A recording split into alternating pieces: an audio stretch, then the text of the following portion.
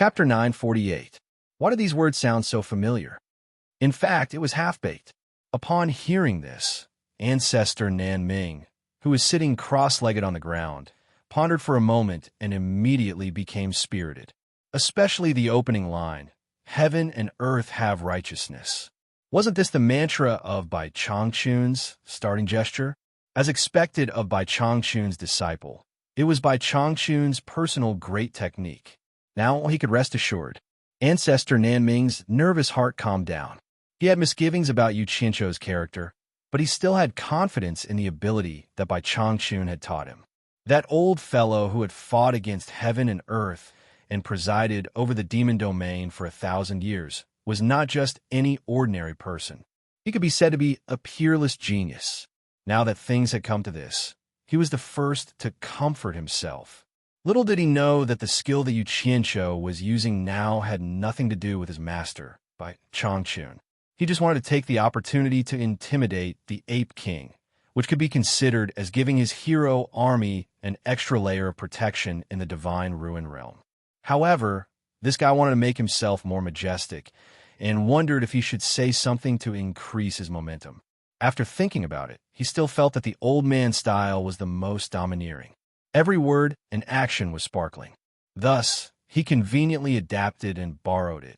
But in terms of momentum, he was still a little inferior to his master. One was putting on an act, while the other was communicating with the mantra of heaven and earth. At least in terms of tone, he lacked that kind of confidence that was deep in his bones. Putting on an act was just putting on an act. In fact, how could the little tricks of demons and monsters be compared to the majesty of true righteousness? There was no comparison at all. However, coupled with his follow-up methods, it was enough to scare people. Heaven and earth have righteousness. Wind, fire, thunder, and lightning listen to my command. Wind rises and clouds surge. The Ape King's brain turned to reflect on the meaning of this sentence. He thought to himself, what a big tone. Isn't he afraid of losing his tongue? Using thunder and lightning to cast a body? Let's see how you can create thunder and lightning in a clear sky. Just as he turned his head to look at the clear sky, a gust of wind suddenly blew over. The black smoke coming out of the cave in the middle of the mountain was immediately blown into a blur. His fiery red long hair was also blown around by the strong wind, causing it to dance wildly in the wind. It's really windy? The Ape King was slightly startled. Suddenly, he saw that the clear sky was gradually turning gray and hazy. He did not know if it was because of the billowing black smoke that was being blown away behind him. However, the gradually darkening sky told him the answer. Rolling dark clouds gradually gathered in the sky. When the dark clouds shrouded the entire sky, the world became dark and oppressive. Rumble! A dull and shocking thunder rumbled in the dark clouds. Even through the dark clouds, the thunder still shone brightly on the vast land. Although ancestor Nan Ming and the Ape King had vaguely guessed what was going to happen next, they were still shocked when they saw the wind, clouds, and rolling thunder appear out of nowhere. Could it be that the wind, fire, thunder, and lightning in the world really listened to him?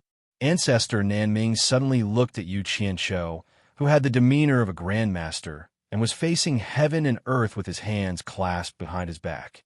He could not help but sigh inwardly. He is indeed Bai Changchun's disciple and the punishment envoy of the demon region. I wonder how high his cultivation is now. Kacha! A bolt of lightning descended from the dark clouds and descended on the vast land. It was a vast expanse of green in front of him, which immediately pulled ancestor Nan Ming's attention back. He looked up and saw that the dark clouds were already filled with electric snakes, and the image of thunder and lightning was ready to strike. The violent wind blew endlessly, causing the clothes of the three of them to flutter loudly. The Ape King looked at the scene of heaven and earth changing color and instantly felt that he was so small under the power of heaven and earth. It was as if a gust of wind could blow him away without a trace. Mr. Nan Ming, it's about to begin. Get ready. Yu Qianzhou glanced at the Ape King as he said this. If it was not for the sake of intimidating this fellow, there was no need to make such a big commotion. In fact, he was now very familiar with the control of thunder and lightning. He did not need to make a big scene to help Ancestor Nan Ming cast his body. All right, all right. Ancestor Nan Ming's voice was a little shaky. How could he know that Yu Qianqiu made such a big scene just to watch? The thunderbolt was aimed at him. It was too frightening. He was trembling with fear as he guessed whether he could withstand it or not. Brat, you better not fail. There was no time for him to think too much. Rumble. A bolt of lightning had already drilled out of the dark clouds and instantly struck his body. Sizzle, sizzle. Rings of electricity flowed up and down his body, which was sitting cross-legged. Ancestor Nan Ming's mind was blank at first. When he recovered, he realized that Yu Qianqiu had perfect control of the power of thunder and lightning. He immediately heaved a sigh of relief and began to improve his body according to Yu Qianqiu's instructions. He could really control thunder and lightning. The Ape King stared at the bolt of lightning that connected heaven and earth in bewilderment. It hung between heaven and earth and kept sizzling and twisting, not disappearing. This scene made his mind go blank as well, as if the lightning had struck him. When he slowly came back to his senses, he felt that the unparalleled power of heaven and earth could actually be controlled by someone. He looked at Yu Qianqiu with eyes full of reverence when the bolt of lightning that connected heaven and earth retracted back into the sky. The sound of thunder in the dark clouds gradually subsided. The lightning disappeared, and the dark clouds also began to dissipate rapidly. In a short while, the blue sky was once again supported by the sun. Everything was like a dream or an illusion. The Ape King, who had witnessed this scene with his own eyes, dared not believe that it was real. However, in front of him, the naked master Nan Ming stood up slowly. He was laughing wildly with his arms wide open. This had already explained everything. Otherwise, not many old fellows would be so excited to the point of being so shameless and frank. He had forgotten himself. I say, old fellow, don't you think you should put on your clothes? It was truly unsightly. Yu Qianqiu tilted his head to look at the horizon and sneered. You dare to compete with heaven and earth whose bird is bigger? You're the only one in the three realms. Aren't you afraid of heaven's wrath? Nan Ming Ancestor's neck tightened as if someone was choking him. He hurriedly took out his clothes and put them on. The awkwardness was just a fleeting moment for him. Compared to his cultivation reaching the immortal realm and successfully forging an immortal body, everything else was just fleeting clouds. Now he could live forever. Yu Qianqiu, everything is ready now. What treasure do you want to refine? We can start working now. Nan Ming Ancestor moved to Yu Qianqiu's side and smiled awkwardly. In his entire life, it was people who begged him to refine treasures. This was the first time he took the initiative to ask for permission. Even Bai Changchun did not enjoy such treatment when he was in his hands. However, who asked him to receive such a great benefit from others? It would be inexcusable if he did not express his gratitude. Under their gazes, Yu Qianqiu muttered to himself for a moment before saying, "Go and make your preparations. I'll decide what I want to refine when I return." With the combination of strength and gentleness, he had already subdued both master and disciple. Since he had put in so much effort, it was only natural that he would receive something in return. His tone of voice already carried a hint of ordering his subordinates around. With these words, he transformed into a stream of light and swiftly flew into the distance.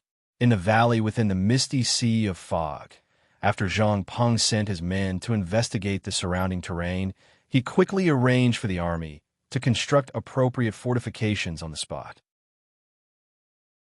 Bunkers and hidden sentry posts radiated out from the valley in all directions. Inside the valley, Yu Qianqiu and Zhang Peng, the master and disciple duo, gathered a few others together. They kept using the soil to conduct some sort of experiment. After they were done, Zhang Peng quickly led them away. After Yu Qianqiu made a few rounds around the enormous underground works in the valley, Zhang Pengfang returned with a few jade archives and handed them to him. Yu Qianqiu then left after leaving some instructions to Zhang Pengfang. Zhang Pingfang had no idea what he was up to. With the Jade archives in hand, Yu Qianqiu excitedly rushed back to Mount Great Flaming.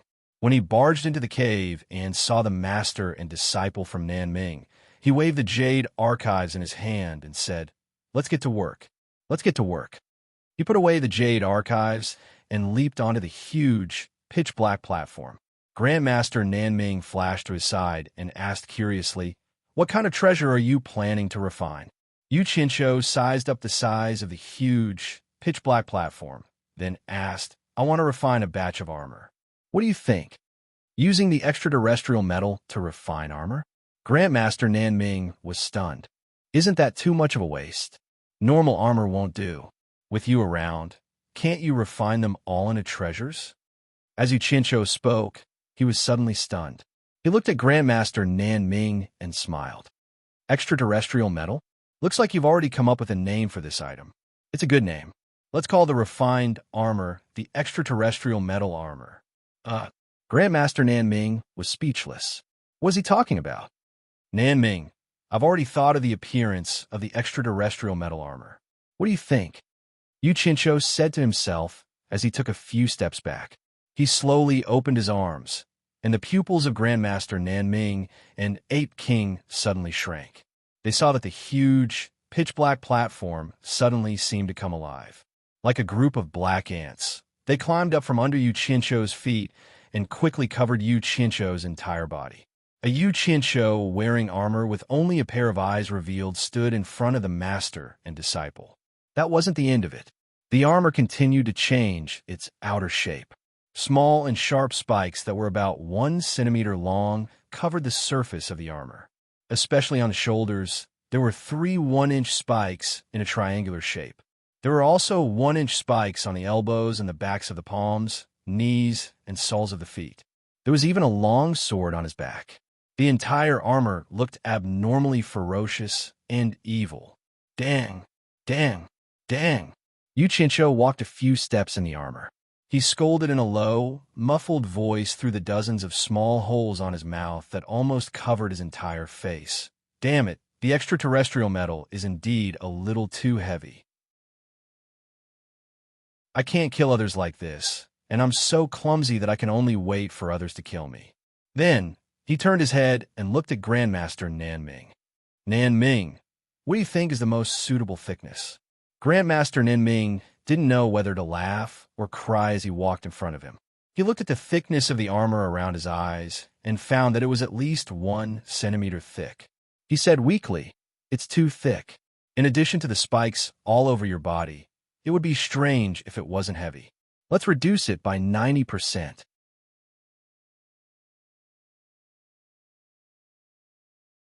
Chapter 949. 90% thinner? Yu Qianqiu was like a cat whose tail had been stepped on. He shrieked. "Then isn't it only 1 millimeter thick? It's too thin, too thin. No, it can't block anything. Can that still be considered armor? If it wasn't for the weight, I'd think it's too thin for 1 centimeter. 1 millimeter isn't thin." Nanming Patriarch tried his best to explain. "Don't forget what this is. This is the metal essence from beyond the heavens. With just this 1 millimeter thickness, even if you let Yuan Hong use all of his strength, he wouldn't be able to break through it. If it wasn't for the fact that we have to add a formation to it, and that we need a certain thickness when refining it again, I think it'd be better to make it thinner.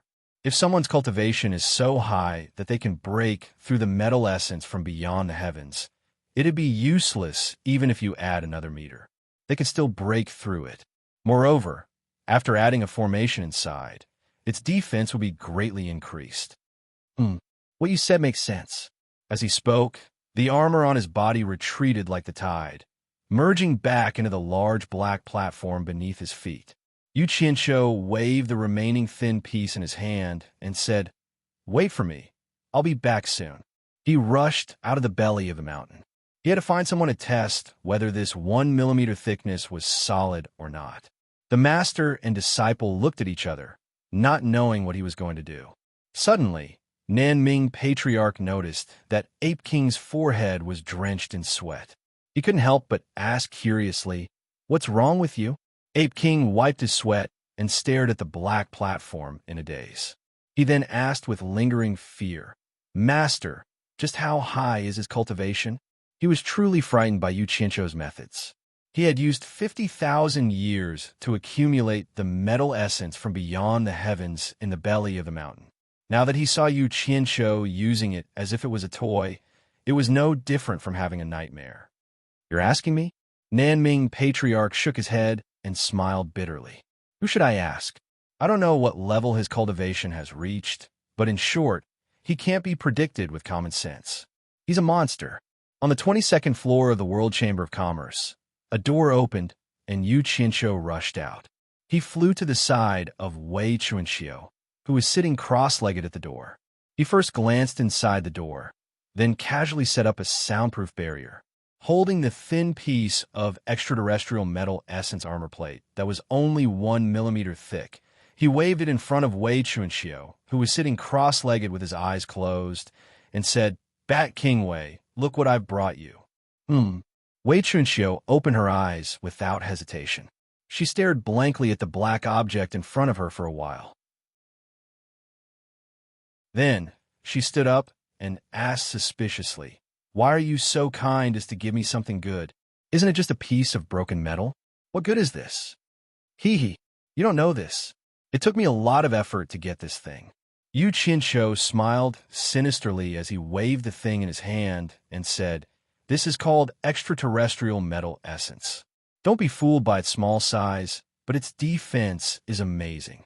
I can guarantee that even if you use all your cultivation, you won't be able to break it." "Are you serious? It's really as powerful as you say?" Wei Chunxiu's eyes lit up. She was instantly intrigued by Yu Qianzhou and was about to reach out to take a look. Unexpectedly, Yu Qianzhou hid it behind him and said with a smile, "Since you don't believe me, let's make a bet." Wei Chunxiu immediately became alert and sneered. "What bet? I think you're up to no good again. What extraterrestrial metal essence? I've never heard of it. It's just a piece of broken metal. You can give it to me if you want, but I don't care." "Look at you. I told you that you don't believe me.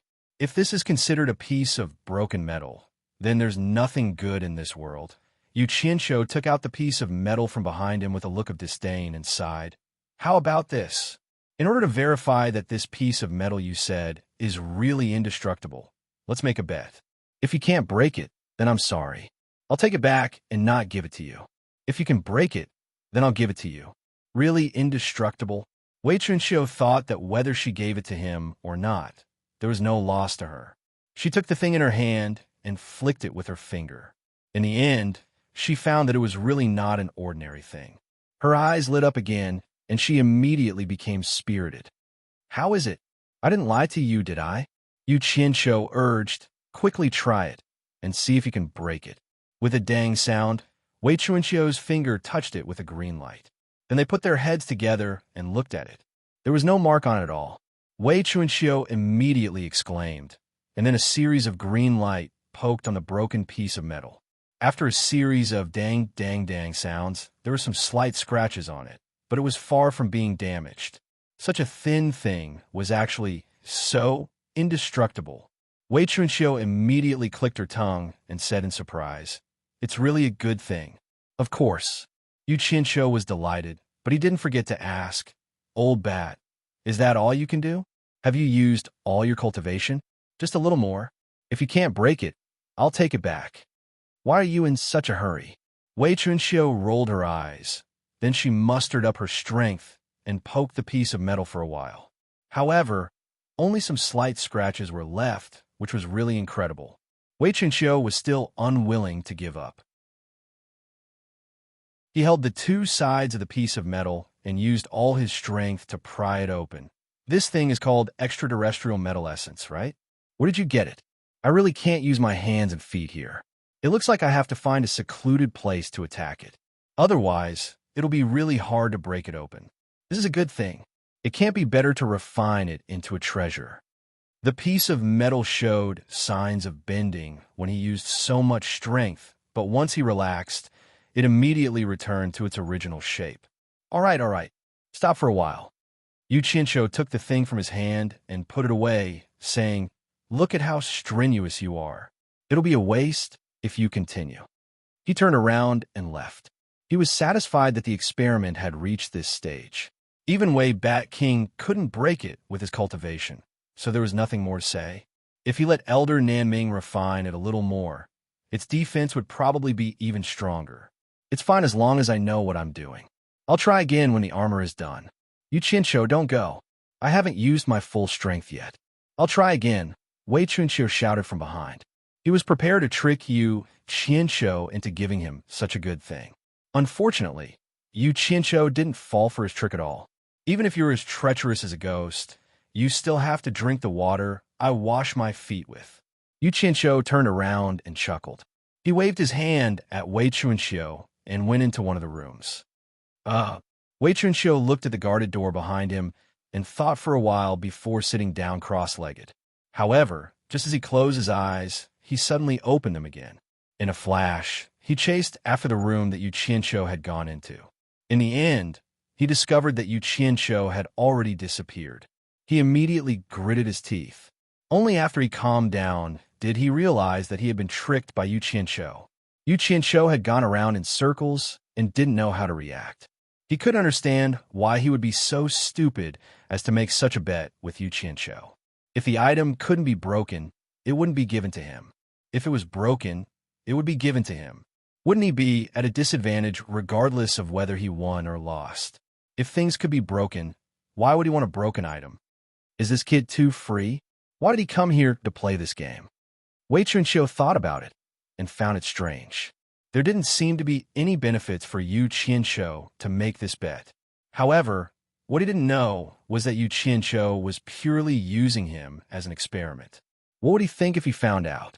In the belly of the great flaming mountain, Yu Qianqiu had already put on his armor again. After experimenting, he listened to Patriarch Nanming's suggestion and reduced the armor's thickness by 90%.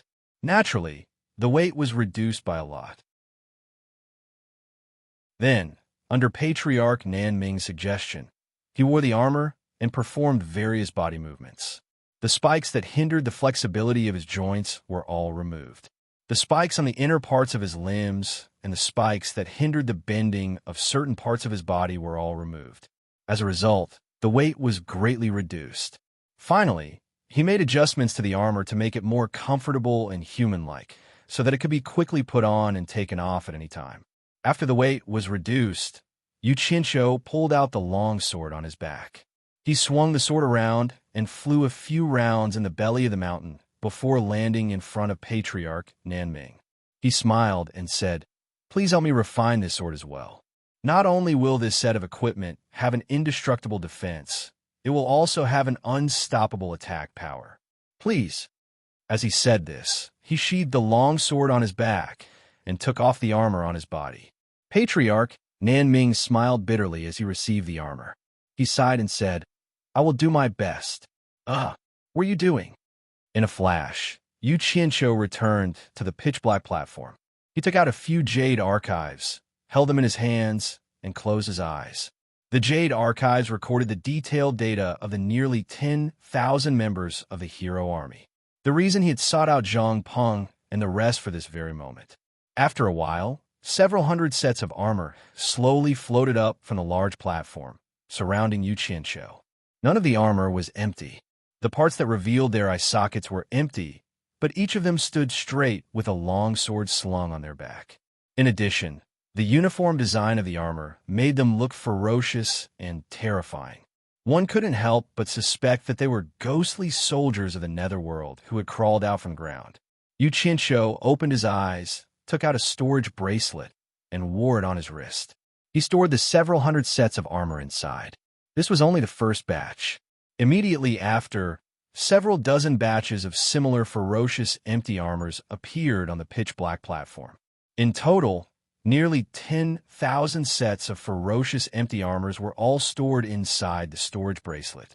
After preparing all the sets of the hero army, Yu Qianqiu stopped. The 4-meter-thick platform beneath his feet was now only slightly more than a meter thick. At this moment, Yu Qianqiu took off the storage bracelet in his hand and took out an empty storage bracelet. He then walked towards the dumbfounded Patriarch Nanming.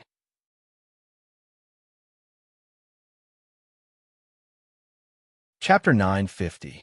Looking at the approaching Yu Qianshou, Patriarch Nanming asked in a panic, Yu Qianshou, what are you doing?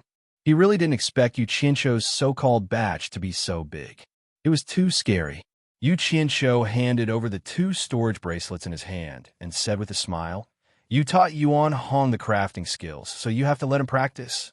Just take these things as practice for Yuan Hong. As he said that, he looked at Yuan Hong and asked, Yuan Hong, what do you think? If it's not enough, I'll make more. Yuan Hong recovered from the shock of the appearance of a large number of armors and looked at Patriarch Nanming with surprise and joy. Patriarch Nanming waved his hand and said, No need, no need. I don't need so much. Senior Nanming. Yu Qianshou's expression turned solemn, and he sent a voice transmission word by word. Do you really think that these things are for your disciple to practice with? I don't mind telling you the truth. In this Ruins of God, I have already selected a large number of reliable candidates from the human world to train here. I helped all of them raise their cultivation to the immortal realm like you. In order for us human cultivators to have a foothold in the immortal realm, they are ready to sacrifice themselves at any time. Although they all have the determination to die, we can't just watch them go through fire and water. We have to do our best to give them the greatest guarantee of safety. This is the reason why I asked you to refine this batch of armors. Do you really have the heart to refuse? Patriarch Nanming wanted to say that it had nothing to do with him, but he had received a great favor from him before, so it was really hard for him to directly reject it. After a pause, he replied with a voice transmission. Yu Qianshou, you are making things difficult for me. If I didn't see wrongly, this batch of armors is probably close to 10,000 sets. Even if I want to help you, I can't. The number is too large. It's beyond my ability. I'm not worried about this. With Senior Nanming's crafting skills, I'm sure you can find a suitable solution. Besides, I don't need it right away. I still have some time for you to prepare. Also, I won't let you work for nothing. Yu Qianshou asked through voice transmission. I wonder if Senior Nanming is interested in completing your ancestors' unfulfilled wish and regaining control of the mythical Fire Palace, the #1 artificer sect in the immortal world? Not interested. Ancestor Nanming vetoed him flatly. After thinking for a while, he sighed and said, Yu Qianshou, you don't have to waste your efforts to tempt me. I'll agree to it. Just treat it as returning the favor. However, I have to make this clear. I can only promise that I will do my best. As for whether I can satisfy your needs or not, that's not a guarantee. Zhang Xian took the storage bracelet from the other party's hand and wore it on his left and right wrists. As long as he agreed, Yu Qianshou smiled and nodded. He didn't force it anymore. As the saying goes, there will always be a way when the time comes. When the time comes, there will naturally be a way. After a long conversation between the two of them, Yu Qianshou arranged everything that needed to be arranged in the Ruins of God and left without any worries for the time being. In the following journey, he went back and forth between the human world and Utopia to deal with the matter of gathering people to refine pills. Now that he had the final say in the entire human world, there was almost no resistance when it came to matters in the human world. After returning to the World Chamber of Commerce, he was immediately questioned by Wei Chunxiu. However, Yu Qianshou had a way to get away. He only said that he had an appointment to discuss the matter regarding the Demon Core. Although Wei Chunxiu was clamoring, she had no temper and could only let him leave. In the eyes of outsiders, the business of the World Chamber of Commerce was still miserable. Yu Qianshou walked around the deserted hall downstairs a few times and found that there was not a single customer. He didn't think much of it, but when Jing Yuankong heard that he was here, he quickly found him in the hall and said bluntly, It's fine if the business is a little lacking, but it's not good if the business is broken. No matter what, we have to keep it going. Otherwise, it'll be too weird if we don't do anything in the psychedelic immortal city. Yu Qianshou thought that it made sense. He casually placed some immortal herbs for Jing Yuankong to arrange, looked around and asked, Where did you Nantian go? He should still be wandering around the psychedelic immortal city, gathering information. He should be back a little later. Jing Yuankong looked outside the door and asked, Should I call him over? No need. Go do what you need to do.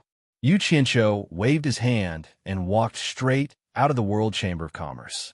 Jing Yuankong smiled bitterly. He couldn't think of anything to be busy about. The Wangutong branch was bustling with people. Compared to the World Chamber of Commerce, the difference was like heaven and earth. After hearing that Yu Qianqiu had arrived, Wang Gaoyi personally came out to welcome him. The two of them sat down in the back hall. I don't see Miss Wanling. Could she have returned to Myriad Saint's palace? Yu Qianqiu looked around and asked casually. He. She went to watch the ranking conference. Wang Gaoyi smiled and said, Did Sect master you come here specially to find her? I can think of a way to contact her and get her to come back as soon as possible. Yu Qianqiu was stunned. Even though his World Chamber of Commerce didn't go to the ranking conference, he wanted to go and broaden his horizons. Unfortunately, Heartless Palace kept a close eye on him. It really wasn't convenient for him to run around. Regretfully, he shook his head and said, That's not necessary. I'm here to ask how the purchase of beast cores is going. Wei Chunxiu couldn't keep fooling around. Since he came up with this excuse, he had to bring something back to report. That was why he came here. I've already purchased more than 500 and was about to send it to World Chamber of Commerce. I didn't expect Sect Master you to grace us with your presence. Wang Gai took out a storage bag and handed it to Yu Qianqiu. Yu Qianqiu injected his divine sense into it and put it away. He was about to leave when Wang Gai, who had been observing him, interrupted first and said, I wonder what gift Sect Master you has prepared for a mortal emperor. Gift. Yu Qianqiu was stunned and asked suspiciously, Why would you give a gift out of the blue? Doesn't Sect Master you know?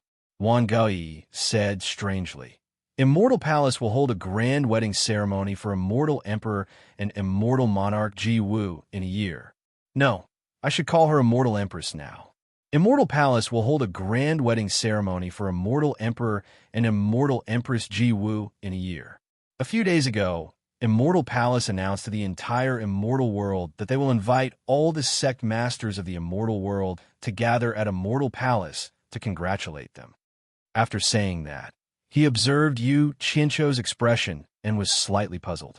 However, Yu Qianqiu really didn't know about this. To be exact, he didn't have time to know about it. After hearing Wang Gaoyi's words, he couldn't help but be a little absent-minded.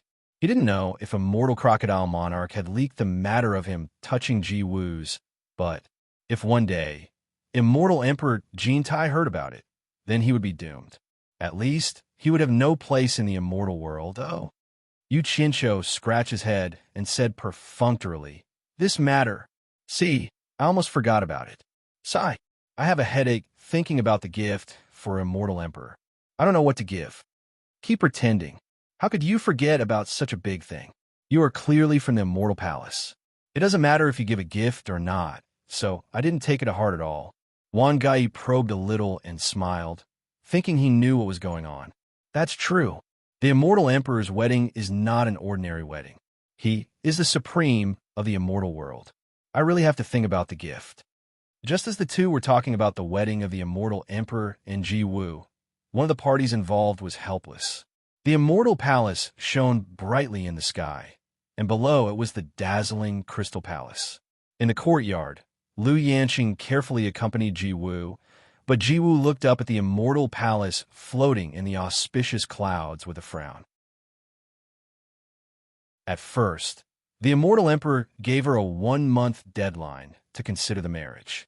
After the 1-month deadline, the Immortal Emperor came again to interrogate her.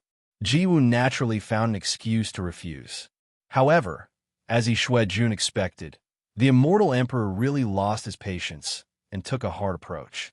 But to Yi Xuejun's surprise, the Immortal Emperor captured him on the spot and used him to threaten Ji Wu. He once again gave Ji Wu a deadline to think about it. The consequences of refusing again, the Immortal Emperor's actions were clear. Yi Xuejun would be the first to suffer. After some consideration, Ji Wu had no choice.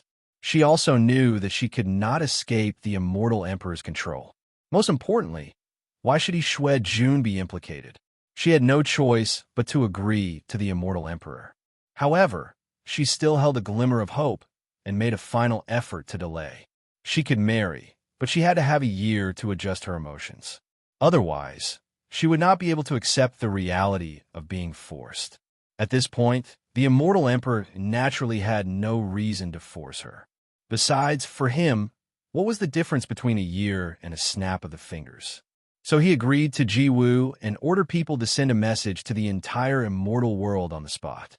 This was to force Jiwoo to have no room to regret. However, a few days passed, and Jiwoo still did not see Lee Jun being released. She could not help but wonder if Lee Jun had been killed. Today, she had made up her mind. If she did not see Lee Jun return, she would not hesitate to break into the immortal palace and fall out with immortal Emperor Jintai. Liu Yanqing stood quietly behind Jiwoo. Her mood had not completely calmed down. Even in her wildest dreams, she didn't expect that her sudden decision would cause her to witness something unimaginable. She was by Jiwoo's side and witnessed the entire process of immortal Emperor Jintai's forced marriage. She didn't expect that these high and mighty characters, who were rarely seen by ordinary people, would have such a face. Immortal Empress, let me play the Guqin for you, Liu Yanqing said behind Jiwoo. Ever since she was brought here, Jiwoo would ask her to play and sing almost every day. However, since Lee Jun was taken away, she did not ask for it anymore. Immortal Empress? Don't mention this in front of me in the future. Jiwoo looked at the sky with some confusion and murmured, Liu Yanqing, Lingfang Valley must be beautiful. Liu Yanqing responded subconsciously, then her whole body shook. She suddenly looked up at Jiwoo's back in horror. How did she know about Lingfang Valley?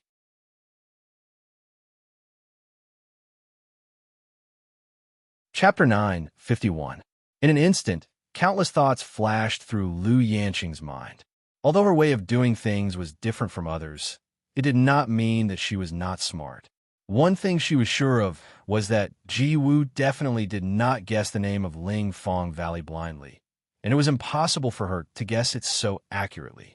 Moreover, she even asked the owner of Lingfang Valley. Obviously, Jiwoo wanted her here because she already knew about her relationship with Lingfang Valley. Did she also know that the world commerce's people were smuggled from the human world?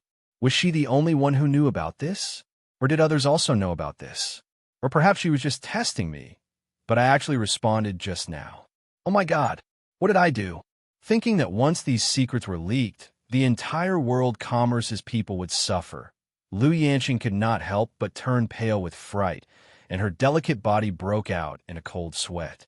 Unfortunately, she could not recognize that the person who followed Yu Qianqiu in Lingfang Valley was Lee Jun, who had been captured by the immortal emperor.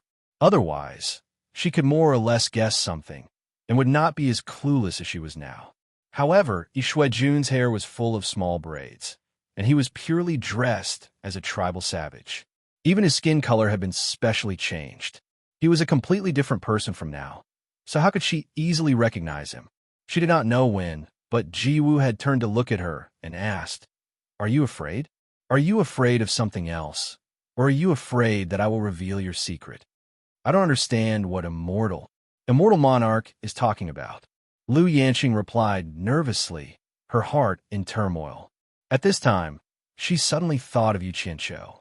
She believed that if Yu Qianqiu was here, he would definitely have a way to deal with such a matter properly. She instantly understood Yu Qianqiu's ruthlessness. If it was Yu Qianqiu, based on Yu Qianqiu's character, the first thing he would think of was to silence them. She suddenly understood something. Sometimes, if one was not ruthless and decisive, the consequences of the situation would be very terrifying. The lives of many people would be implicated in it. However, these thoughts only flashed through her mind. Some things that were deeply engraved in her heart could not be changed. Not to mention that she did not have the ability to silence Jiwoo. Even if she had the ability, she still could not do it. Don't you understand what I'm saying? Jiwoo's cold face revealed a slight smile. She stared at Liu Yan and said, Why are your eyes evasive? Why don't you look at me like you usually do? That's because you have a guilty conscience. You're not a liar at all, so why force yourself? Liu Yanqing was indeed a person who did not know how to lie, but that was only because of the environment she had grown up in. Now that she thought of the serious consequences she would face, she had no choice but to bite the bullet. She lowered her head slightly and tried her best to keep her voice calm. I really don't understand what the immortal monarch is saying. Do you really not understand? Jiwoo walked over to Lu Yanqing, who had her head down. She stretched out one of her hands that were wrapped around her lower abdomen and lifted Lu Yanqing's chin with her slender fingers. Looking at Lu Yanqing's beautiful face, she sighed. Such a delicate beauty and a kind nature. For a woman like you to be able to put down her pride and confess her love to others, how much courage must she have mustered? I just don't understand what's so bad about you that Yu Qianqiu could actually harden his heart to reject you.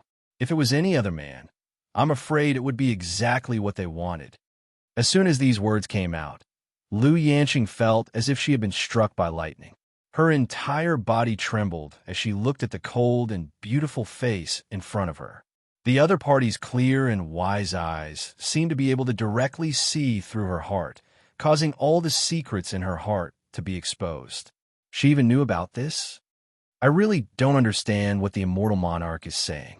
Lu Yanqing's entire body trembled as she took a step back, breaking away from the hand that was holding her chin.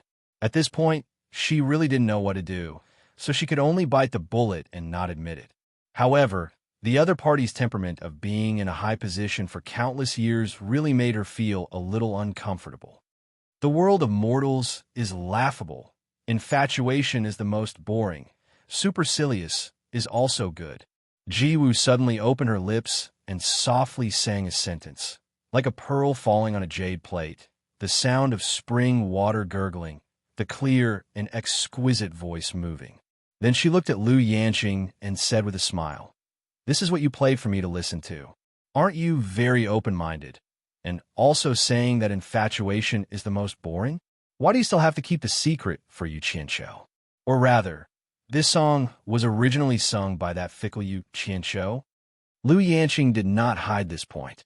Under Jiwoo's constant pressure, she finally bit her lips and said, "The songs I played and sang all came from Yu Qianqiu, but it has nothing to do with anything else that the immortal monarch said."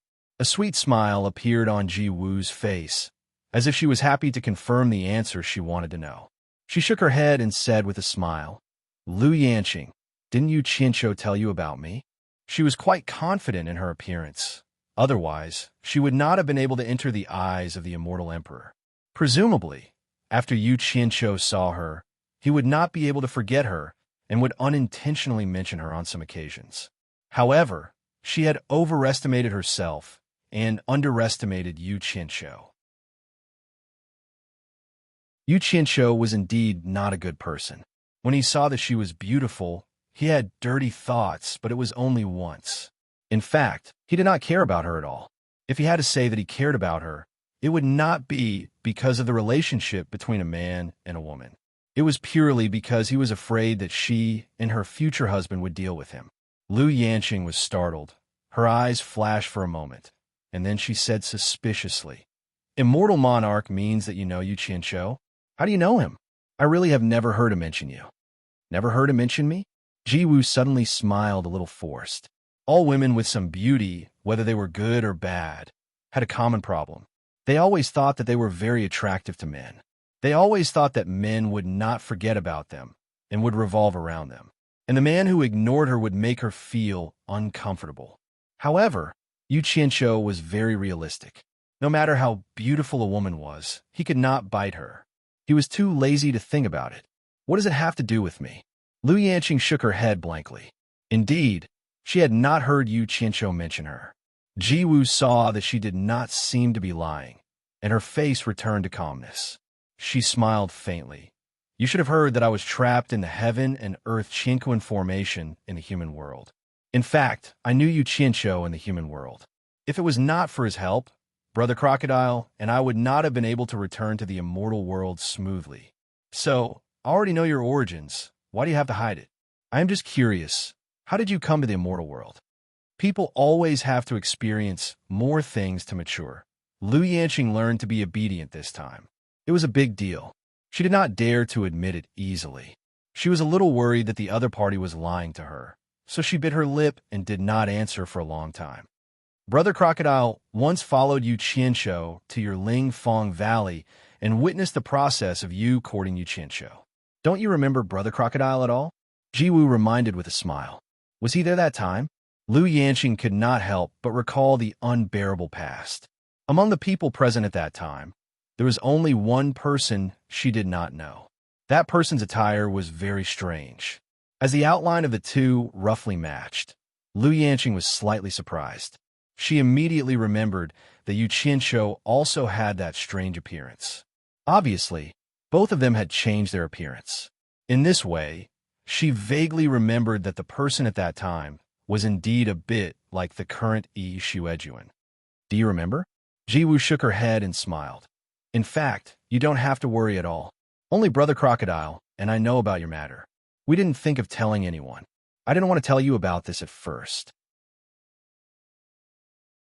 Everyone pretended not to know anything, but Jiwu looked up at the immortal palace in the sky and said, Brother Crocodile has not been released until now. I'm afraid he is in trouble. Since Jin Tai went back on his words and thought that I am a pushover, I will go to the immortal palace to find him and punish him. At worst, I will kill him and let him know that I, Jiwu, am not a pushover. Unfortunately, he looked back at Lu Yanqing and said apologetically, If I knew this would happen, I shouldn't have asked you to come here. Now I have harmed you, but I must do it. Brother Crocodile has done me a great favor. I will fight for Brother Crocodile, even if I have to die. When I make my move in the Immortal Palace, you immediately return to Wuxiong. Maybe there's a chance of survival. Although it is slim, it is better than no hope at all. Lu Yanqing, I am really sorry. After Lu Yanqing understood the whole story, she did not have the fear before death.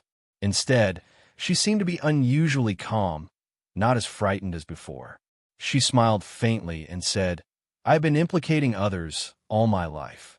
As long as I can no longer implicate others, so what if I die? As she smiled, 2 crystal tears fell from the corner of her eyes, leaving 2 wet marks on her cheeks. Her eyes were confused, and no one knew what she was thinking of. Silly woman, are you thinking of him again? Jiwu pulled up the white palace veil and raised her hand to touch her face. She helped her wipe away the tears, thinking that she was thinking of Yu Qianshou before she died. Then she smiled and comforted. It is good for a woman to have a man that she can miss. Speaking of which, I promised to marry Jin Tai this time. I wanted to let Jin Tai force Yu Qianshou to come on the day of the wedding. Lu Yanqing asked with tears in her eyes why. I heard that he is talented, and the songs he makes are very good. Ji Wu threw away her cold and noble temperament and giggled. Since I have wronged myself, can I find someone to vent my anger on? I have to ask him to compose a song for me as a gift for my wedding. Lu Yanqing suddenly smiled through her tears. Just as she was about to say something, she saw Ji Wu suddenly look up at the sky. Following her gaze, she saw a stream of light coming directly from the immortal palace and then landing in the courtyard.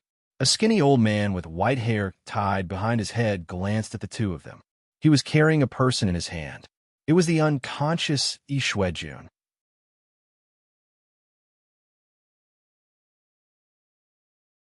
Chapter 952. Brother Yi, Ji Wu exclaimed. But Yi Xuejun did not react at all. Ji Wu pointed at the person with sharp eyes. Engao, what did you do to him? The person was Engao. His status in the Immortal Palace was not to be underestimated. He was the commander of the law enforcement guard that deterred the entire Immortal Realm. The Immortal Palace Law Enforcement Guard was the #1 thug in the Immortal Realm. His cultivation had reached the middle stage Immortal Emperor. He never appeared in the outside world easily. Once he suddenly appeared in a sect, the sect would be frightened. His appearance usually meant that a sect was about to be exterminated. It did not mean that other sects were no match for him, but his law enforcement guard had many masters. He controlled a large number of the most powerful masters in the Immortal Palace. His strength was quite terrifying. He was the primary force of the Immortal Palace to deter the entire Immortal Realm. In the Immortal Realm, wherever there was a person who disobeyed the orders of the Immortal Palace, they would be there. And Gao was in charge of the law enforcement guard. Naturally, he was one of the most trusted people of Immortal Emperor Jin Tai. He was extremely powerful in the immortal realm. Wherever he appeared, it usually represented immortal Emperor Jade, who in the immortal realm was not afraid of him. And Gao looked at Ji Wu expressionlessly. His eyes were as cold as lightning. In the entire immortal world, there were very few people who dared to shout in front of him. If it was in the past, there was no need for him to give her face. But now, things were different. After a moment of silence, and Gao finally replied, "Immortal Empress, he insulted the immortal emperor. If it were not for immortal Empress, he would have been dead." This subordinate merely made him shut up. After expressing his respect, he waved his hand at Jun, who had fainted on the ground. Jun suddenly woke up. "Brothery, are you okay?" Ji Wu hurriedly went to help Jun, who was staggering to get up. She took the opportunity to check if he was injured, and suddenly found that Jun's cultivation was all sealed. Ji Wu immediately patted Jun's back a few times, but found that the seal could not be undone. She immediately turned back and said angrily, "And Gao, unseal him. I can't do anything about it. The seal on his body was personally made by the immortal emperor. I can't undo it." And Gao slightly clasped his hands together and said, "This subordinate advises immortal empress not to act rashly. You also know the immortal emperor's methods. If you act rashly, you might even hurt him." "You." Ji Wu was so angry that she didn't know what to say. Immortal Queen, Jun, who had woken up, grabbed her hand and asked sternly, "Ji Wu, did you agree to that cold-blooded and heartless beast?" When Gao heard this, he immediately warned, "Brother Crocodile, leave some leeway in your mouth. Don't make yourself uncomfortable." And Jun turned around and shouted angrily, "I don't need you to teach me what to do. Remember this, being Jintai's lackey will not end well. I am an example. Sooner or later, you will suffer retribution. Brother Crocodile, you don't have to worry about it. You should take care of yourself first." And Gao knew that it was meaningless to continue talking to him, so he left with a cold snort. "Brother Crocodile, did they do anything to you?"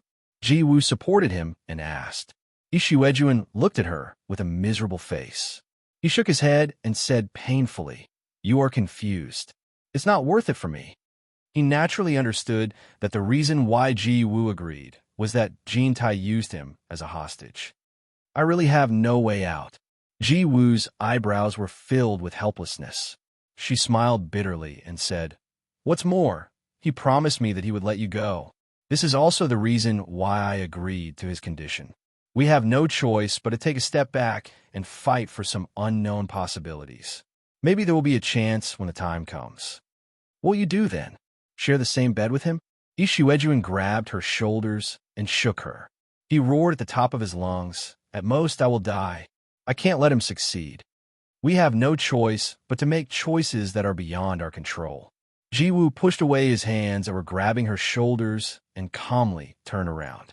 She regained her noble temperament and walked towards the colorful crystal palace while saying, "It's easy for him to die, but I, Ji Wu, am not that easy to bully. I have to make him pay for what he has done. Otherwise, it would be too easy for him." As she spoke, her figure disappeared into the Crystal Palace Gate. In the northeastern part of the Eastern Holy Land, thousands of miles away from the Eastern Holy Land, there were many islands of various sizes scattered in the vast ocean, all formed by volcanic eruptions. Among them, there were still 9 active volcanic islands. The 9 volcanic islands, which were originally the habitat of seabirds, were now under martial law. No one was allowed to enter or leave without permission.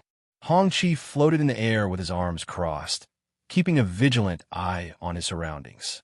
Under his master's orders, he had gathered more than 8,000 alchemy cultivators from the cultivation world on these islands and started concocting pills. The recipe for the Great Limit Break pill had been distributed to everyone, but the names of the immortal herbs and the effects of the recipe were hidden from everyone. So no one knew what pill they were making. The storage bags and other things of the 8,000 alchemy cultivators were temporarily kept safe. There was an adequate supply of immortal herbs, but there were guards around to prevent anyone from hiding any immortal herbs. Apart from these taboos, The other aspects of treatment were not bad. Hongqi announced to them that after completing the refining task, each person would receive a reward of 100 million upper-grade spirit stones. Those with high quality would be rewarded handsomely. In this way, everyone's enthusiasm was greatly aroused. For most people, 100 million upper spirit stones was indeed not a small number. Guan Weiwu, the alchemy pavilion elder of Fuxian Island, who is known as the #1 alchemy expert in the cultivation world, was also among them. However, his treatment was obviously better than the others. He had a private alchemy room that was not monitored by anyone. There was even a person assigned to be on standby outside. At the same time, he was allowed to stroll around the island at will. Of course, he was not allowed to leave this place. It was unknown whether Hongqi did it on purpose or not. In any case, he arranged it this way. It was not Yu Qinsho's idea. In fact, Yu Qinsho did not expect this at all. However, for Guan Weiwu, it was a lot of emotions. Hongqi had issued an order to the cultivation world from Yu Qinsho. The old man hid in the alchemy room and wiped his tears a few times. He mistakenly thought that Yu Qinsho was secretly taking care of him. As a result, the old man, who was already feeling guilty, did not enjoy any privileges at all. It was almost day and night that he desperately refined pills in the alchemy room. Whether it was the quality or the quantity of pills refined, they were shockingly high. In the end, Hongqi was quite speechless in a lonely house in the old forest behind the 10,000 demons. Qiu Yuan returned the Black Moon Pagoda to his master, Yin Wuchen, with both hands. He left with some doubts in his eyes. He did not know why his master suddenly wanted to take back the Black Moon Pagoda. Yin Wuchen looked at the Black Moon Pagoda in his hand and felt a wave of emotions. He had originally planned to pass the Black Moon Pagoda to Qiu Yuan. He did not want to pass it to Yin Bu Gui or Yin Juexing. After all, everyone in the world knew that the Black Moon Pagoda belonged to him. If it was passed to the father and son, once it was exposed, it would definitely bring great trouble to the 10,000 demons.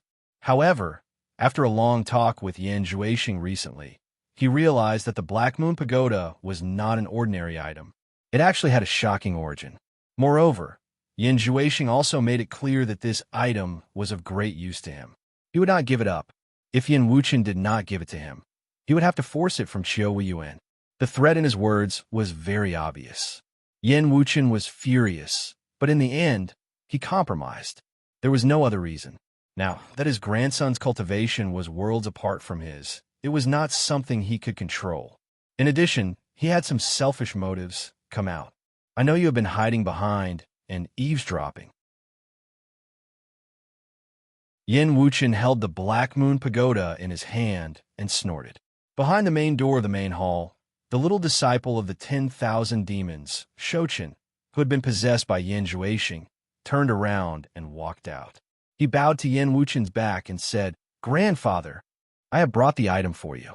But let me warn you, do not bring trouble to the 10,000 demons. Otherwise, I will not let you off even if I become a ghost. Take it." A black flowing light was thrown backward by Yin Wuchen. At such a close distance, Shouchen did not dodge and allowed the Black Moon Pagoda to strike his head. Suddenly, Shouchen's cold eyes shone with a demonic red light. It was as if it was a solid object that was directly projected onto the Black Moon Pagoda. The Black Moon Pagoda suddenly stopped a palm's distance away from Shouchen's forehead. It swayed slightly in the air, and an almost invisible red light flashed on the black moon. Then, the crescent moon-like light moved nimbly inside and outside of the cold Black Moon Pagoda, as if it had a mind of its own, woke up from its deep slumber. Good. The red light in Shouchen's eyes faded. With a face full of joy, he shouted, "I did not see wrong. It really is a demon blade." His body suddenly turned into 3 wisps of smoke and went around Yin Wuchen in 3 different directions. The 3 wisps of smoke circled around the courtyard for a while before landing in the center of the courtyard and reappearing. This situation caused a flash of light to flash through Yin Wuchen's eyes. The floating Black Moon Pagoda shot out almost at the same time. After circling around Shouchen in the courtyard for a while, It finally stopped in front of Shochin and swayed slowly, as if it was trying to identify something. Under Yin Wuchen's gaze, Shochin bit the tip of his finger and drew a blood talisman in the air. Then he quickly made a series of messy finger seals and shot a spell at the blood talisman floating in the air. The blood talisman immediately shone with a red light, and then suddenly shrank into a ball of blood light. As Shochin slapped at the blood light, he shouted, "Great demon god technique. Now is the time to return. Recognize me as your master." The blood-red light flashed and disappeared in an instant, drilling into the floating Black Moon Pagoda. In an instant, the Black Moon Pagoda trembled violently. A low demonic sound came from the trembling blade, as if a demon that had been sleeping at the bottom of the abyss for countless years was about to awaken. Suddenly, a strong blood-red light burst out from the Black Moon Pagoda. The light shot up into the sky, illuminating the entire courtyard and the forest outside in a bright red light. An overwhelming, majestic aura rushed out in all directions like an avalanche.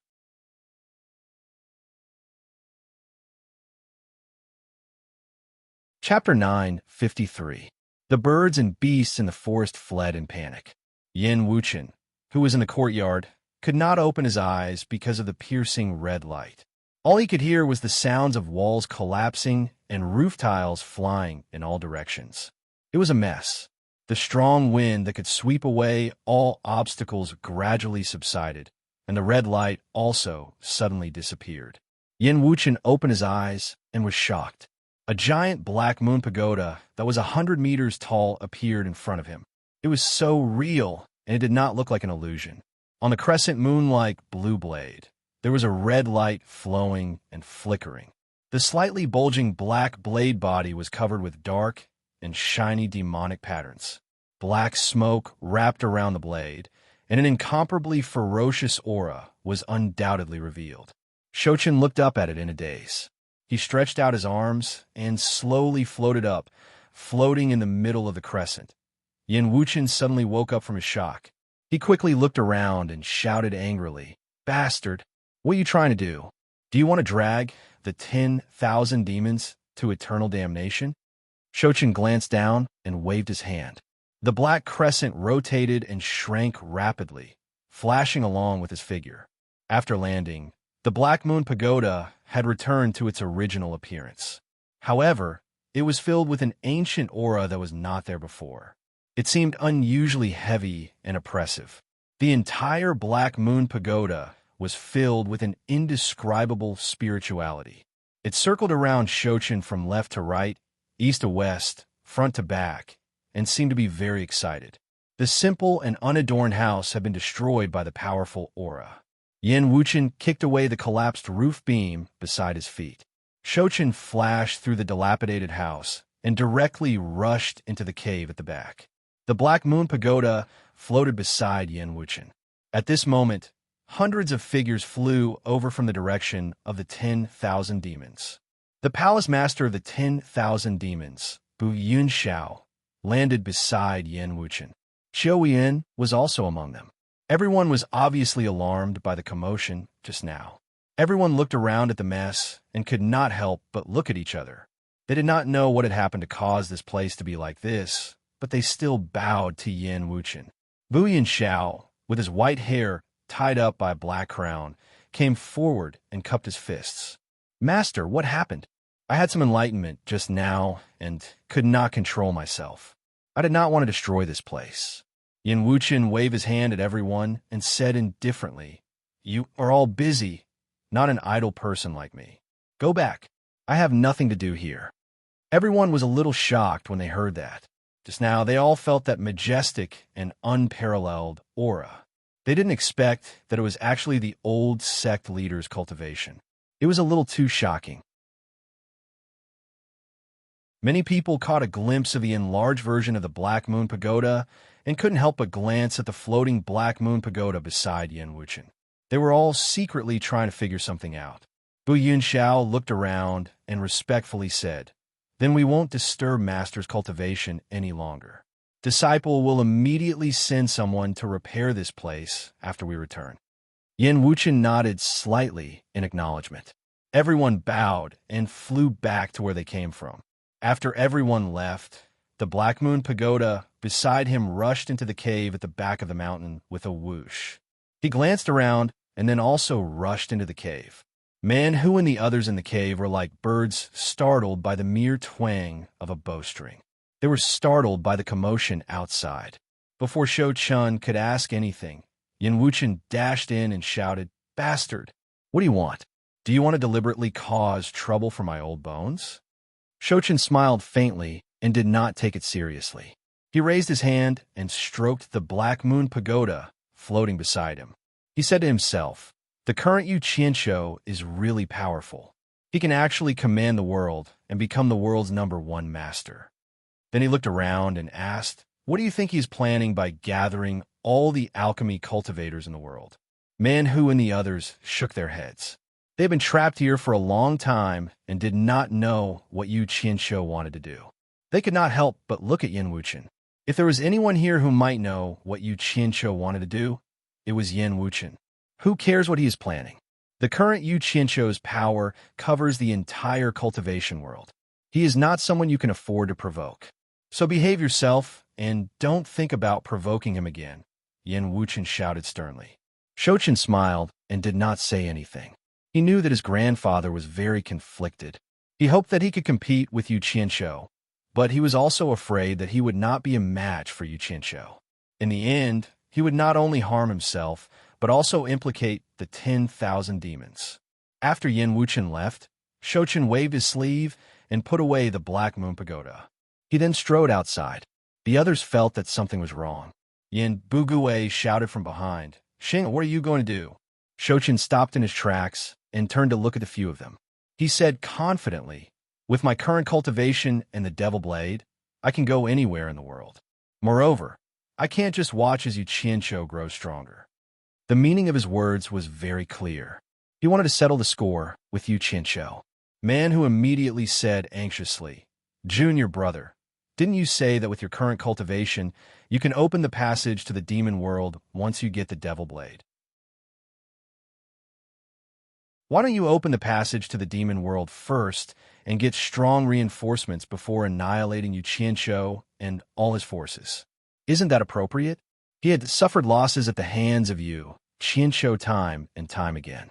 Now, he was afraid of Yu Qianshou. Although Yin Zhuixing's cultivation had reached the soul formation final stage, he was still afraid of his master Bing Qingzi. Open the passage to the demon world? Shou Chun's eyes flashed fiercely. Do you really think that the people in the demon world will be grateful to us after we open the passage to the demon world? I'm afraid we're no different from ants in their eyes. It's not realistic to expect others to take revenge for us. I have to settle the grudge between me and Yu Qianshou with my own hands. Otherwise, I won't be able to vent the hatred in my heart. As for opening the demon world, we have to wait until we have enough power in the human world. That's why we have to get rid of Yu Qianshou, who is a stumbling block in the human world. Then the devil realm, the immortal realm, and the underworld. I want to trample them all underfoot. I want to be the eternal ruler of the 3 realms. As soon as he said those ambitious words, everyone was dumbfounded. As his father, Yin Bugui swallowed his saliva with difficulty. "Xing, be careful. Haste makes waste. Father, don't worry. I won't make the same mistake as last time." Shou Chun gritted his teeth. "I really underestimated that guy's ruthlessness last time. This time, I will be careful. I'll grab his weakness and kill him in one fell swoop." The last time he was talking about was the time when he held Lu Yanxing and the others hostage in the Spirit Fong Valley. Who knew that Yu Qianshou did not care about the lives of Lu Yanxing and the others, and still tried to kill him, to the point that his soul almost flew away. They knew him too well. They knew that once he made a decision, there was no point in trying to persuade him. Yin Bugui sighed. "Find a chance to see your mother and sister. See if they're doing well. I'm sure they've been worried about us." Shou Chun paused and seemed to recall something. After a long silence, he said slowly, "After we leave this place, I'll go to the 100 Flowers Palace. You guys wait here. I believe it won't be long before we don't have to hide anymore." With that, He turned around and left. Unexpectedly, as soon as he walked out of the cave, he saw Yin Wuchen slowly turning around. The grandfather and grandson looked at each other silently. Finally, it was Shochin who broke the silence. "Grandfather, I made up my mind. Don't stop me. I knew you wouldn't give up." Yin Wuchen shook his head and sighed. "Listen to me. Endure the humiliation and increase your cultivation. It's never too late to take revenge. My cultivation has reached this stage. If I want to break through again, it's useless to just cultivate. I need to combine movement and stillness," Shochin explained. "Sigh, I can't stop you either. But remember, don't involve the 10,000 demons until the outcome is decided. The 10,000 demons only owe us a favor. They don't owe us anything. Even if you fail, maybe the 10,000 demons can be your escape route." Yin Wuchen didn't look at him anymore. He waved his hand and gestured for him to leave. Shochin bowed. Then, he turned into a shadow and shot into the clouds, flying away quickly. In the deep forest in the distance, Chiu Weiyuan focused his vision and saw everything. When he saw Shochin leaving at an unimaginable speed, his expression changed drastically. Not long after Shochin flew out of the mountain range where the 10,000 demons were entrenched, he suddenly stopped in the air and turned around to look down. No one knew what he had inadvertently discovered, but he quickly flew downwards and directly scuttled into the dense forest. He blocked in front of a woodcutter and said indifferently, "Who are you? Why are you staring at me?" The woodcutter had a short beard. Although he was dressed like a woodcutter, he didn't have any woodcutter's tools.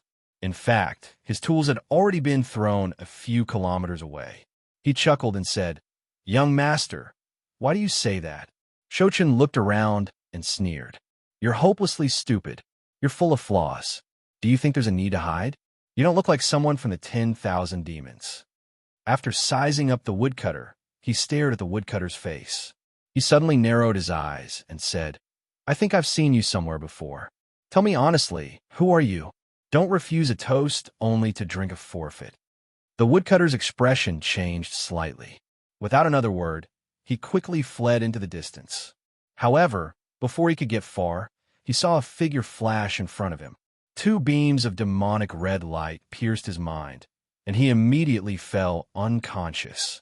"You dare to show off in front of me with just this bit of ability?" Shochin sneered. "Who are you, and what are you doing here?"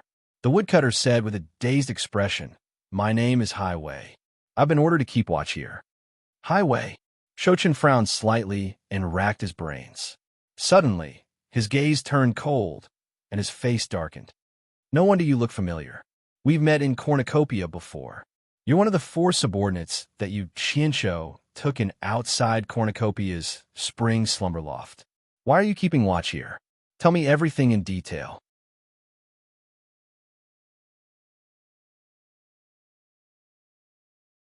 Chapter 9:54.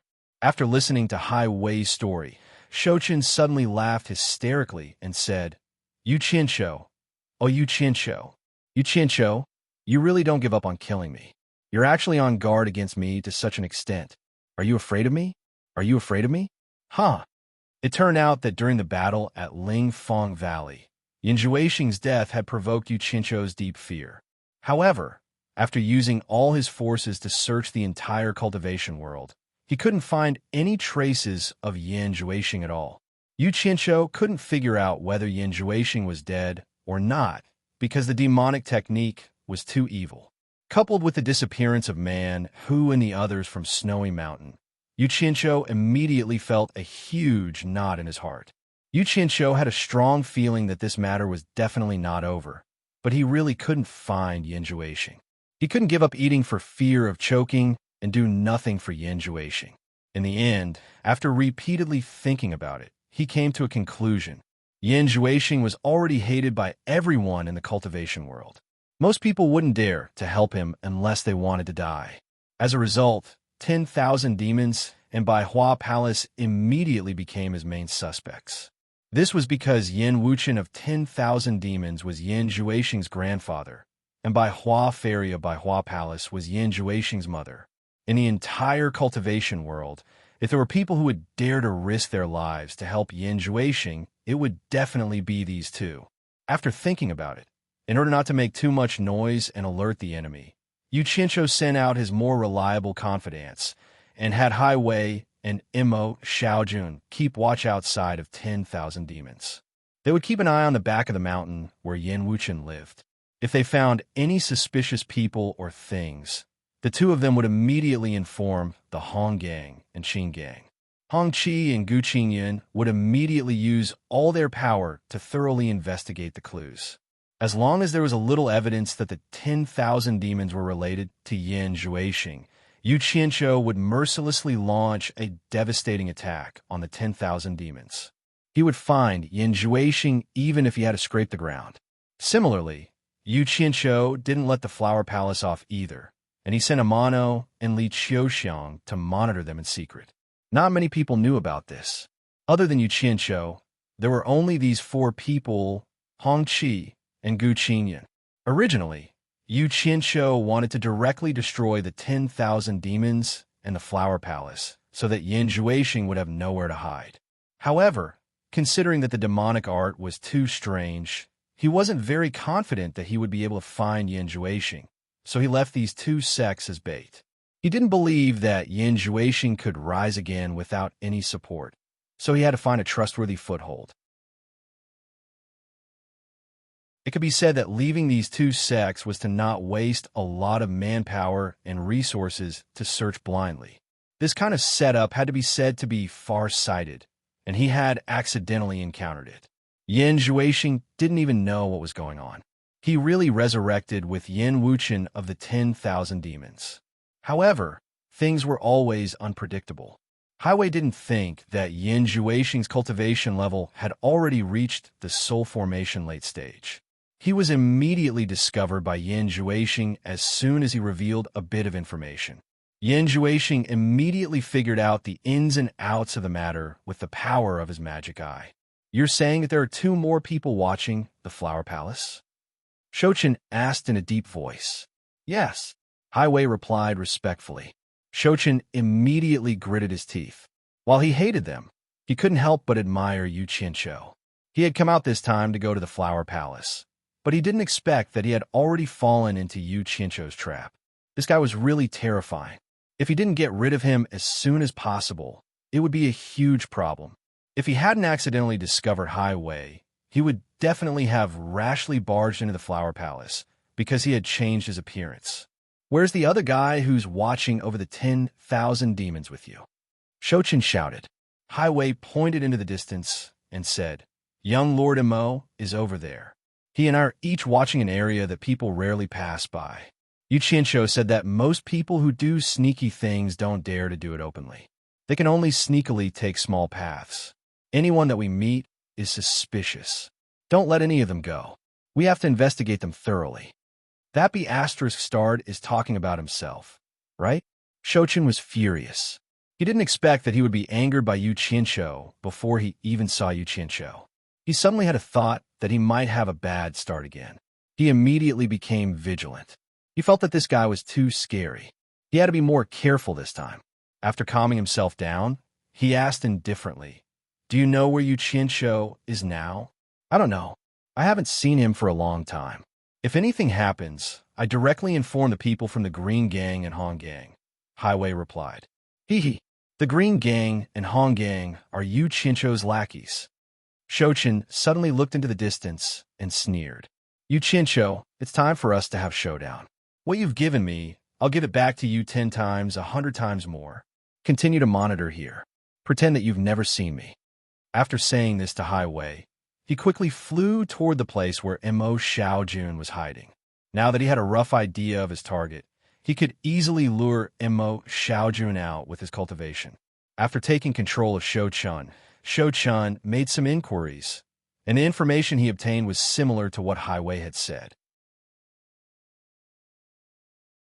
Regarding Yu Qianzhou, the two only knew some things that happened in Cornucopia, and they were all unimportant things, which made Shouchen very depressed.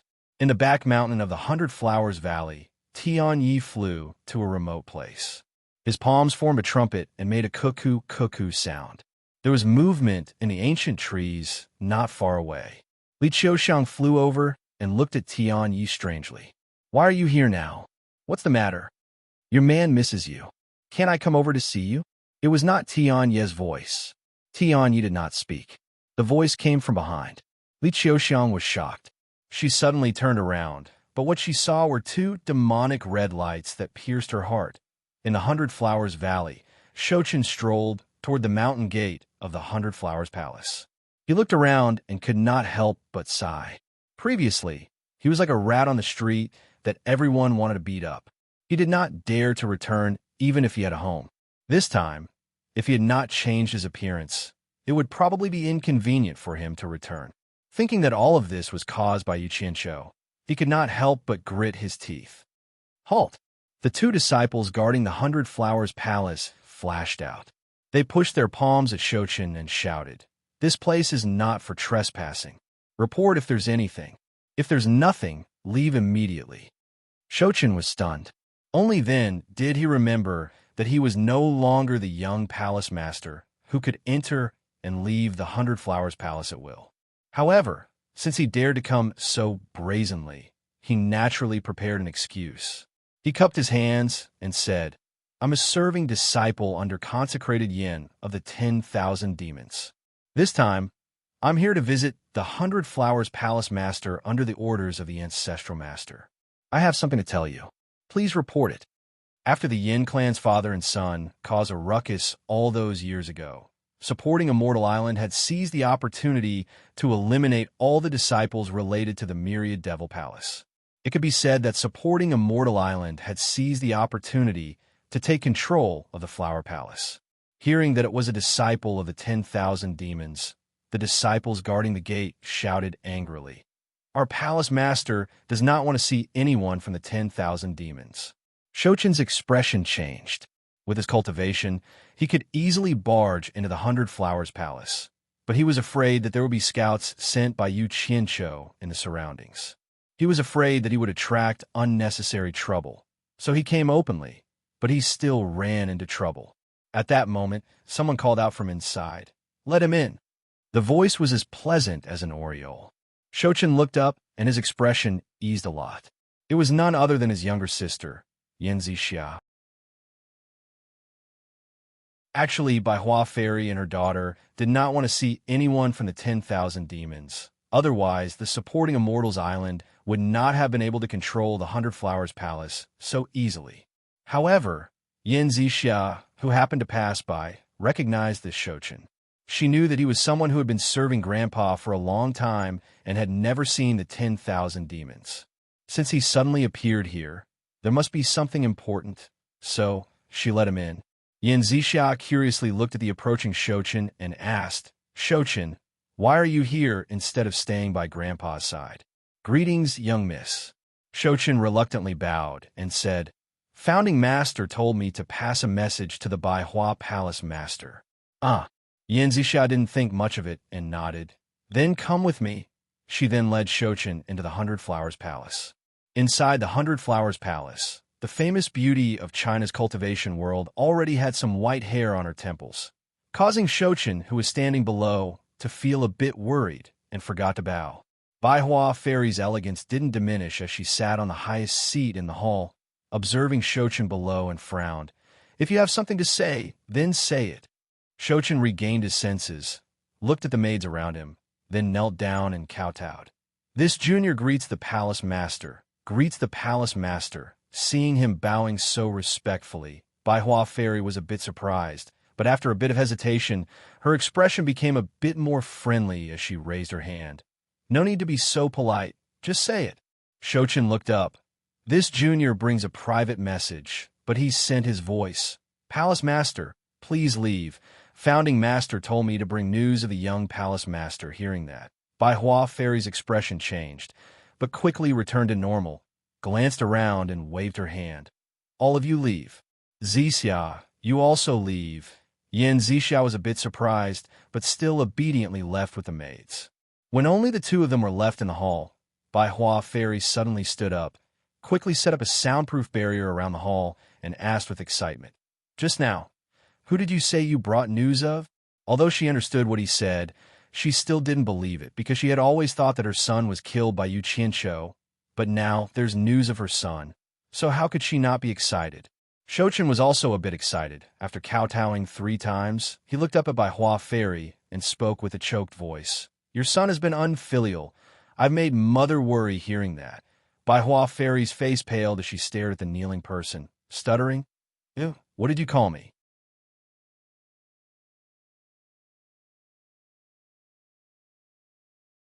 Chapter 955. Your son was heavily injured after a fierce battle with that traitor named you in Spirit Fong Valley. I almost lost my life. Luckily, Grandpa took me in and saved my life. Shou Chun immediately knelt down and told his mother the gist of what happened. He was very confident in his mother, not worried that Bai Hua Fairy would leak the secret. Then he said, Before I left, Father specifically told me to come and see if Mother and Sister are doing well. Bai Hua Fairy felt like she was struck by lightning, stunned on the spot, still in disbelief. You said you're Xing'er? No, that's impossible. You can change your appearance, but your height. The body possession thing was too strange. Even Yin Jueqing himself was shocked by it, so he didn't tell Bai Hua Fairy about it. Shou Chun stood up straight. Your son has practiced a divine martial art. Changing my appearance is nothing to me. Just wait for me to restore my appearance for Mother to see, saying so. He clapped his hands together, putting his index and middle fingers together in between his eyebrows, shouting, Appearance is born from the heart. Return my true body. A wave of black killing intent came out from his body, enveloping his entire body. A series of cracking sounds could be heard. When the black fiend was absorbed back into his body, Yin Jueqing's original appearance was revealed in the hall, wearing a smaller set of clothes. Bai Hua Fairy had never seen such a strange thing before, so shocked that she couldn't say anything. After a while, she slowly walked down from the high seat, staring at Yin Jueqing and asked, Are you really my Xing'er? You really didn't die? I remember when I first started cultivating, Mother brought me to the rooftop to look at the stars in the night sky. You said that the Xing in my name is the same as the stars in the sky. They both shine. I then told Mother that when I grow up, I will take down the brightest star in the sky and give it to Mother. I remember how happy Mother was at the time. Yin Jueqing smiled and said, This was something that happened a very, very long time ago. Only the two of them knew. In an instant, Bai Hua Fairy's eyes became misty as she rushed forward and embraced Yin Jueqing, speaking emotionally. You really are my Xing'er. You really aren't dead. Mother, don't worry. That traitor surnamed, you won't be able to kill me. Yin Jueqing gritted his teeth and said, I came back this time to settle the score with him. As long as I get rid of him, our family can reunite. Bai Hua Fairy suddenly pushed him away, panicking. You still want to find Yu Qianqiu? No, the current Yu Qianqiu was no longer the same as before. His power was far too great, and even the hundreds of demigod stage lord from the various nations were under his command. You can't beat him. Isn't it better to hide your identity? I don't ask for a family reunion. I only ask that you two be safe. Mother, you don't have to worry. Your son is no longer the same as before. If I didn't have absolute confidence in winning, why would I come out to die in vain? Yin Jueqing coldly laughed. He made it impossible for our family to reunite. The pain he made me suffer, I will return it to him 1,000 times over. How can I let him continue to be so arrogant in the cultivation world? If I don't get my revenge, I'm not a man. No, we won't get our revenge. Our family didn't lose anything anyway. We're all alive and well. Bai Hua Fairy grabbed Yin Jueqing's arm and said, I've heard about you practicing demonic arts. As soon as you show your face in the cultivation world, you'll be surrounded and attacked by the entire cultivation world. I can't even imagine that. Mother, I really don't want to suffer the pain of losing my son anymore. Yin Jueqing scowled. Surrounded and attacked? With just them? They're nothing but a bunch of fence-sitters. They'll listen to whoever's fist is stronger. As long as I kill that traitor surnamed you, who else would dare to come and die? No. Even if you don't think for yourself, you have to think for your little sister. Bai Hua Fairy didn't let him off the hook. Little sister? What does this have to do with her? Yin Jueqing scowled. Bai Hua Fairy powerlessly shook her head. When Yu Qianqiu was still cultivating on Fuxian Island, he had already met your little sister. The two of them were originally in love with each other. The only difference was that they were going to marry each other. But then because of the grudge between you and Yu Qianqiu, your little sister's heart was broken. When she found out that you were killed by Yu Qianqiu, your little sister would often cry in secret. The two of you kept fighting. The one who was hurt the most was your little sister. One was her own brother. The other was someone she liked. What would your little sister do? I can tell that your little sister still likes him. Even if you can win against Yu Qianqiu, what would your little sister do after you kill Yu Qianqiu? Do you want her to wash her face with tears every day? Yan Zhuixing was stunned. Not even in his dreams could he imagine that Yu Qianqiu would seduce his little sister. In fact, ever since Yu Qianqiu cut off his love with the brilliant sword, he didn't put this matter to heart. He didn't know that the female lead of the story would be so infatuated that the story would become so melodramatic. If he had to blame something, he could only blame his dirty hands at the time. He shouldn't have touched Yin Zixia so carelessly. For some women, as long as you don't cross the line, there won't be much of a problem. But once you cross a certain line, it'll be very troublesome. Coincidentally, Yin Zixia was this kind of woman, deeply rooted in love. Bastard, despicable. Yan Zhuixing was so angry that his body trembled. He didn't expect Yu Qianqiu to make a move behind his back and take advantage of him first. He was so angry that his eyes faintly emitted red light. He gritted his teeth and said, "Mother, don't be naive. Maybe sister has feelings for him, but that guy is not a good person. Even if I let him go, he won't let me go. You probably don't know that. He's already placed people around by Hua Palace. As soon as I show up, he'll kill me. I guarantee that no matter who pleads for me, he won't let me go." Saying so, he clasped his hands together and shouted, "Appearance comes from the heart. Borrow my avatar." A black fiend appeared and covered his entire body, followed by the sound of bones cracking. When the black fiend retracted, he returned to his usual appearance, turned around, and left. Bai Hua Fairy hurriedly grabbed him again. "What are you trying to do? Can't even I talk to you?" Unexpectedly, a gust of wind pushed her back a few steps.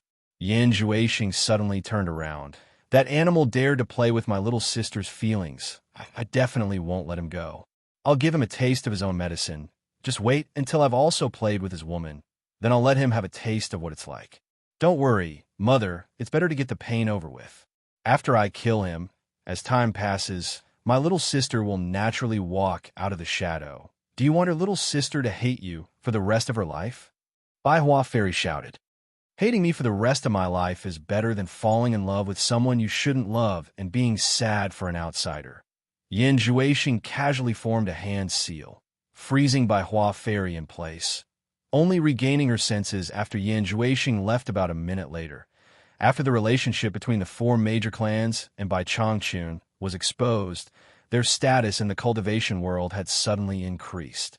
Logically speaking, the Bai clan of the four major clans had the greatest honor, but in fact, the Wu clan was in the limelight.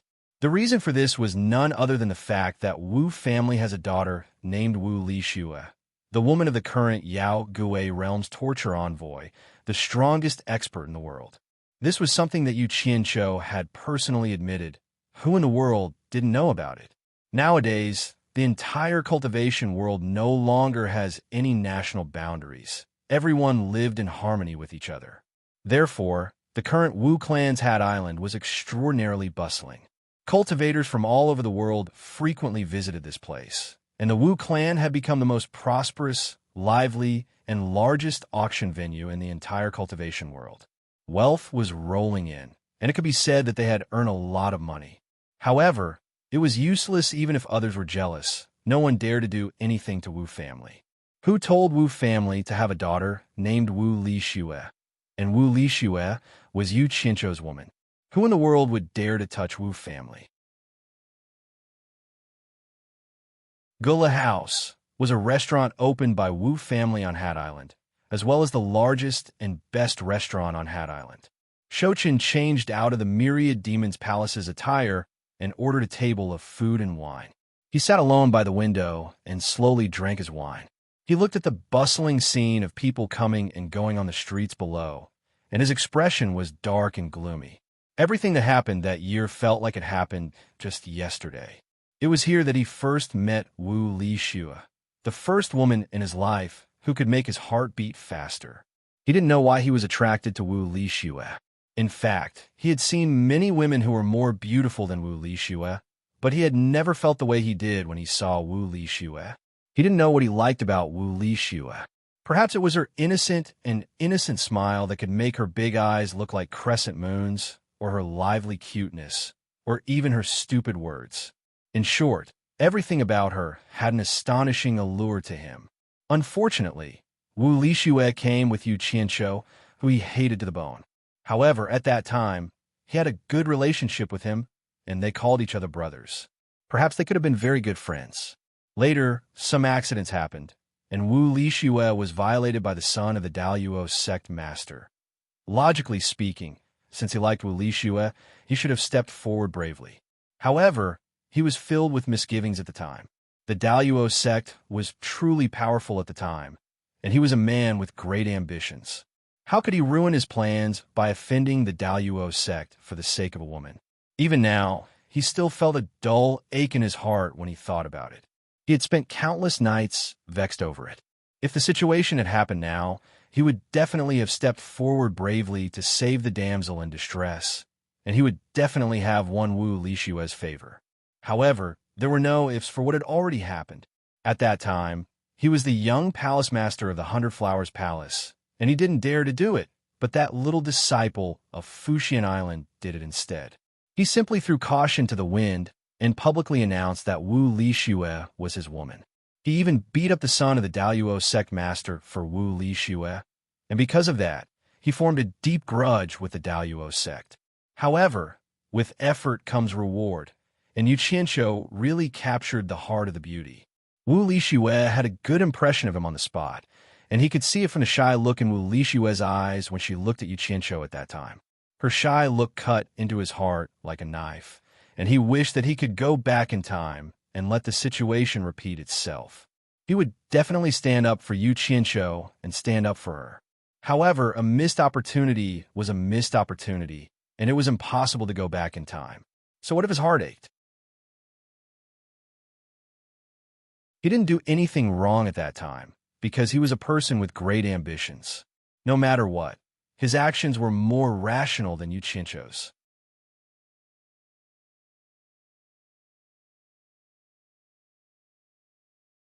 Chapter 956.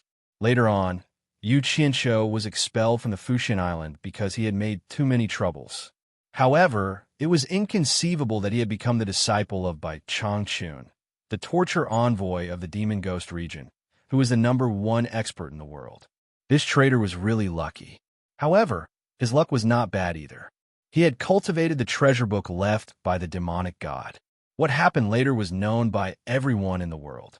He and Yu Qianqiu had become mortal enemies. However, he had failed several times when they fought against each other.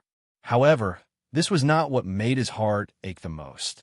What made his heart ache was that the two of them had turned the act into reality. Wu Lixue had truly become Yu Qianqiu's woman. Even so, when he fought against Yu Qianqiu, he had never thought of hurting her. But that traitor Yu Qianqiu had actually made a move against his younger sister. This was truly unbearable. Since he couldn't obtain her, then he, Yu Qianqiu, shouldn't even think about obtaining her. Lady Wu, Madam Yu. The flattering noises on the street made Shouchen come back to himself. Shouchen's pupils shrank suddenly. He looked at the crowd on the street. 4 or 5 young ladies in the Wu clan's clothes were chattering and protecting a lady who had a pet crow on her shoulder. That lady was Wu Lixue. A group of young ladies were high-spirited. Because of Wu Lixue, they enjoyed the respectful gazes of the people on both sides and walked into the Gula house. The crowd on the street became bustling again. Many ladies from different sects looked back at the Gula house enviously from time to time. Some of them stopped to look at the Gula house and didn't want to leave. Their facial expressions kept changing as if they were imagining something. Maybe they were imagining how great it would be if they were Yu Qianqiu's woman, Lady Wu, you are here. Amidst the waiter's compliments, a series of footsteps came up the stairs. 5 to 6 women appeared in Shochen's sight. Wu Lixue was still the same as before. Time had not left any traces on her face, but there seemed to be a hint of sadness between her brows. She no longer had the innocent smile she used to have. This made Shochen's heart clench slightly. It seemed like she did not have a good life with Yu Qianqiu. Wu Lixue's clear eyes glanced at Shochen, but she didn't pay much attention to him. Then, under the guidance of the waiter, the group of ladies entered the private room facing the river. After the waiter came out, the girls sitting around the table immediately chattered. Then the door closed, and Wu Lixue, who was sitting in the middle, disappeared behind the door. However, with Shochen's hearing, he could tell that the girls were talking about Wu Lixue. Yu Qianqiu's name kept popping up. Shochen raised the wine glass to his lips, forgetting to drink. He looked at the closed door absent-mindedly.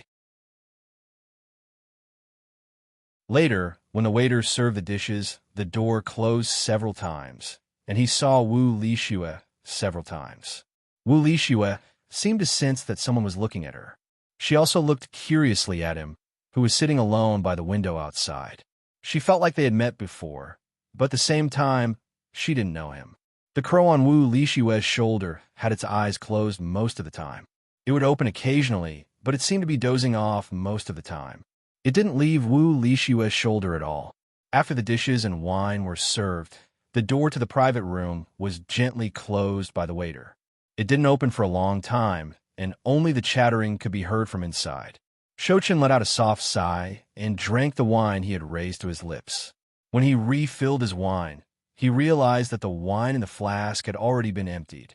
He called for the waiter to bring a few flasks of wine. When the waiter came down with the wine, he shook his head. He thought that this was another person drowning his sorrows in wine. This kind of person was common. Sister Lixue, Yu Qianqiu hasn't come to see you for so many years. What has he been doing? I don't know either. Sister Lixue, if Yu Qianqiu comes next time, you must bring us to see him. He, the #1 expert in the world. I heard that he's very powerful. So many people are afraid of him. Shochen, who was drinking alone, suddenly froze. He suddenly turned to look at the closed door and narrowed his eyes. This conversation immediately attracted his attention. Immediately inside the private room, a group of ladies who acted like reserved ladies in front of outsiders had already revealed their true colors. They toasted each other and drank happily. Their aura wasn't any weaker than that of the men.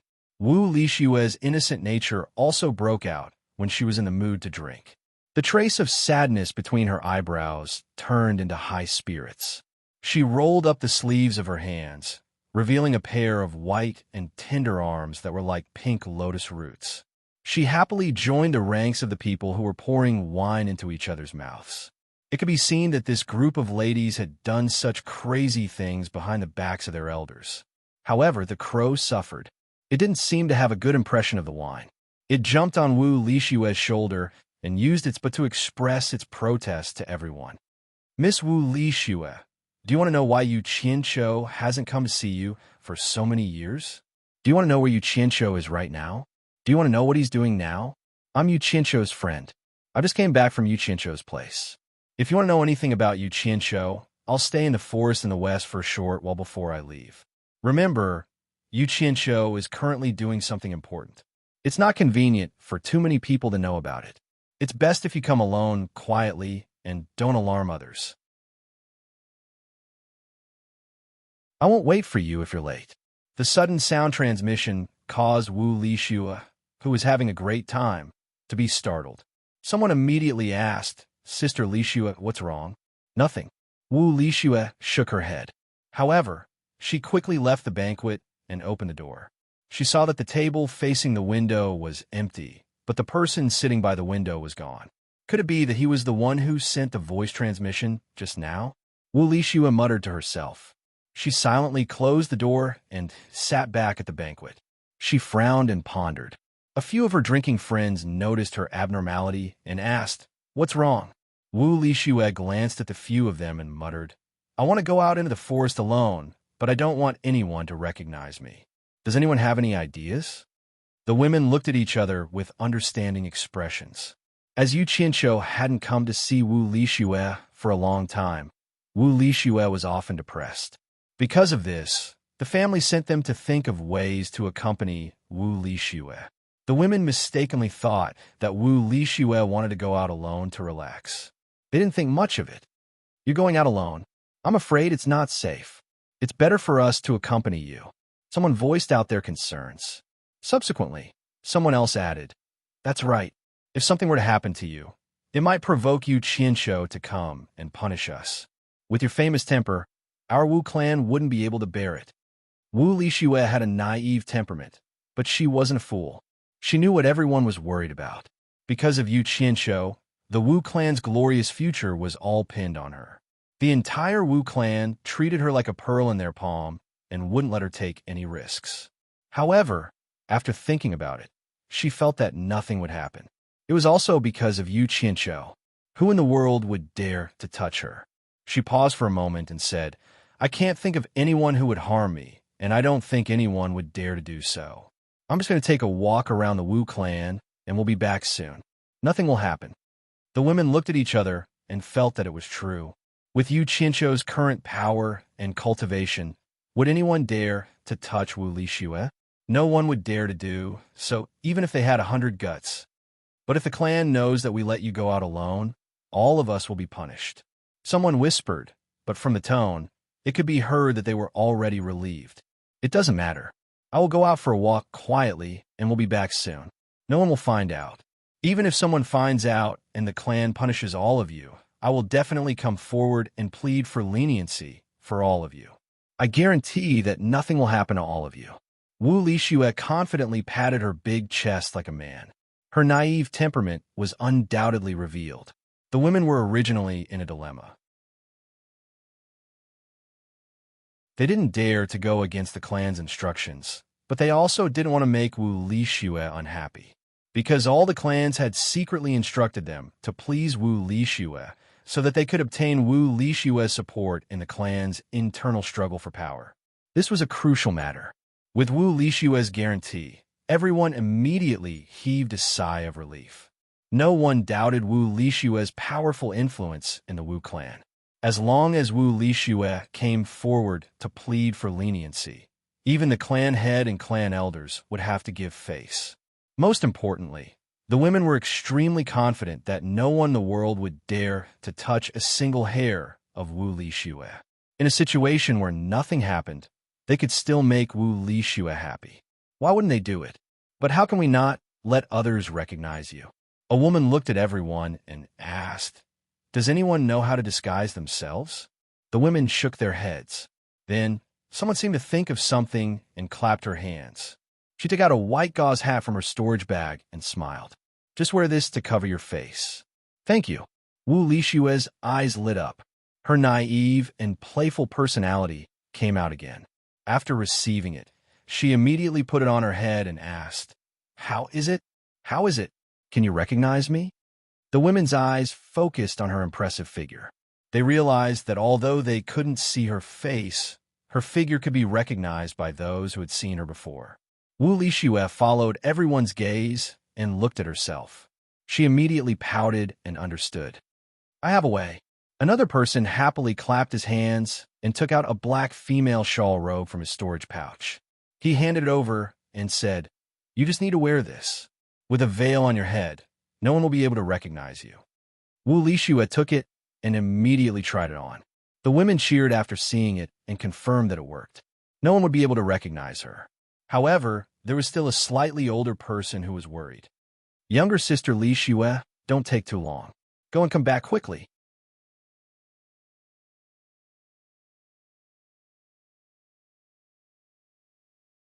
Chapter 9:57. Wu Lixue immediately extended a finger from her black robe and wagged it playfully. "Just 2 hours. I will be back within 2 hours. Don't open the door and let others see that I'm not here. Continue to talk and eat. No one will know that I'm not here." Finishing her words, she chuckled and leaped out from the window by the river. "Hurry up and come back." The slightly older woman quickly exhorted again. Seeing that Wu Lixue had disappeared, she sat down and shook her head with a sigh. That man of hers. I remember that when he first met Li Shue and came to the Wu clan, many people in the Wu clan looked down on him. In the end, every time he appeared in the Wu clan, we realized that his cultivation was getting higher and his authority was getting heavier. Now, his cultivation is #1 in the world, and his authority is monstrous. But he seems to be a little too busy. I don't know if Li Shue is fortunate or unfortunate to be his woman.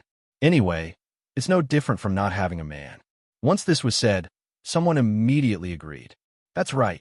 Actually, to us women, being able to be with our man every day isn't necessarily a blissful thing. For those who fight and kill outside all day long. So what if they obtain the entire world? Shue is a very good example. That Yu Qianqiu doesn't even have time to care about her.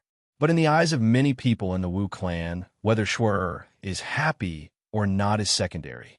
It's fine as long as Shue can be Yu Qianqiu's woman in name. After a sigh, the woman turned and asked the person who spoke earlier, if Yu Qianqiu is your man, or if you were Shue, would you be happy? That person's eyes immediately lit up. I want to. Unfortunately, it's impossible. Weren't you feeling sorry for Shue just now and saying that it's meaningless for such a man to fight and kill outside all day long? Why are you thinking about it now? Pity is pity, and meaningless is meaningless. But if she finds a useless man who stays by her side all day long, wouldn't it be even more meaningless? Maybe one day, when she gets bullied by him, she won't even be able to stand up for him. That's why I would rather feel empty and lonely when I'm alone in my room, as long as I can enjoy everyone's envious gazes when I come out. Look at Shue. Everyone in the world fawns over her. Whatever she wants, someone will immediately think of a way to get it for her.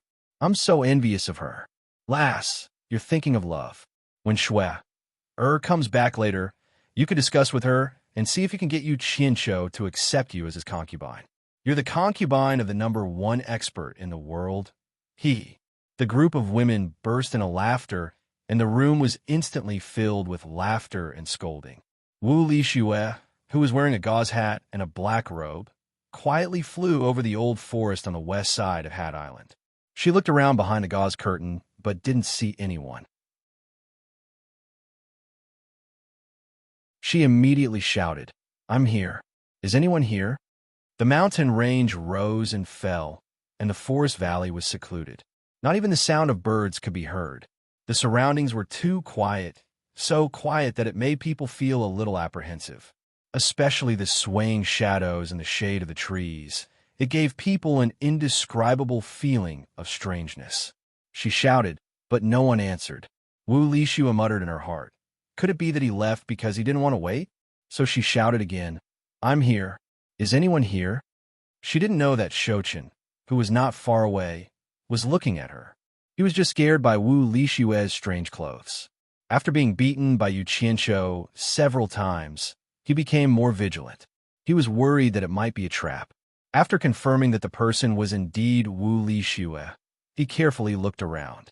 Seeing that there was no one else, he let out a sigh of relief and dashed out. Wu Li Shue didn't hear any response, and no one came out, so he guessed that the man might have left. He looked around and was about to leave. Suddenly, he saw a man standing on a treetop not far away from him. It was the man who had been drinking in the Gula house. She saw that the person looked at her and asked, "Are you Miss Wu Li Shue?" Wu Li Shue pulled the gauze curtain that covered her face up to her hat and revealed her face. She replied, "Yes, I am. How should I address you?"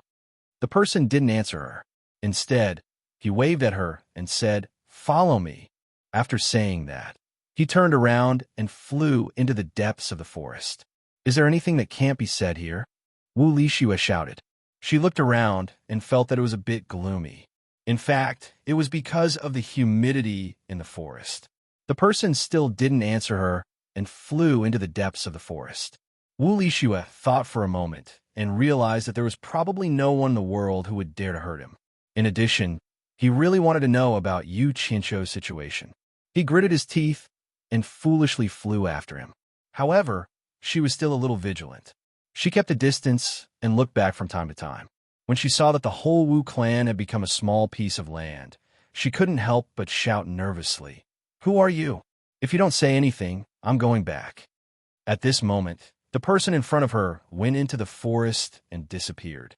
Wu Lixue stopped in the air and didn't know whether she should follow him or not. Suddenly, the person's voice came from afar again. "Come, right here. I can tell you anything you want to know." Wu Lixue hesitated for a moment and continued to fly forward. Soon, she arrived at the place where the person disappeared. She saw that there was a huge, empty space in the forest. It was bare rocks, and some weeds were stubbornly growing out from the cracks in the rocks. The person stood there with his hands behind his back, waiting for her silently. It was as if he knew that she would definitely follow him. Wu Lixue looked around and gritted her teeth. She landed behind the person and asked, "You said that you are Yu Qianshou's friend. What's your name?" "Miss Xue." We've met a few times in the past. You might not remember me." Shouchen slowly turned around and smiled at Wu Lixue. "I didn't expect Miss Xue, to still be so beautiful. You haven't changed at all. We've met in the past." Wu Lixue thought about it doubtfully. She felt that the person's eyes were a little familiar, but she couldn't remember where they had met. She shook her head and said, "Forget it. Didn't you say that you know where Yu Qianshou is and what he's doing? Please tell me. I'm really happy to be able to meet Miss Xue alone here. Maybe it's because it's not easy to recognize me in this form. When I change back to my original form, Miss Xue will be able to remember who I am." Shouchen clasped his hands together and pointed at his forehead. He shouted, "Appearance comes from the heart. Return me my true form." A wave of black mist immediately spread out and wrapped around his body. This strange scene caused Wu Lixue to take a step back in fear. At the same time, the crow that was resting on Wu Lixue's shoulder suddenly opened its eyes. It stared at the surging black mist with a sharp gaze, as if it was facing a great enemy. Suddenly, the black mist shrunk and Yan Zhuixing appeared. He asked with a smile, "Miss Xue, do you still remember me?" "Ah, you." Wu Lixue stammered in horror. "You're Yan Zhuixing. Aren't you already dead?" She subconsciously took a step back. The grudge between Yu Qianshou and Yan Zhuixing was known to everyone in the cultivation world. If there was anyone who dared to go against Yu Qianshou in the cultivation world, it would be Yan Zhuixing. Wu Lixue couldn't help but be afraid. "Dead? Lady Xue is looking down on me too much. Yu Qianshou's little tricks aren't enough to kill me." Yan Zhuixing slowly walked towards the retreating Wu Lixue and said with a faint smile, "Miss Xue, we're old acquaintances. Are you afraid of me?" Why did you trick me here?" Wu Lixue retreated in horror. Suddenly, she twisted her body and fled into the air. "Run? Since you're here, stay and accompany me." Yan Zhuixing opened his mouth, and 7 devilish spirit snakes flew out quickly. In the blink of an eye, they caught up with the escaping Wu Lixue. They wrapped her tightly in the air and dragged her back like a stick. Wu Lixue, who was dragged back to the ground, struggled hard, but it was of no use. With her current cultivation, how could she get rid of Yan Zhuixing's devilish spirit snakes?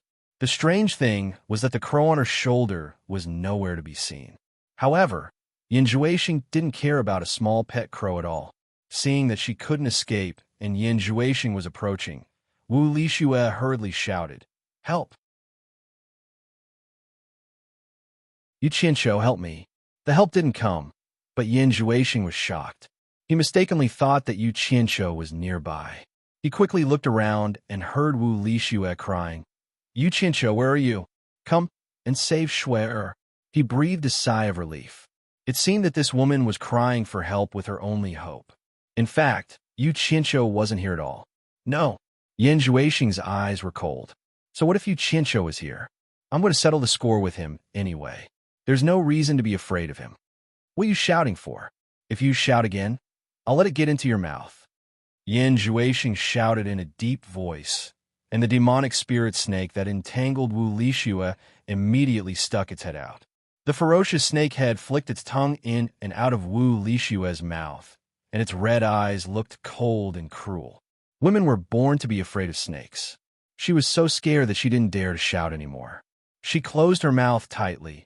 Only her tears kept flowing out, and she kept shaking her head.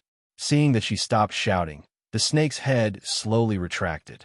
Yin Juexing's eyes swept slightly to the sky. He saw that the crow fluttered its wings and flew down from the sky. It landed on Wu Lishue's shoulder without fear and stared at him coldly. Its eyes were a bit like a human's, full of arrogance. Of all the things you want to raise, you raise a crow. You deserve to be Wu Lishue. You're different from ordinary women. Yin Juexing sneered. He walked to Wu Lishue and pulled off the gauze hat on her head. He threw it away casually. Then he pinched Wu Lishue's chin and slowly raised it, asking, I don't understand. What's so good about that scumbag Yu Qianqiu? He left you here and didn't care about you at all. It means that he doesn't care about you at all. If it weren't for him, you wouldn't have suffered like this. I'm different. I've always cared about you. If you're willing to follow me, I promise you won't have to suffer anymore.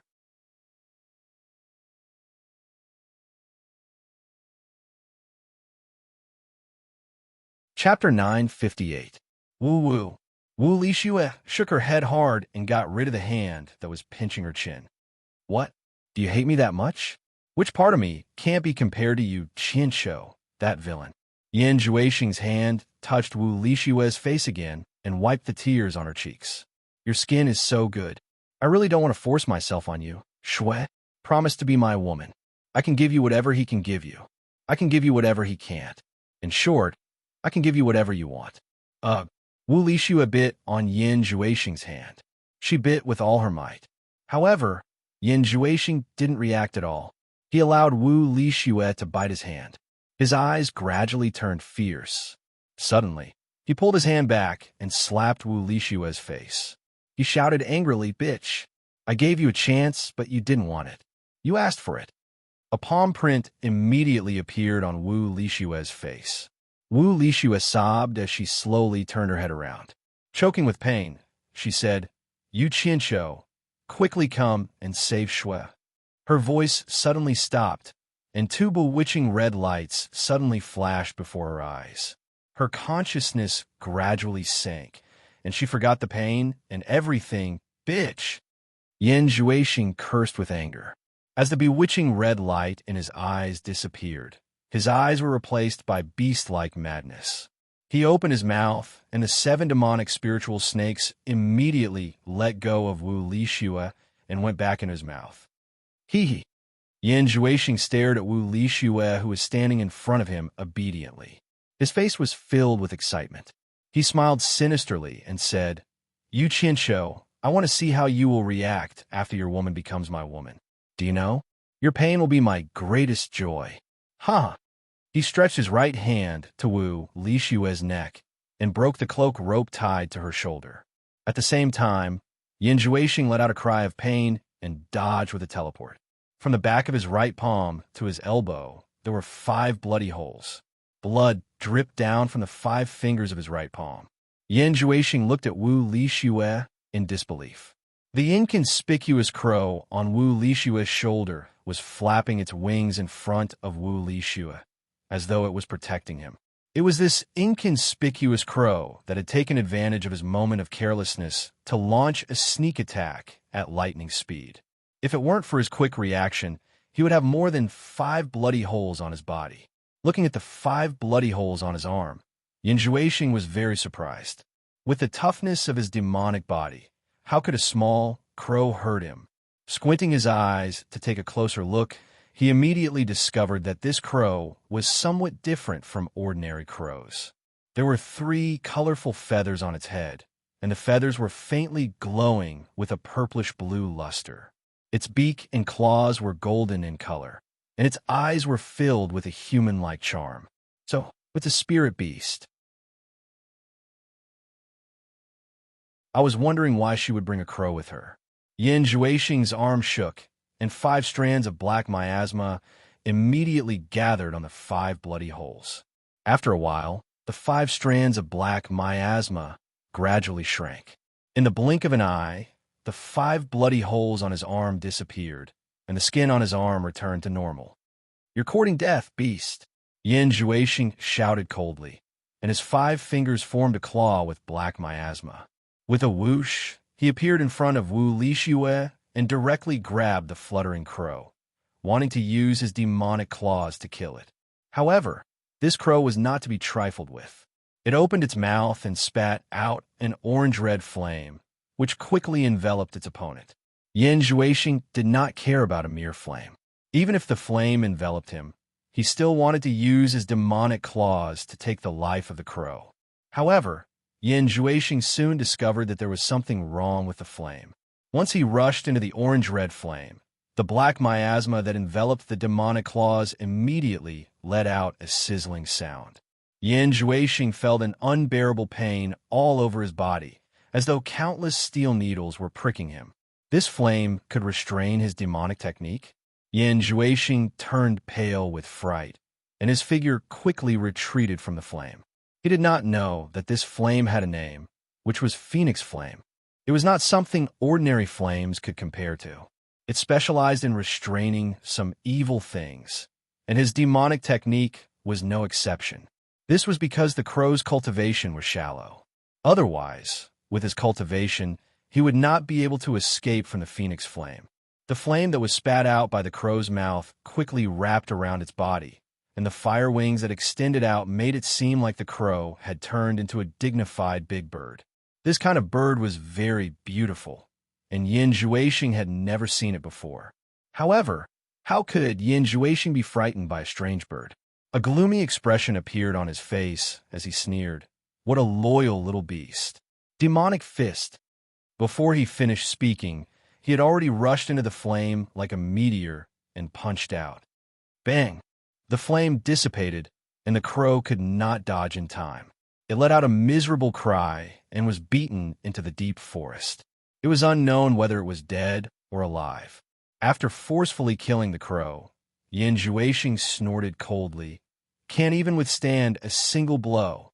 He strode in front of Wu Lixue and grabbed her collar, wanted to tear off her clothes and do that beastly thing.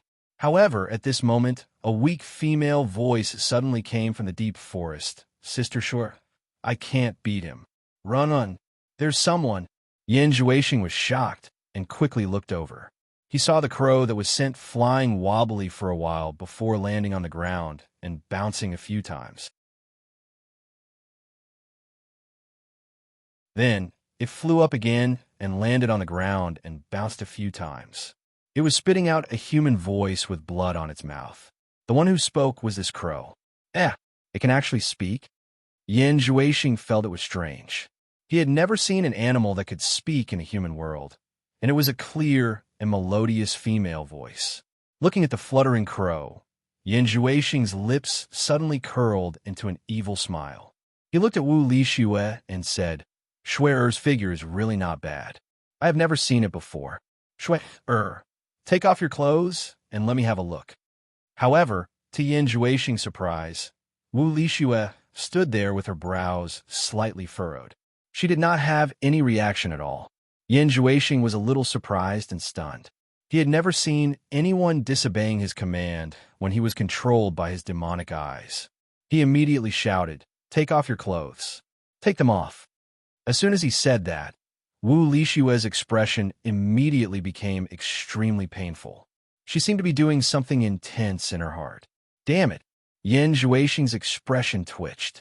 He had never encountered such a strange thing.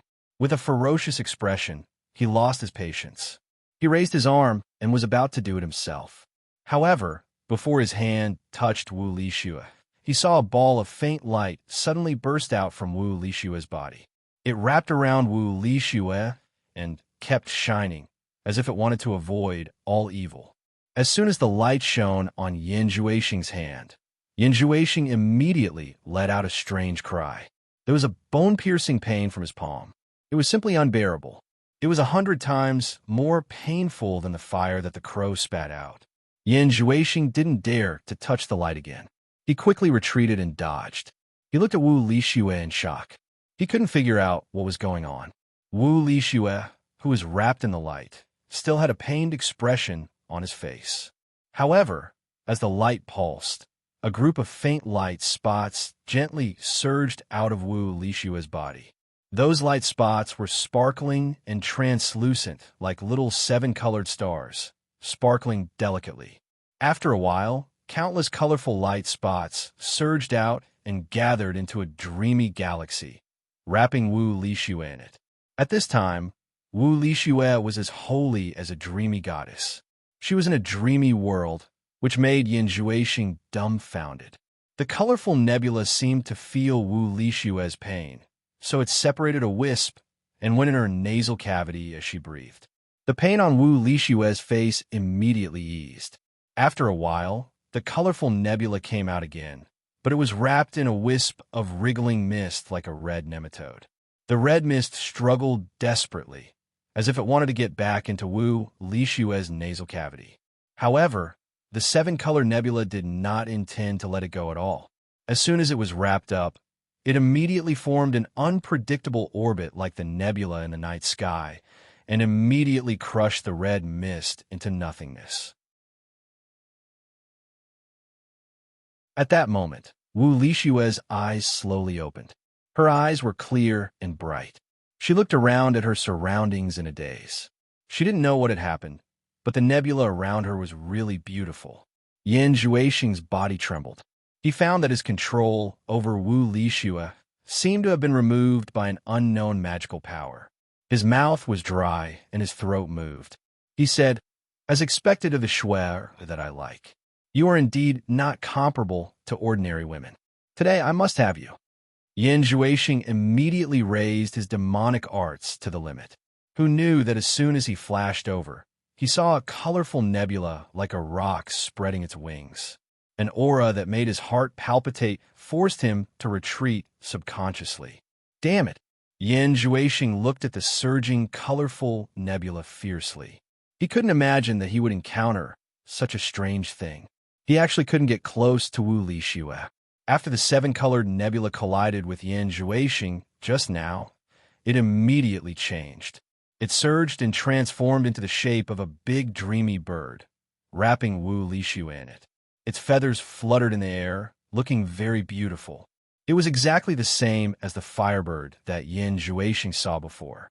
However, it was bigger, and its lifelike majestic aura was far better than the crow just now. The colorful nebula on the bird's head condensed a pair of phoenix eyes that stared coldly at Yin Juexing.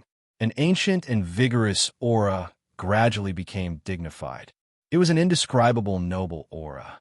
It was like an eternal royal family was looking down on a lowly ant under its feet. Its expression was so disdainful. The fluttering crow that was said to have feet that didn't touch the ground seemed to be stunned by the scene in front of it. Then, it seemed to have thought of something and cried out. It flapped its wings on the ground and shouted, "It's the phoenix cloud robe. Sister Shui has the phoenix cloud robe to protect her."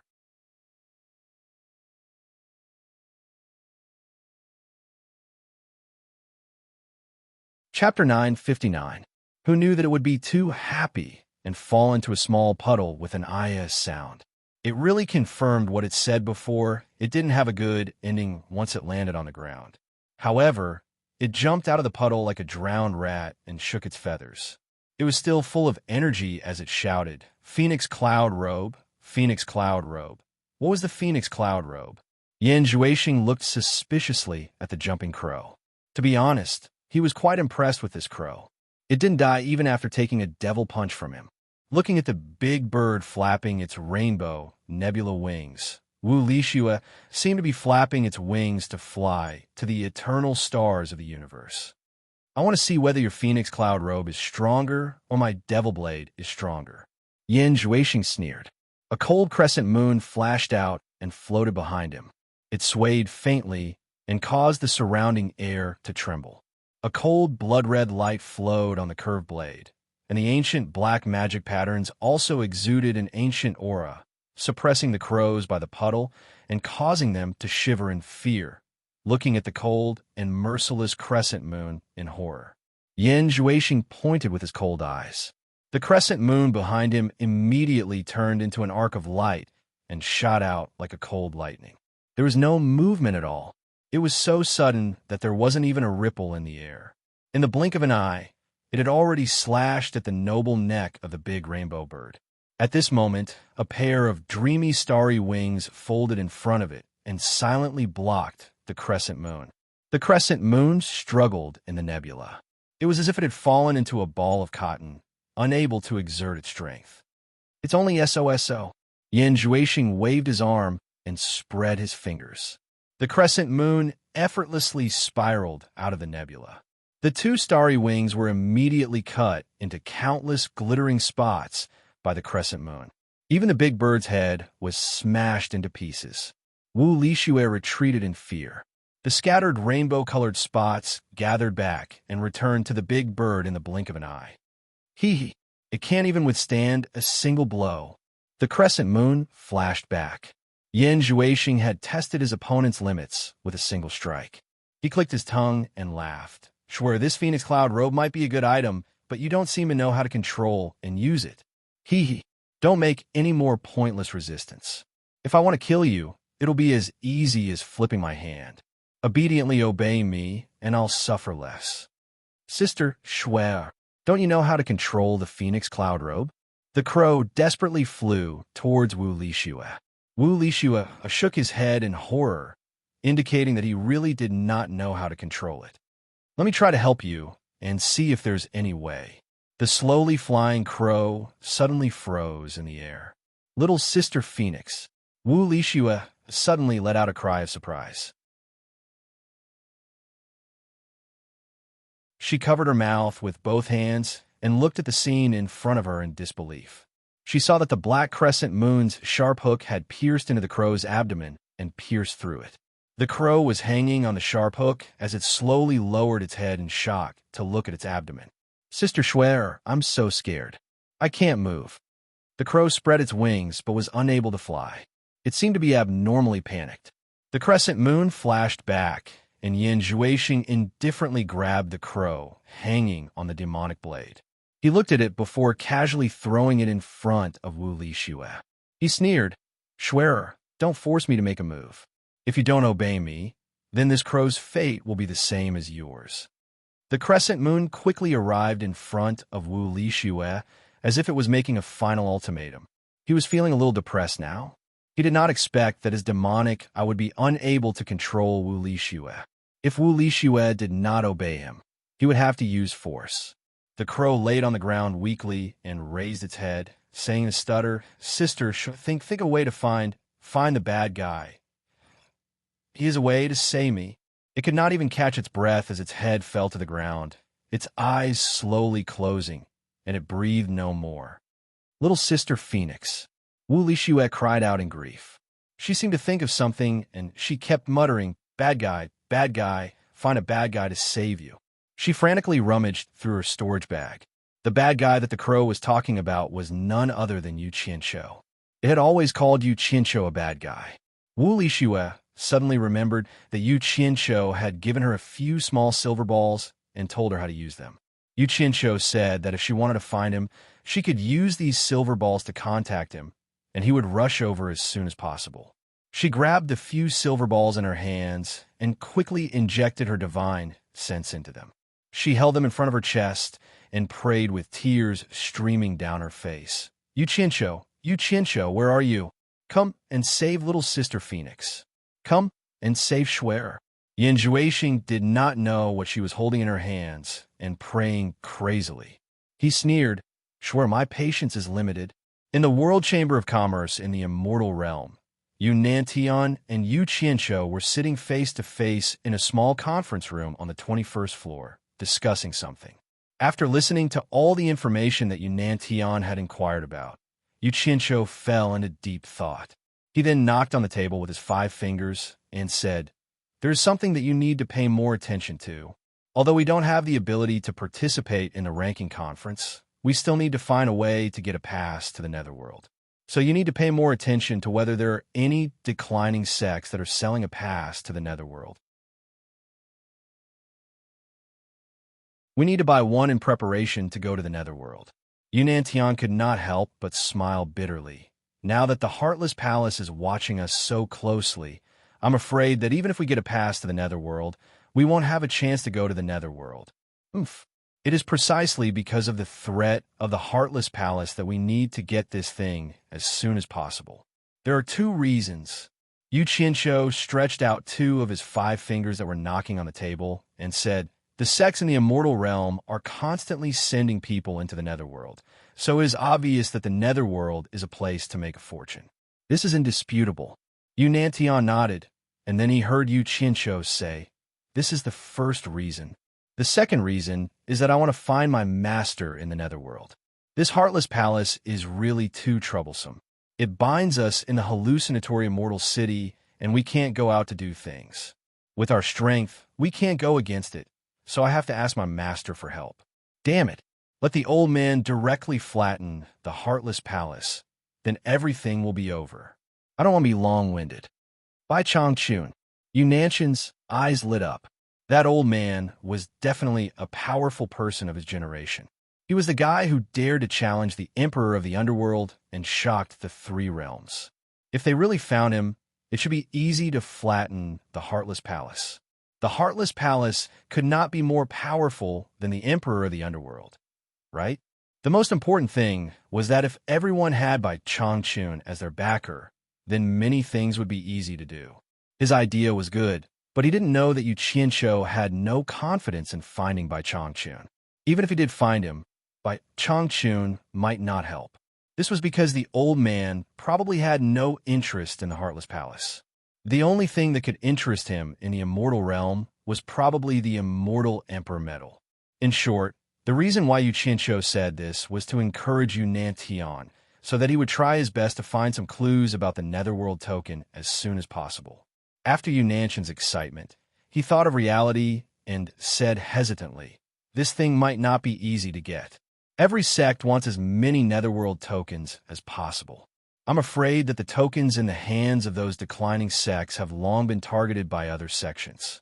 I'm afraid that they will be taken away by other sects before we get to buy them. As long as there is news, there will naturally be a way." Yu Qianshou's finger paused on the table, and he sneered. To think that a small merchant association like the 4 Links Chamber of Commerce could think of a way to get the Netherworld token. We are much stronger than the 4 Links Chamber of Commerce in the past. There is no reason that they can get it, but we can't. Yu Nantian knew that he and Mu Bing of the 4 Links Chamber of Commerce had a grudge, so this matter would probably not be resolved peacefully. He nodded and stood up, saying, "Okay, I understand. I will go find out about the Netherworld token." Seeing that Yu Qianshou didn't say anything, he cupped his hands and left. "Mu Bing, I hope that your son-in-law can protect you for a lifetime. Don't give me a chance to make a move, or you'll cry." Yu Qianshou narrowed his eyes and snorted. Then, he seemed to have thought of something and also stood up to leave the conference room. When he reached the 22nd floor, he saw that Wei Chunxiu was still sitting cross-legged in front of Bai Sujin's door. Yu Qianshou pushed open the door and entered another room. The floor of the room was filled with fist-sized yellow-skinned spider eggs. They were the eggs of the temple rainbow spiders from the God Ruin realm. After Yu Qianshou closed the door, he carefully walked among them. From time to time, he would pick one up and look at it. Through the light, he could see that the spider inside was already so big. It was constantly moving its 8 claws in the liquid inside the sphere. It looks like it's not far from hatching. I'm afraid it's not suitable to raise them here. When the time comes, the entire World Chamber of Commerce will be crawling with spiders. Yu Qianshou muttered as he held the spider eggs in his hand. Finally, after much consideration, he decided to put them in the God Ruin realm. Once these 1,000 or so spider eggs hatched, it would be enough to equip over 1,000 people. Moreover, there was enough food in the God Ruin realm. If he could find a way to speed up the reproduction rate, then everyone in the army of nearly 10,000 would be able to carry a temple rainbow spider. Presumably, the power of battle would be greatly increased. Once he had a plan, he had to carry it out. Just as he was about to transfer all the spider eggs in the room to the God Ruin realm, Yu Qianshou was suddenly startled. He frowned and said, "It's Schwer. Why is she looking for me?" "No, she seems to be very agitated. Did something happen?" Yu Qianshou was shocked and instantly disappeared from the room. "Schwer, it looks like you won't agree no matter what." "Good, very good. Maybe using force will have a different taste. You forced me to do this. Don't blame me. Yin Juexing let out a cold laugh. Wu Lixue immediately retreated in fright. She hugged the silver balls with both hands and said with a trembling voice, "You Qianshou, you're here." She suddenly exclaimed as she looked behind Yin Juexing. Yin Juexing was startled, and then said with a sneer, "Sure, don't you think it's too childish of you to play this diversion trick in front of me? I advise you to obey me, lest you suffer more when I use force. At that time, don't blame me for not showing mercy to the fairer sex."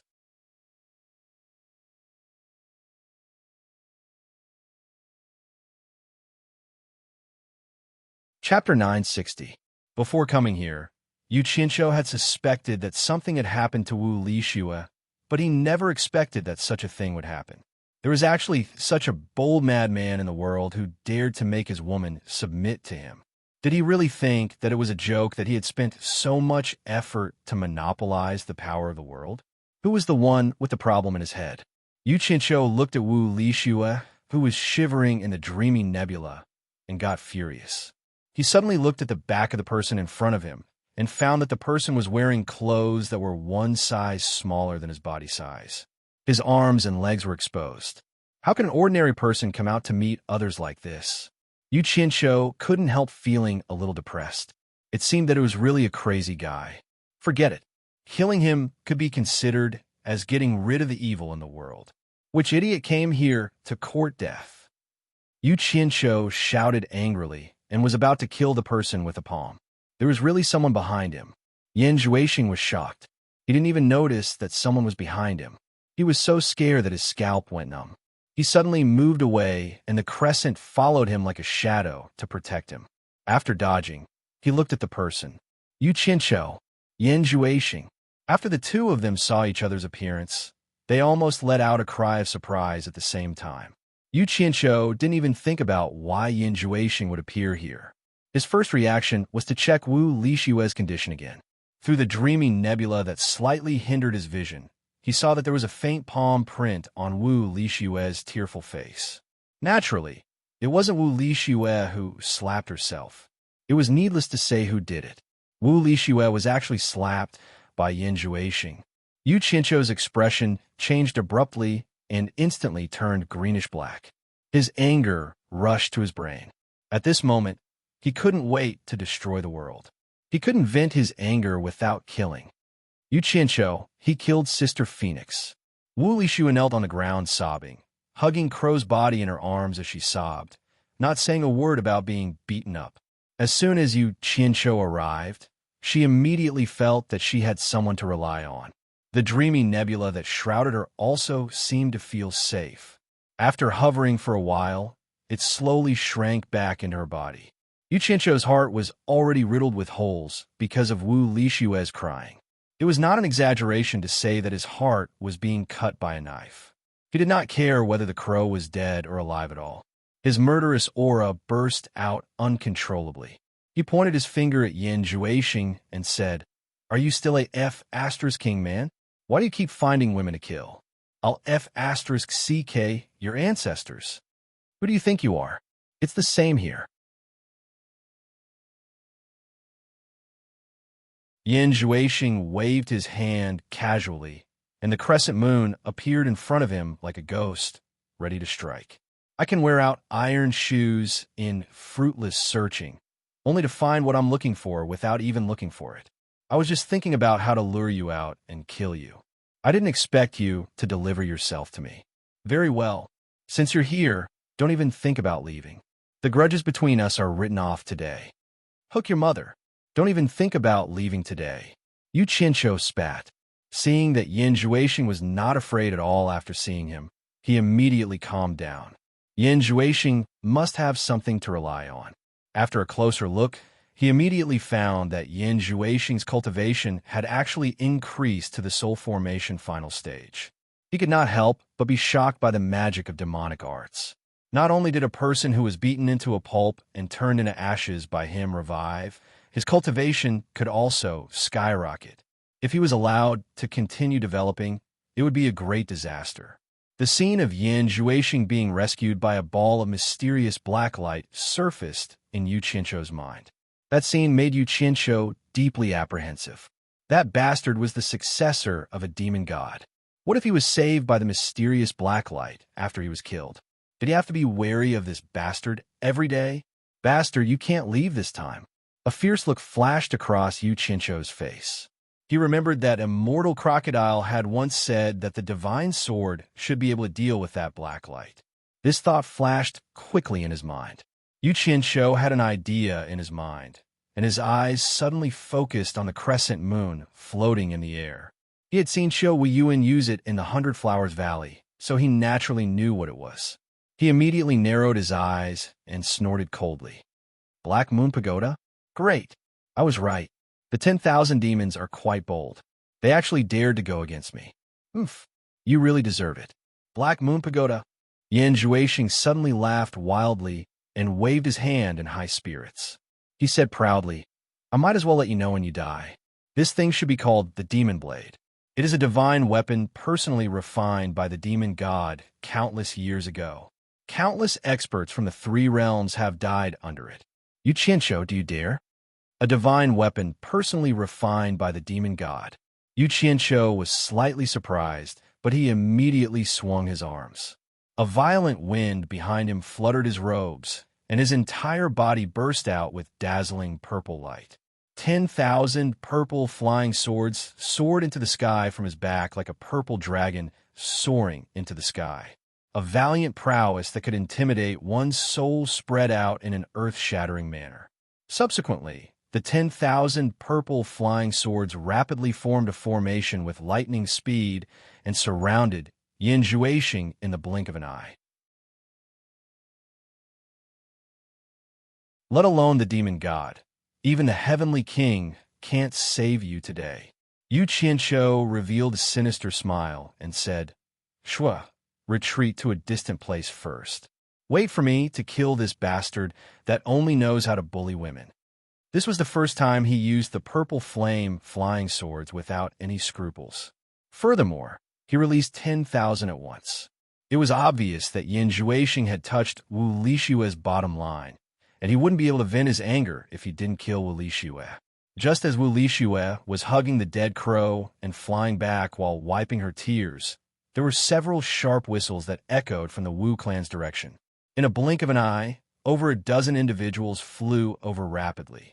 Yu Qianzhou and Yin Juexing turned their heads to take a look and saw Wu Sihai leading the Wu clan's elders and elders over.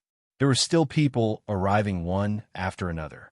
The various factions' people were also alarmed by the commotion of Yu Qianzhou releasing the 10,000 swords.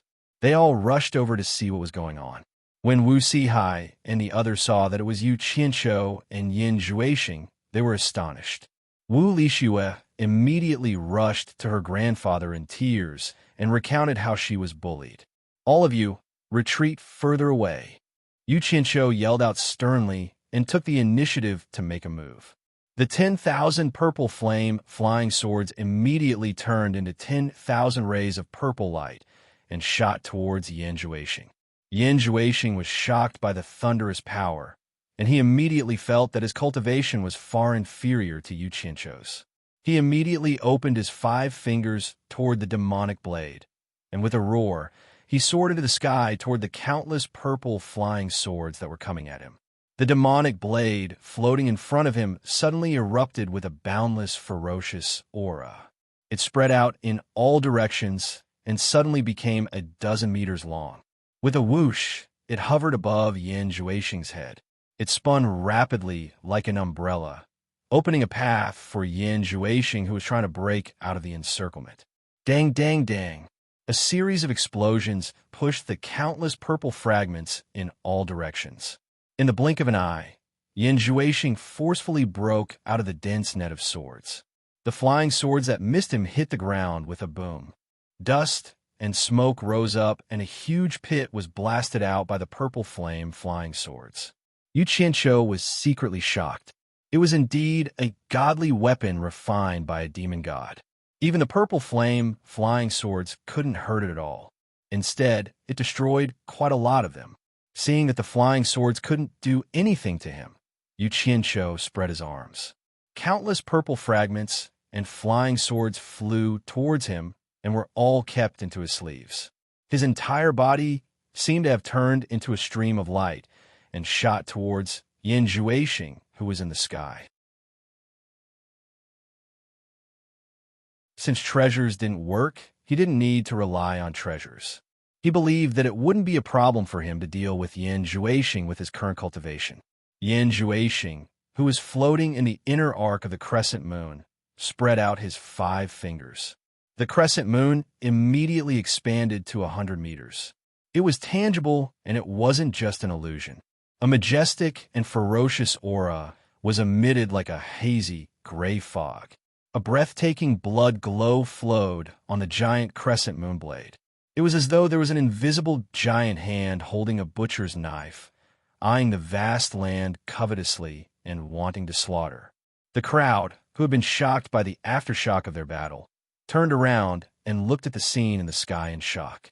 They thought to themselves that Yin Juexing indeed had something to rely on, since he dared to challenge Yu Qianqiu again.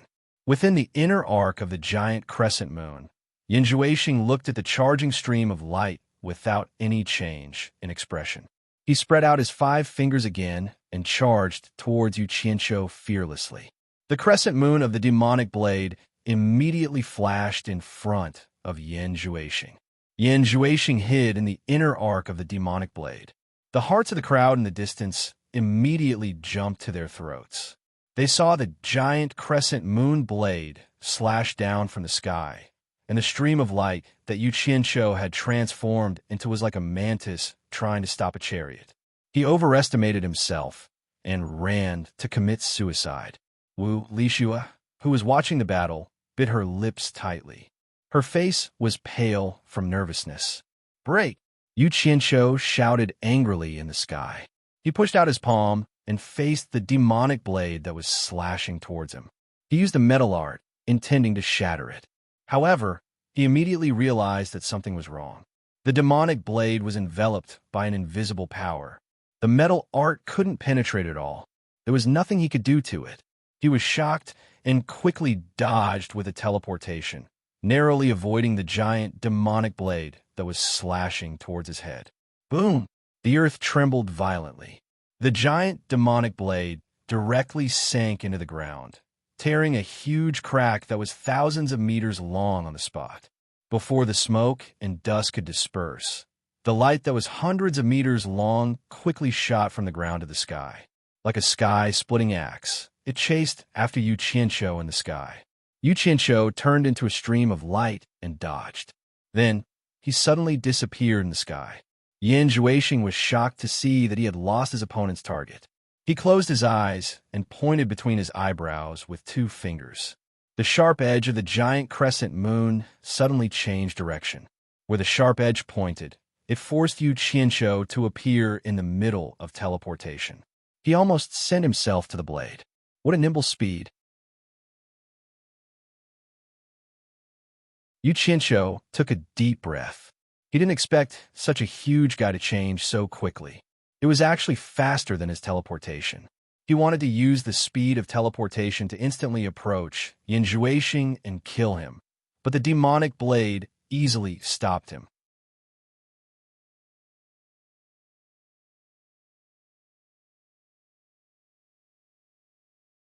Chapter 9:61. However, Yu Qianqiu swore to kill him and naturally wouldn't stop.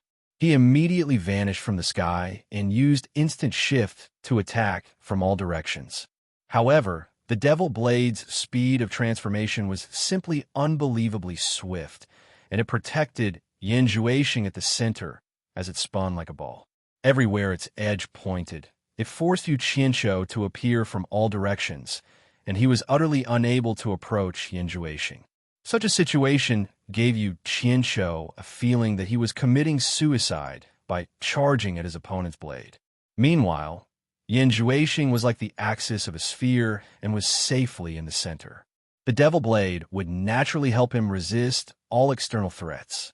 What made Yu Qianqiu most angry was that Yin Juexing was actually hiding in the center with his eyes closed to defend. Yu Qianqiu might know that Yin Juexing was concentrating on controlling the Devil Blade, but it still infuriated Yu Qianqiu. Yin Juexing was simply condescending. Many of the spectators in the distance looked at each other in dismay. Everyone saw that Yu Qianqiu couldn't do anything to Yin Juexing, and this result was indeed out of everyone's expectations. Many people were even guessing that the divine weapon in Yin Juexing's hand was only used for defense and hadn't displayed its offensive prowess yet. If Yin Juexing was to use the divine weapon to counterattack, would Yu Qianqiu be able to block it? If Yu Qianqiu was defeated, then the entire cultivation world situation would be reversed. Perhaps Yin Juexing would replace Yu Qianqiu's position. Once this thought was born, everyone's expression immediately changed unpredictably. The Wu clansmen, led by Wu Si-hai, had an abnormally grave expression. The relationship between the four major clans and Yu Qianqiu was well known in the cultivation world. If Yin Juexing won, the four major clans' end would be obvious. Naturally, there were also disciples of the 10,000 demons on Hat Island. When the disciples of the 10,000 demons saw this scene, they looked at each other with a hint of excitement in their eyes. Anyone could tell that the divine weapon in Yin Juexing's hand was the Black Moon Pagoda in the hands of the previous Sect master, Yin Wuchen. Yin Juexing had used the Black Moon Pagoda to challenge Yu Qianqiu.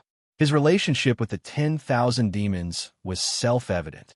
Once Yin Juexing defeated Yu Qianqiu, then the 10,000 demons. The hearts of the 10,000 demons' disciples couldn't help but beat wildly, but they didn't dare to show the slightest flaw on their faces. After all, no one could guarantee victory until the end of the battle. The few of them were afraid of being seen through by others, so they couldn't help but secretly look around, only to discover that there were already many people glancing at them faintly. Regardless of the final outcome, everyone could see that Yu Qianqiu was indeed worthy of being the world's #1 expert. His cultivation was obviously much higher than Yin Juexing's. Otherwise, Yin Juexing wouldn't have to hide in the crescent moon and not dare to come out to fight. Everyone present only knew that Yu Qianqiu's cultivation was very high, but no one knew that Yu Qianqiu's cultivation had actually broken through to the immortal realm. Even Yin Juexing himself didn't expect that Yu Qianqiu's cultivation would be so much higher than his. At first, he was worried that the Devil Blade wouldn't be able to block Yu Qianqiu, so he focused on controlling it. Now, he realized that he had underestimated the power of the Devil Blade. He could completely block his opponent effortlessly, so he immediately heaved a sigh of relief. The two fingers that were pressed together on his eyebrows loosened, and his eyes slowly opened. He looked at Yu Qianqiu, who was facing a wall in all directions, and sneered. Yu Qianqiu, is that all you have? Are you at your wit's end? If that is the case, then it will be my turn to attack. I will let you prepare yourself so that you will be convinced of your defeat and understand who is the true #1 expert in this world. Yin Juexing's tone was undoubtedly insolent, and everyone's heart jumped when they heard it. They all silently thought that Yin Juexing still had an attack that he hadn't revealed yet. Could the battle that would decide the fate of the cultivation world be decided? Everyone in the Wu clan got nervous, as they didn't know if Yu Qianqiu could block Yin Juexing's counterattack. Yu Qianqiu stopped his ineffective attacks and appeared in the sky. Even though he had reached the immortal realm, the continuous instant shifting was extremely tiring for him. Jiang Yi glanced at Wu Lixue, who was nervously grabbing his clothes, and suddenly stared at Yin Juexing. He spoke indifferently. I just wanted to test the Devil Blade's power. I gave you some face, but you still took advantage of me. In my eyes, you're just like a chicken or a dog. You don't even have the qualifications to be my opponent, and you actually don't know the immensity of heaven and earth. Truly pathetic and laughable. Fine, I will let you die earlier and reincarnate earlier. I can't be bothered to talk to you. A pale golden radiance flashed by, and a pale golden quaint longsword landed in his hand. Yu Qianqiu raised the long sword in his hand and wiped the edge of the blade gently while letting out a soft sigh. Even when he was in the immortal world, he had never used this divine sword. He didn't expect that the first time he used it would be against Yin Juexing. If it wasn't for the devil blade that was left behind by the demon god in Yin Juexing's hand, Jiang, he wouldn't use it so easily. Yin Juexing squinted his eyes and took 2 glances at the long sword in Jiang Yi's hand. When he didn't see anything special about it, he immediately sneered and said, "You are the type of person who wants to save face and suffer. If I were you, I would either admit defeat obediently or run for my life. If you're trying to boost your courage by putting on airs, it will be truly pathetic and laughable." As he spoke, he looked at the spectators and continued to boast. "How do you want to die? I will grant your wish." Right now, he was full of ambition and wanted to use this battle to wipe away his previous humiliation, to intimidate the world, and to establish his position as the #1 expert in the world. "You will grant my wish?" Yu Qianqiu seemed to have heard the funniest joke in the world. He pointed the long sword in his hand and sneered. "You are indeed a frog at the bottom of a well who doesn't know the immensity of heaven and earth. Block my sword first, and then we will see if you're qualified to say such nonsense." With a loud shout, Yu Qianqiu teleported and disappeared again. The crescent blade that was protecting Yin Juexing suddenly pointed in one direction and forced Yu Qianqiu to reveal himself again. Yin Juexing was just about to ridicule Yu Qianqiu, but before he could say anything, he saw the sword in Yu Qianqiu's hand suddenly erupt with an ancient aura that looked down on the world, and it rushed over like a raging wave. The devil blade that was protecting him immediately let out a rapid, buzzing sound to warn him. Yin Juexing had a bad feeling, and his pupils suddenly contracted. He saw the long sword in Yu Qianqiu's hand suddenly become a 100-meter-long longsword.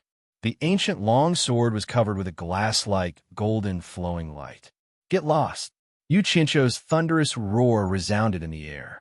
A huge longsword swept out and hit the devil blade directly. Boom! A loud sound exploded in the air, and an almost tangible air wave spread rapidly like a shock wave. The devil blade that was shining brilliantly just now couldn't withstand a single blow. It was hit by the huge longsword directly and became a black dot in the distance. The attack of the godly sword broke the impenetrable defense of the devil blade on the spot. It was completely a heavy blow without any tricks, and it won fair and square. Everyone around gasped. This attack immediately burst the bubble in some people's hearts. There was no need to guess who was stronger and who was weaker. "Die!" Yu Qianqiu's roar resounded in the air again. In his hand, the long sword was as light as a willow in the wind. It drew a huge golden lotus in the air and wrapped around Yin Juexing. Yin Juexing's insolence had already been replaced by paleness in the face of the majestic, huge longsword net. He was immediately scared out of his wits. Even the devil blade couldn't block the opponent, so it was even more impossible for his body to block the attack. However, the only direction he could dodge was behind him, so he teleported to escape without hesitation. However, it seemed to be a bit too late. With Yu Qianqiu's cultivation and speed, coupled with the fact that it had happened so suddenly and carried a hint of a sneak attack, how could he retreat safely? Pooh! A leg flew in the air with a splash of blood. A fierce look flashed across Yu Qianqiu's face. He was determined not to let his opponent go. With a shake of his arm, the longsword cut off Yin Juexing's leg, and the broad longsword slammed towards Yin Juexing, who was in a panic. The momentum seemed to want to smash Yin Juexing into a meat patty. Devil fist! Yin Juexing, who couldn't escape in time, roared in grief. He desperately punched towards the sky and directly hit the longsword. Boom! Yin Juexing screamed miserably, and the sound of bones shattering could be heard. One of Yin Juexing's arms was swaying like a piece of meat, and he violently vomited a mouthful of blood. His entire body was slammed towards the ground like a meteor. Bang! The ground shook, and a sizable pit appeared. From the sky, one could vaguely see Yin Juexing vomiting a few mouthfuls of blood. It was obvious that he was seriously injured. However, the might of the devil fist couldn't be underestimated. It was actually able to resist the divine sword's attack and didn't die in one hit. However, How could the divine sword be so easily blocked? It might be as light as a willow catkin in Yu Qianzhou's hand, but it weighed 108,000 kilograms. In addition, when Yu Qianzhou wielded it, it was imaginable how powerful the attack was. The huge change in the blink of an eye caused everyone to tremble with fear. The Wu clansmen were extremely excited, while the disciples of the 10,000 demons were terrified. Die! Yu Qianzhou's desperate cry rang out, and the divine sword in his hand was thrown down from the sky with the might of thunder. It stabbed straight towards Yan Zhuixing, who was struggling in the deep pit. Right at this moment, a huge black light burst out from a distance and directly collided with the divine sword. It was the devil blade that was knocked away earlier that came back to save its master. Boom! The divine sword was knocked askew, and when it stabbed into the ground, it deviated from the deep pit by a few dozen meters. Yu Qianzhou took a quick glance and couldn't help but exclaim that the divine weapon refined by the demon god was truly extraordinary. It wasn't damaged by the divine sword's attack. It was only knocked away. If Yan Zhuixing's cultivation was a little higher, the might of the sword would be even greater, and the devil blade might be able to fight against the divine sword. The devil blade saved its master, and it immediately won a chance for Yan Zhuixing to catch his breath. It protected Yan Zhuixing and flashed out of the pit together. Yan Zhuixing reached out his claw and directly sucked a leg that fell from the sky. It was the leg that was chopped off by the divine sword. At this moment, how could Yan Zhuixing not understand that he wasn't a match for Yu Qianzhou? He almost didn't hesitate to crush his severed leg into a blood mist and cried out miserably, "Blood escape! Try to run." Yu Qianzhou snorted coldly and suddenly pulled out the giant divine sword that was stabbed into the ground. It instantly shrunk into a flying sword and turned into a golden stream of light in the direction that Yu Qianzhou pointed at. It shot into the expanding blood mist. There was a miserable scream from inside.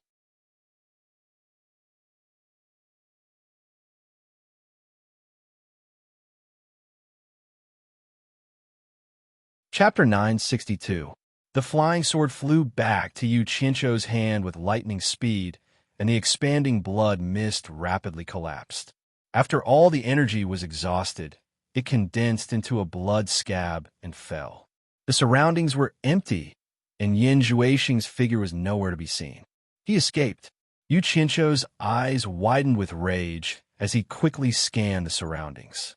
Subsequently, he turned into a stream of light and chased after Yan Zhuixing. In just a short moment, everyone saw Yu Qianzhou going back and forth in all directions. It was obvious that he was searching for the escaped Yan Zhuixing. After a long time, a high-speed stream of light scuttled back in front of everyone. Yu Qianzhou appeared with an ashen expression and wasn't in a good mood. Everyone couldn't help but look at each other in dismay. It was needless to say that Yan Zhuixing had escaped. Wu Sihai asked with a grave expression, "What happened? Did he escape?" He couldn't help but be worried. Everyone had seen Yan Zhuixing's capability earlier, and if he was to make a comeback, the Wu clan would inevitably suffer calamity.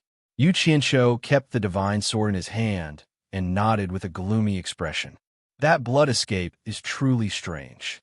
No one was able to detect the direction he escaped to. I wonder how he was injured by the sword earlier, but with the mystical power of his devil art, I don't think he will die. I wonder where he is hiding after he is severely injured. It will be great if we can find him and kill him. Wu Sihai spoke with concern. Yu Qianzhou seemed to have recalled something after hearing the statement. He looked at the faint palm print on Wu Lishue's face and suddenly glared at the 10,000 demons' disciples in the crowd. Those disciples were so frightened that they slowly retreated to the back of the crowd. Who knew that Yu Qianzhou would let out a cold snort and clawed at the air with his fingers? There were miserable screams, and a few bundles of white smoke exploded in the crowd. This action immediately frightened the disciples of the various sects, causing them to flee in panic. A few ferocious dried corpses fell straight down. Before they could even land on the ground, they had already crashed into the old trees in the forest below. Their bodies were already smashed into pieces, and they could not be more dead. Everyone immediately gasped and looked at Yu Qianqiu with lingering fear. It was the first time they had seen such a terrifying method of killing people without leaving a trace. Wu Sihai and the others were no exception, and all of them were extremely shocked. To them, this scene was even more terrifying than the scene of Yin Zhuixing being heavily injured. Everyone finally remembered that if Yu Qianqiu wanted to kill them, he could do it as easily as lifting his hand. He wouldn't even need to expend any effort.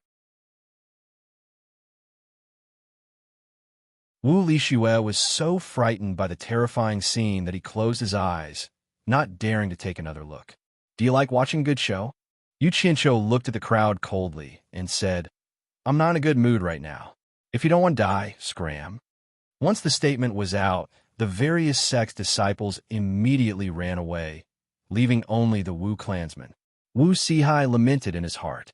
The current Yu Qianqiu was no longer the scum of the cultivation world that everyone wanted to beat up.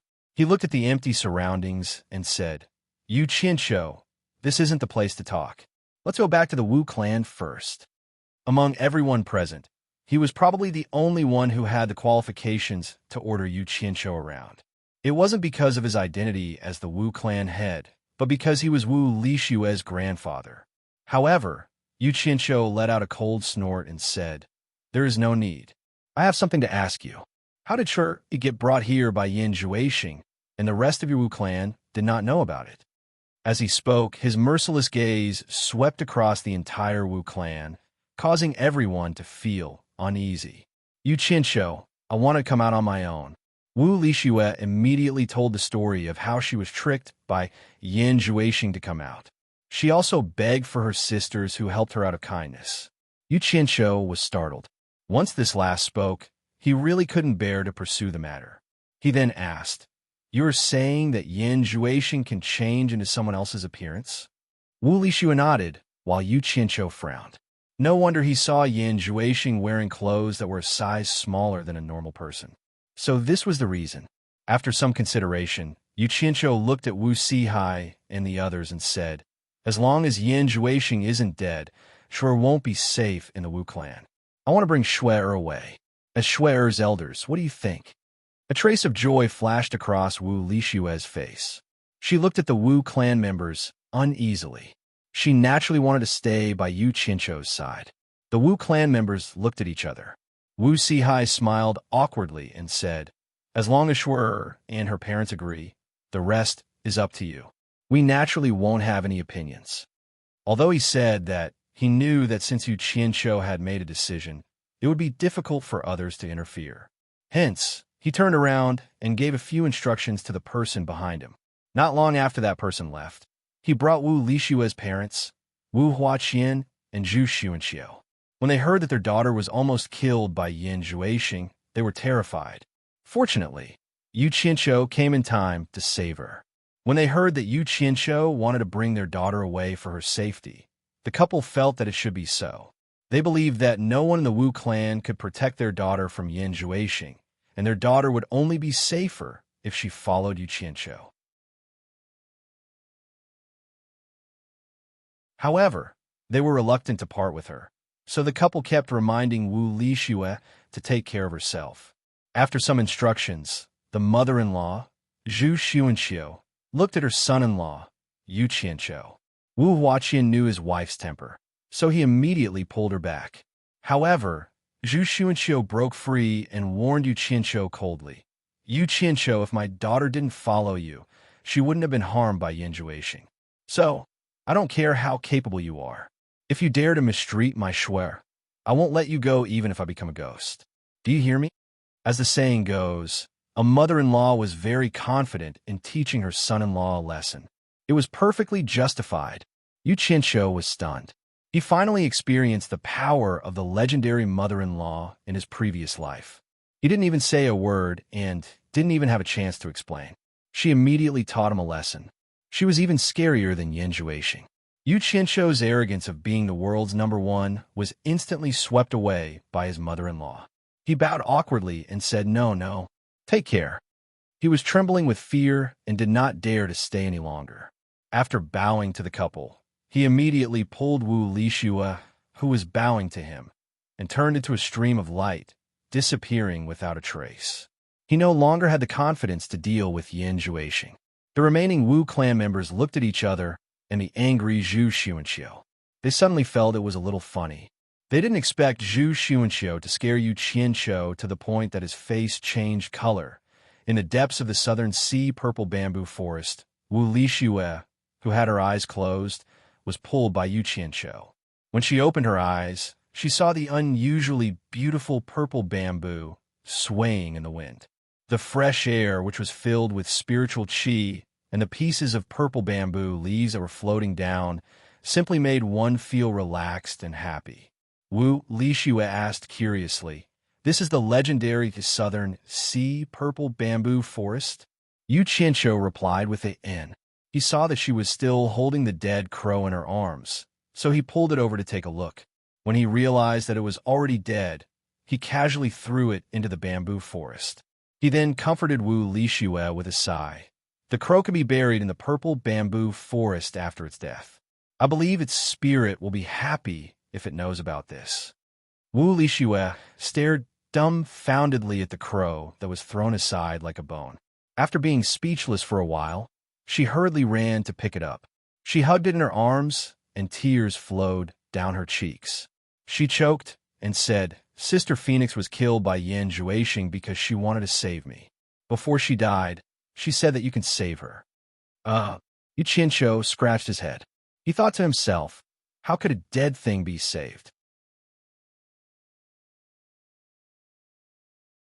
However, he couldn't bear to make Wu Lishue sad again, so he smiled apologetically and said, "All right, I will try my best to think of a way. Give it to me. It's so ugly for a beauty to hold a dead thing in her arms." He walked over and was about to grab the dead crow in her arms again. Who knew that Wu Lishue would be scared by his throwing it away like a bone? She immediately kept it in her storage bag and said cautiously with tears rolling down her face, "I will give it to you when you think of a way to save her." Hee hee. All right, I will do as you say. Yu Qianqiu was a little gloomy as he pulled her towards Bamboo Lang Paradise. Along the way, this simple-minded girl looked around at the wonders of the purple bamboo forest. Her tears finally dried up, which made Yu Qianqiu let out a sigh of relief. Under the bamboo signboard at the entrance of Bamboo Lang Paradise's courtyard, Nongzhu crossed her arms and looked at the two people walking out from the bamboo forest path. She was obviously alarmed by the conversation between the two people in the bamboo forest. Her expression didn't look good. Behind her stood a smiling Furong and a wide-eyed Zi. "Wu Lishue, why are you here?" Zi cheered and immediately ran towards the two people. She hugged Wu Lishue. Nongzhu was slightly surprised. She didn't expect Zi and Wu Lishue to know each other. Her expression became slightly better. Wu Lishue, who came to this legendary place, was a little nervous. Now that she saw Zi, an old friend of the Wu clan, she immediately became happy and lively. The two women chatted continuously. When Furong walked over and intimately hugged Yu Qianqiu's arm, Wu Lishue's cheerful voice immediately stopped. He was the only one who could not stop chattering. Yu Qianqiu's forehead immediately broke out in cold sweat. He didn't dare to look back. Hee. Nongzhu stood at the entrance of the courtyard and blocked the way with her arms crossed. She sneered and said, "What? You brought another one back? How many more are you going to bring to my place? Damn it. Are you trying to embarrass me on purpose?" Yu Qianqiu immediately coughed and changed the topic very seriously. Yin Zhuixing is not dead. I fought with him again before I came here, but he still escaped. The sneer on Nongzhu's face immediately disappeared. She said with a serious expression, "What happened?" Seeing that the topic was successfully changed, Yu Qianqiu immediately told her what happened in detail. Unknowingly, Nongzhu also stepped aside, and they walked into the courtyard. The Black Moon Pagoda in old Devil Yan's hands is actually a divine weapon and a devil blade personally made by the devil god. Nongzhu let out a cold breath. After a long time, she came back to her senses and asked in a deep voice, That guy's a great threat to the human world. What are you going to do?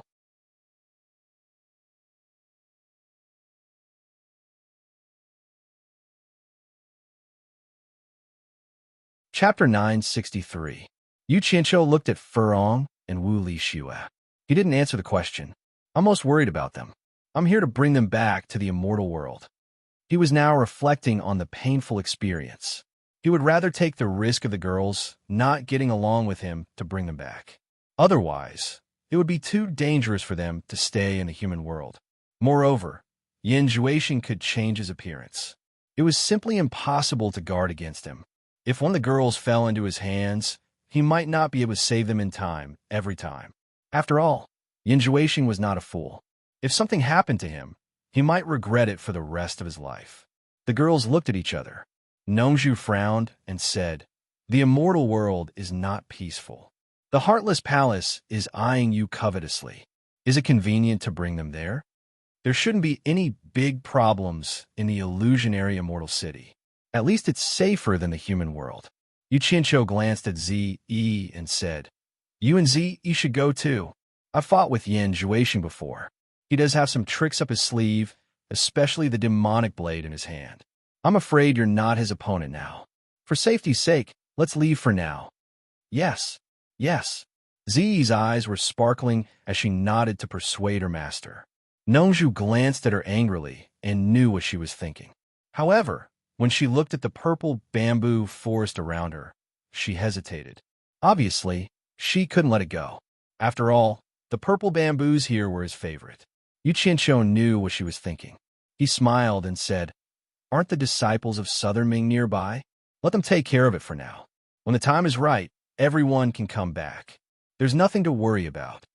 Nongzhu nodded and said, "That's all we can do." After a short discussion, they decided to leave immediately without further ado. Nongzhu flew away to look for the disciples of the Southern Ming Empire. Yu Qianqiu, on the other hand, headed straight for the backyard of Zhu Lang Blessed Land. Yu Qianqiu came to the door of a bamboo house that looked like a stilted building. Just as he was hesitating whether he should push the door open or not, the bamboo door opened with a creak. The allured seductress held the door with one hand and looked behind him to make sure there was no one behind him. She leaned against the door gracefully and looked at him with her bright eyes, which made Yu Qianqiu's heart palpitate. He coughed and said, "Are you used to living here?" The allured beauty covered her mouth and giggled.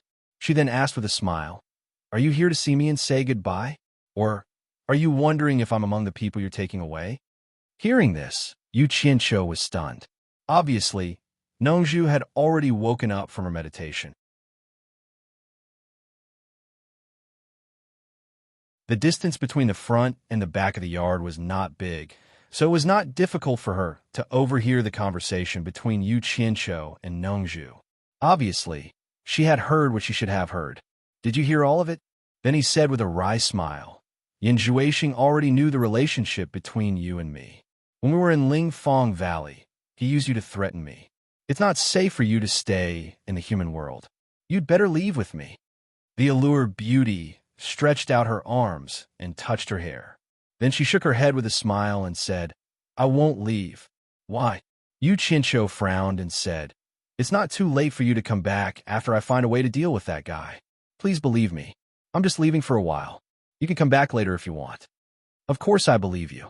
If I didn't believe you, I wouldn't have abandoned my sect and everything to follow you to the purple bamboo forest in the South Sea.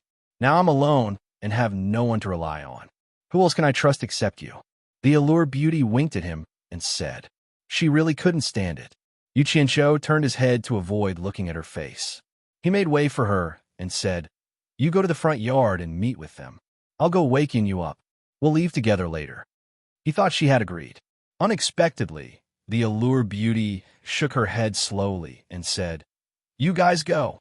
I won't go. Anyway, I'm alone and have no one to love me. If Yin Juexing kills me, then so be it. That way, you won't pity me and I'll be a burden by your side. I don't want to be someone else's burden." Yu Qianqiu looked back and was speechless. What was she talking about? He then said with a wry smile, "Aren't you just saying that out of anger? Did I offend you in some way?" The allured beauty tilted her head and looked at him curiously. She blinked her eyes and said, "Don't you know where you offended me? This woman really knows how to rub my sore spot." Yu Qianqiu felt guilty. Why did he feel that this woman was leading him astray again? So he pretended to be at a loss and shook his head repeatedly. "I really don't know." The allure beauty sneered and said, "Okay, then come in and I'll tell you." She stretched out her jade-like arm and directly grabbed the clothes on Yu Qianqiu's chest. She forcefully pulled him in and closed the door. She then set up a soundproof enchantment in the room. She straightened her chest and pressed Yu Qianqiu step by step. "Why don't you continue to pretend?" She had already thrown caution to the wind. She knew that if she didn't take this opportunity to force Yu Qianqiu to break the window paper, it would be even more difficult in the future. After thinking about it for all these years, she finally understood that the past was in the past. She was still the allure beauty who dared to love and hate. Why should she be bound by invisible constraints and be entangled in the middle of the night when no one was around? So she resolutely decided to be herself. At the same time, she also decided to tear off the hypocritical mask of that lecherous but cowardly guy. Everyone had a clear understanding of the matter. There was no need to face hypocrisy with a conscience. What she liked was what she liked. What did it have to do with others? Of course, it took a lot of courage to make such a decision. It was difficult for her to make up her mind alone. It was someone else who really made her make this decision, and this person was in the bamboo house next door. Especially after hearing the conversation between Yu Qianqiu and Nongzhu, that person immediately came up with an idea to let her threaten Yu Qianqiu at this time. Yin, who was sitting cross-legged, slowly opened her eyes after the two people next door entered the room and stopped moving. She smiled bitterly and shook her head. She had seen many things between men and women in the dormant spring house. In this aspect, nothing could be hidden from her eyes. After getting along with the allure beauty for a long time, she naturally found out the secret of the allure beauty. Otherwise, why did the allure beauty go to the cornucopia to find Yu Qianqiu in the dormant spring house? It should be known that the more unruly a woman looked on the surface, once she fell in love with a man, she could really do anything. She could die with just a word. This kind of woman could not afford to be hurt. If it was just the wishful thinking of the allure beauty, she would not have fanned the flames. No woman liked her man to have many women. However, she also saw the guilty conscience hidden in the bottom of Yu Qianqiu's heart. If he was open-minded, why would he have a guilty conscience? It was only because of some special reasons that he didn't dare to take even half a step out of line. Finally, there was the scene next door. Yin didn't know whether she had done a good deed or if she had done something stupid. In fact, she knew in her heart that the reason why she did this was not because she was willing, but because of her inferiority due to being born in a brothel. In addition, she cared too much about Yu Qianqiu and was afraid of losing him.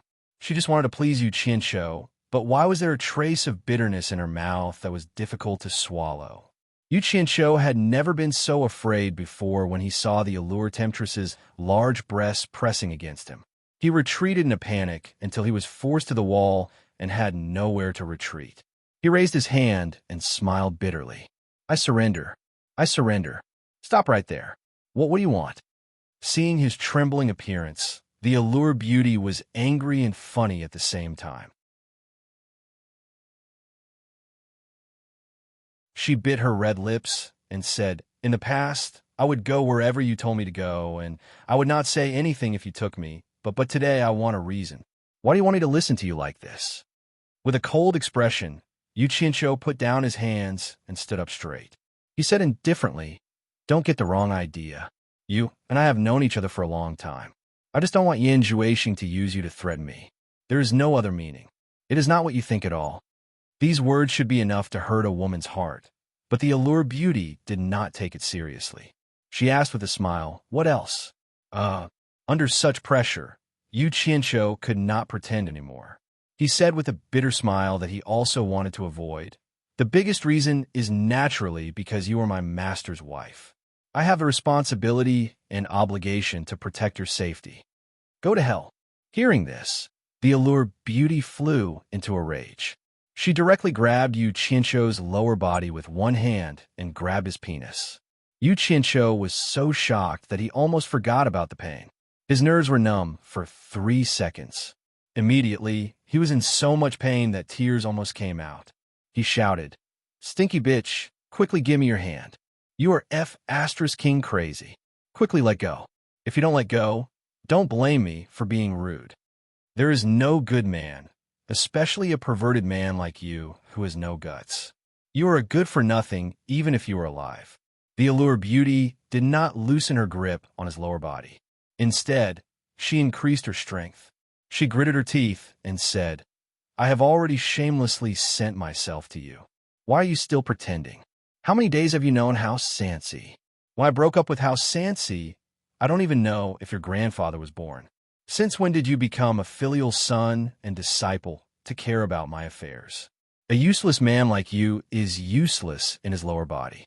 It is better for me to castrate you myself and cut off my future thoughts." "You are crazy," Yu Qianzhou roared.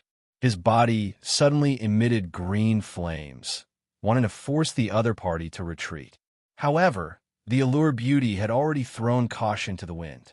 Enduring the unbearable pain, she clenched her teeth and closed her eyes. She shook her head and said, "If you do not give me a reason today, I will not let go even if I die. If you have the ability, then kill me." King let go. "Ouch, it hurts. It hurts." Yu Qianzhou really wanted to force out the purple flames and burn the devil's claw that was grabbing him. However, he could not bear to do that. Ouch, he gave in and said, tell me, what kind of reason do you want?"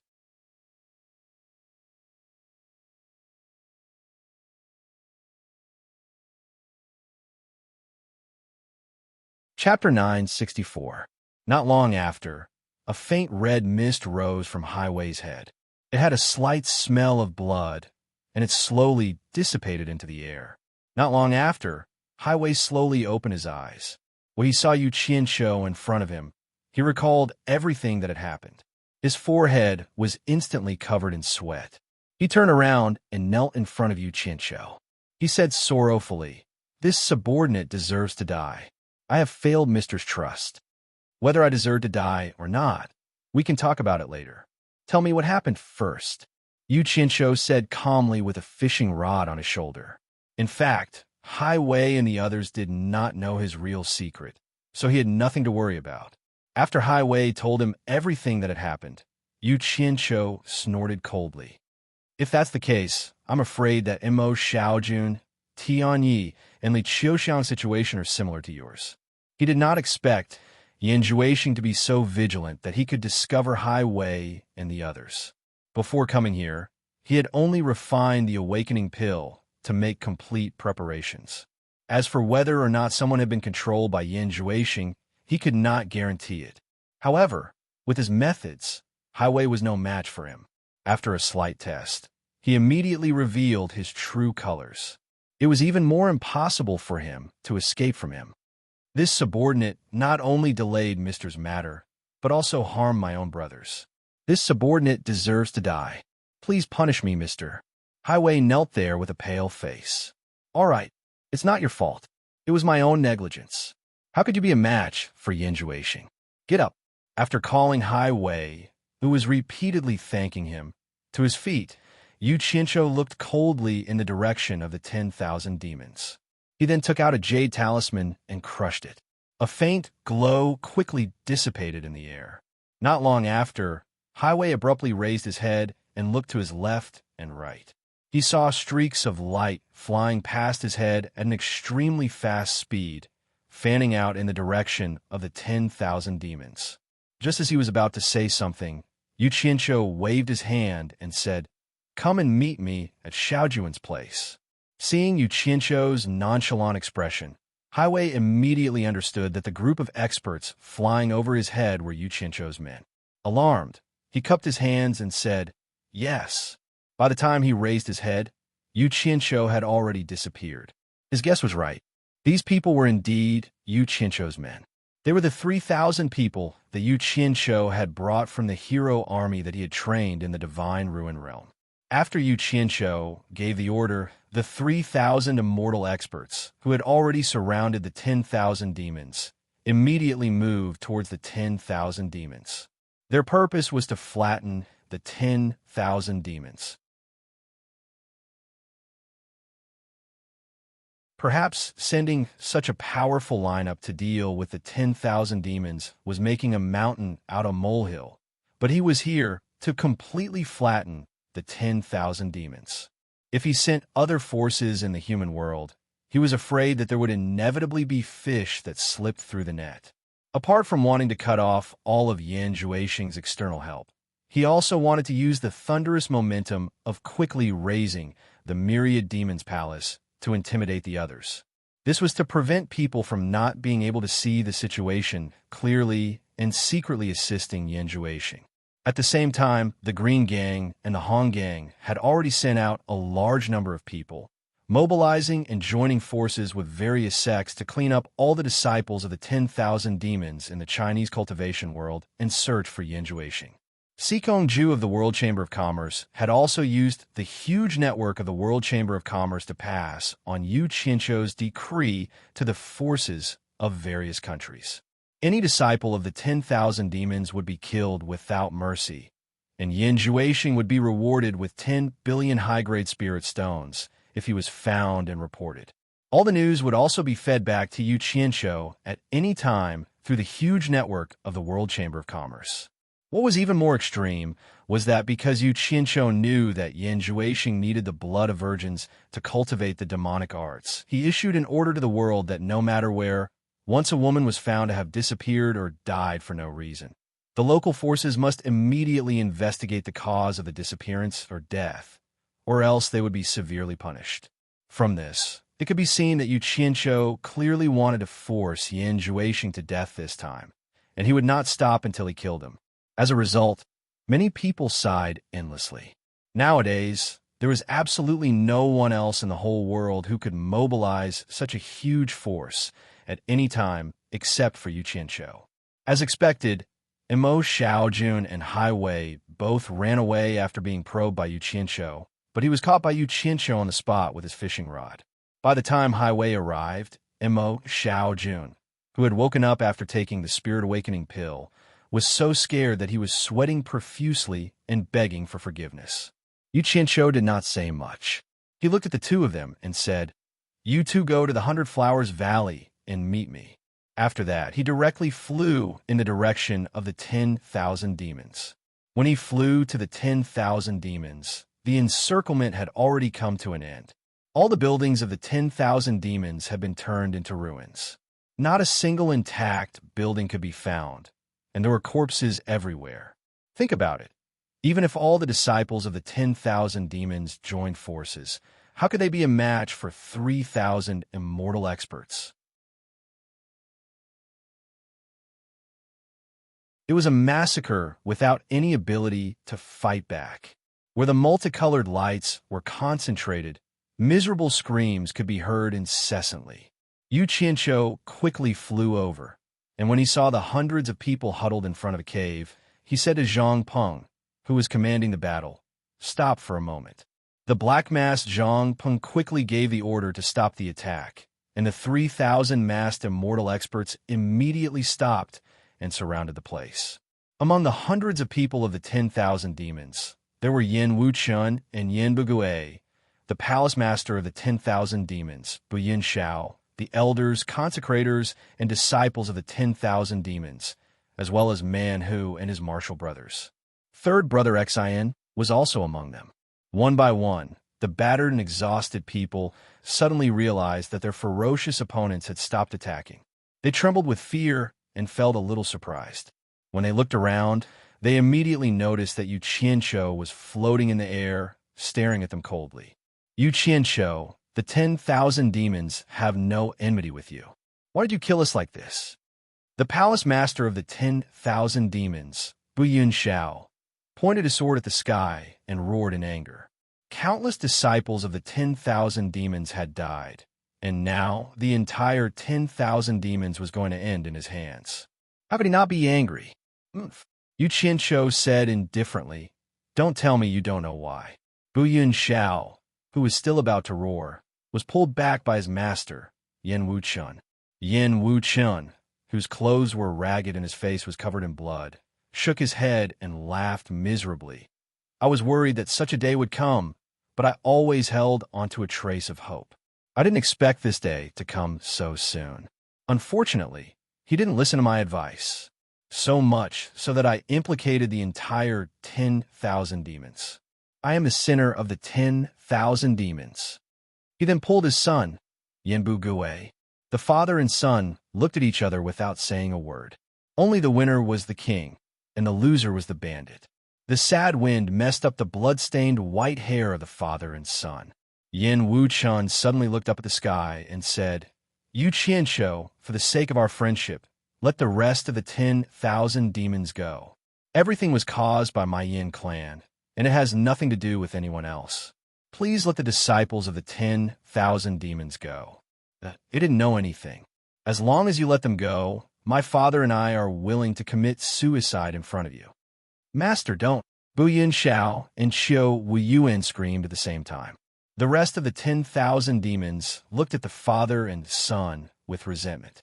It was impossible to say that they didn't hate them, even if Yin Wuchun was the previous sect leader. Corpses were everywhere on the ground, and the sky was clear, with only a few white clouds drifting by.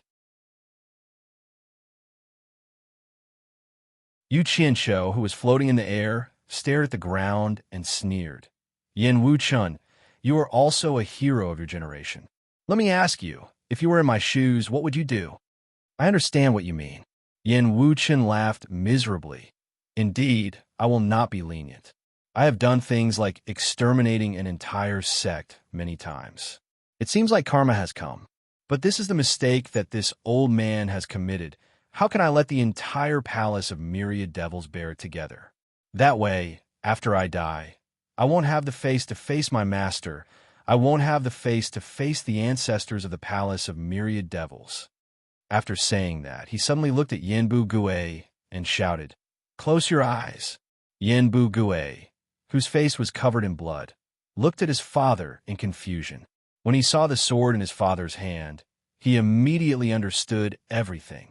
He knelt in front of his father and kowtowed while crying, "It is all because of your unfilial son that I caused this disaster, father. Your son's death will not be regretted. In my next life, I will serve you again, even if I have to be an ox or a horse." Yin Wuchun was so emotional that his face was trembling. He grabbed Yinbu Gui's hair with one hand and raised the sword in the other. Bu Yinshao and Xiao Wuyuan screamed and knelt down, hugging him. "Master, don't." Yin Wuchun was indeed a fierce and ambitious person. He could win and lose. He kicked his two disciples away and shouted, "Now that things have come to this, don't be stupid." There was a flash of silver light in his hand, and his son's hot blood sprayed on him. "Eldest martial brother," Bu Yinshao and Xiao Wuyuan exclaimed in unison. Yin Wuchun held his sword in one hand and his son's head in the other. He faced Yu Qianshou with his eyes wide open and shouted in a sorrowful voice, "We will bear the consequences of our mistakes. Yu Qianshou, please let the rest of the 10,000 demons go. I will repay you in my next life." Then he threw his son's head away and grabbed his messy hair with one hand. The sword in his other hand flashed, and the hot blood rushed to the sky. "Master!" The two disciples cried in sorrow. Yin Wuchun didn't fall even after he cut off his own head.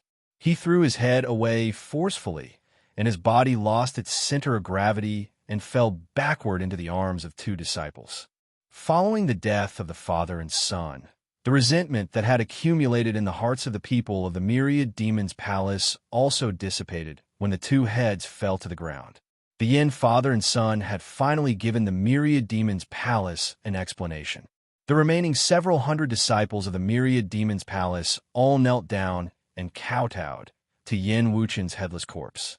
Many of them were so moved by Yin Wuchun's act of sacrifice that they choked with sobs. Coupled with the countless corpses that had died tragically all around them, the atmosphere down below became extremely gloomy.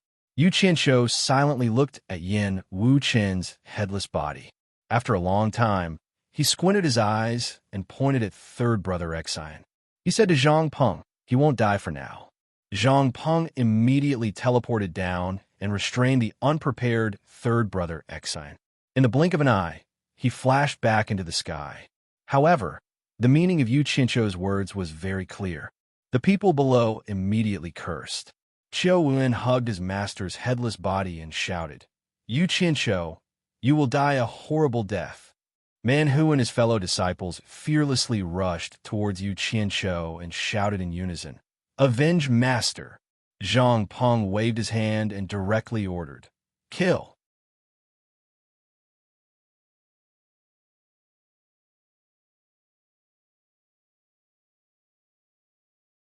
Chapter 965. Senior Brother Man Hu and the others knew that it was impossible for them to escape from Yu Qianzhou alive. Hence, they decided to self-detonate their Dantian and kill Yu Qianzhou to avenge their master Bingqingzi.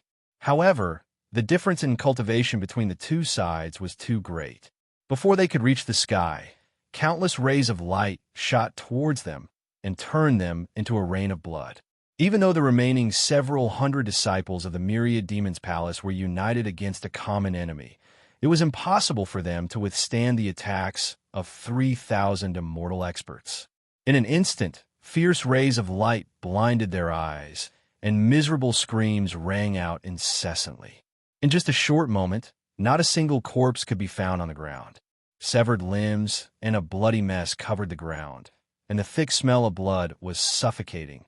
Following Zhang Peng's order, the 3,000 members of the heroes quickly scattered in all directions to search for survivors.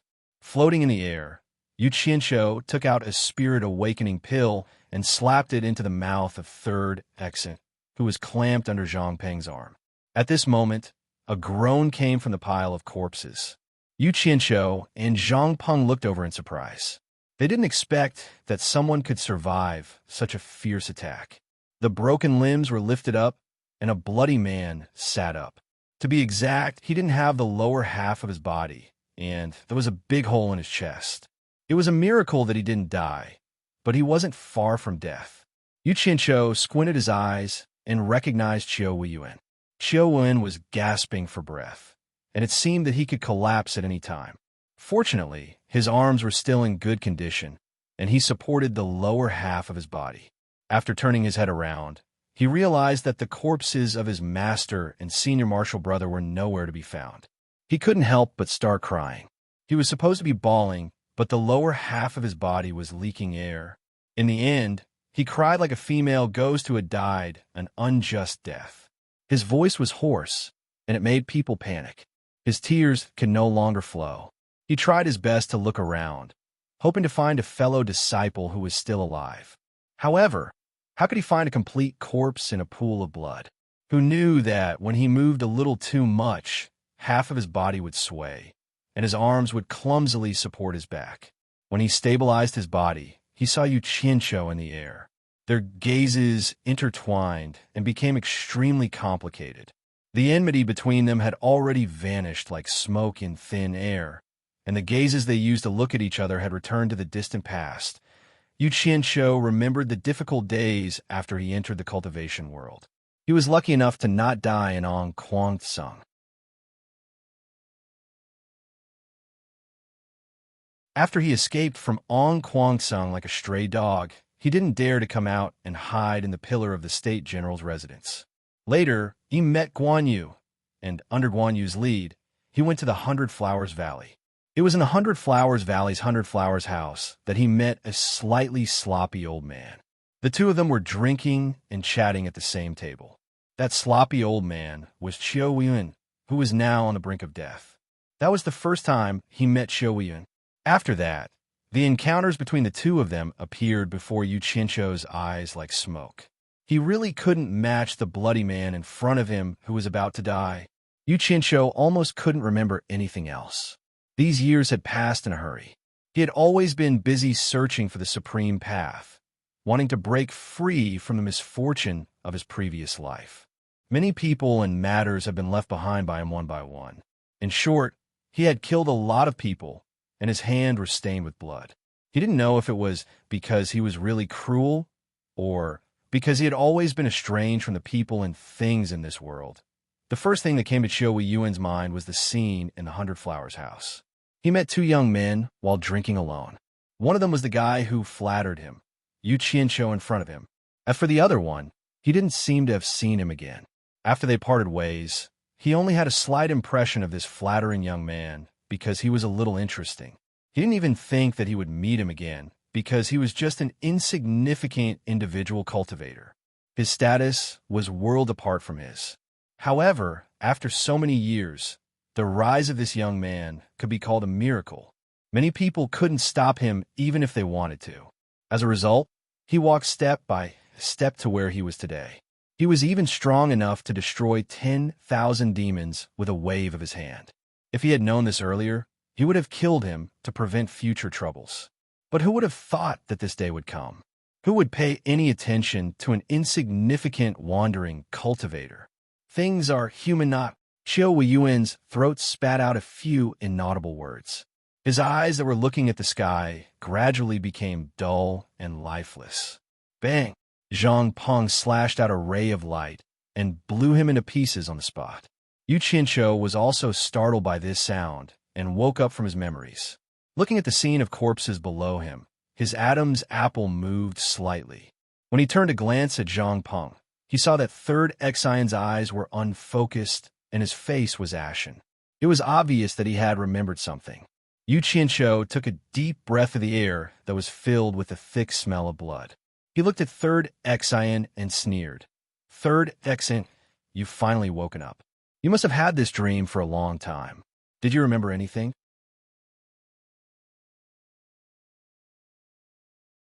Zhang Peng immediately grabbed the back of third Exion's neck by his clothes and dragged him in front of Yu Qianqiu. Third Exion slowly raised his bloody face and looked at Yu Qianqiu with a bitter expression. Yu Qianqiu, let me go back to Lingfang Valley and find my master to apologize. I will cut my throat in front of my master. You don't have to do it. Lingfang Valley? Your master? Yu Qianqiu laughed as if he had heard a funny joke. He shook his head and said, with your help, Lingfang Valley has long been destroyed by Yan Zhuixing. In order to save your brothers, your master was humiliated by Yan Zhuixing. He almost lost his life. As for your brothers, none of them were spared. All of them were killed by Yan Zhuixing. Today's Lingfang Valley has already become a barren mountain. Your master has also left disheartened. Only the souls of your brothers are lingering here. You're just an animal that helps a tiger do evil. What do you want to go back to see? After hearing this, third Exion looked at Yu Qianqiu with fear in his eyes. It was as if he had seen a ghost. His chest was heaving up and down, and he was holding his breath. But in the end, he could not hold his breath. He spat out a mouthful of blood and asked in a trembling voice, is what you said true? Yan Zhuixing never abandoned you and kept you by his side. He trusted you so much. Didn't he tell you about this? Yu Qianqiu snorted coldly and said, everyone in the cultivation world knows about this. If it weren't for our friendship, you would have died by my hands long ago. Do you think there's any point in me lying to you? Third brother Xian was stunned like a wooden chicken. After struggling for a long time, Yu Qianqiu signaled Zhang Peng to let go and said, for the sake of your master, I won't kill you. Get lost. Where's my master? I want to see her. Third Exion asked with a bleak expression. I think you can forget about that. Your master has finally recovered from her sadness and despair. It would be strange if she didn't get agitated when she sees you. Yu Qianqiu sneered. I understand. Third brother Exion nodded silently. He took out a Jade archive from his storage pouch and wrote something on it. After he was done, he handed it to Yu Qianqiu and said, I'll have to trouble you to pass this to my master. That won't be a problem.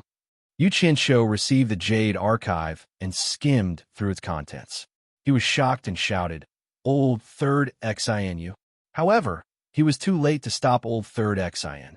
He saw Old Third Exion's chest puff out as a hole appeared where his heart should have been. Finally, blood gushed out of his mouth. It was unclear what Old Third Exion was mumbling, but it was probably some sort of apology. Then, Old Third Exion plummeted to the ground.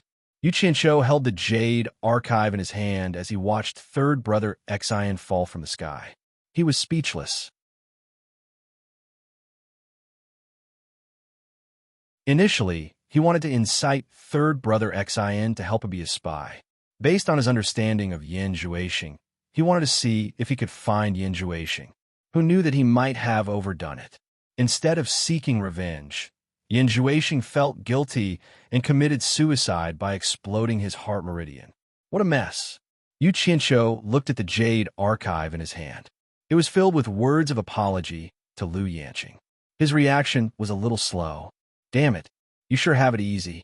You committed a bunch of mistakes, and yet you don't know how to repent. You just die. Yu Qianqiu muttered as he looked down. When he raised his head, the 3,000 men had returned. Zhang Peng took a head count and reported. Yu Qianqiu looked around and waved his hand expressionlessly. Everyone disappeared into thin air. However, all that was left were ruins. The corpses and the pools of blood painted a picture of the aftermath of a great battle. As the thick smell of blood spread, it soon attracted a large number of eagles and other birds to circle in the sky.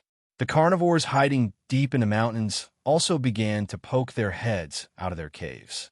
Smelling the blood in the air, they became unusually excited and restless in the sky above the back mountain of the Hundred Flowers Valley. Amano and Li Qiuxiang hung their heads in fear behind Yu Qianqiu.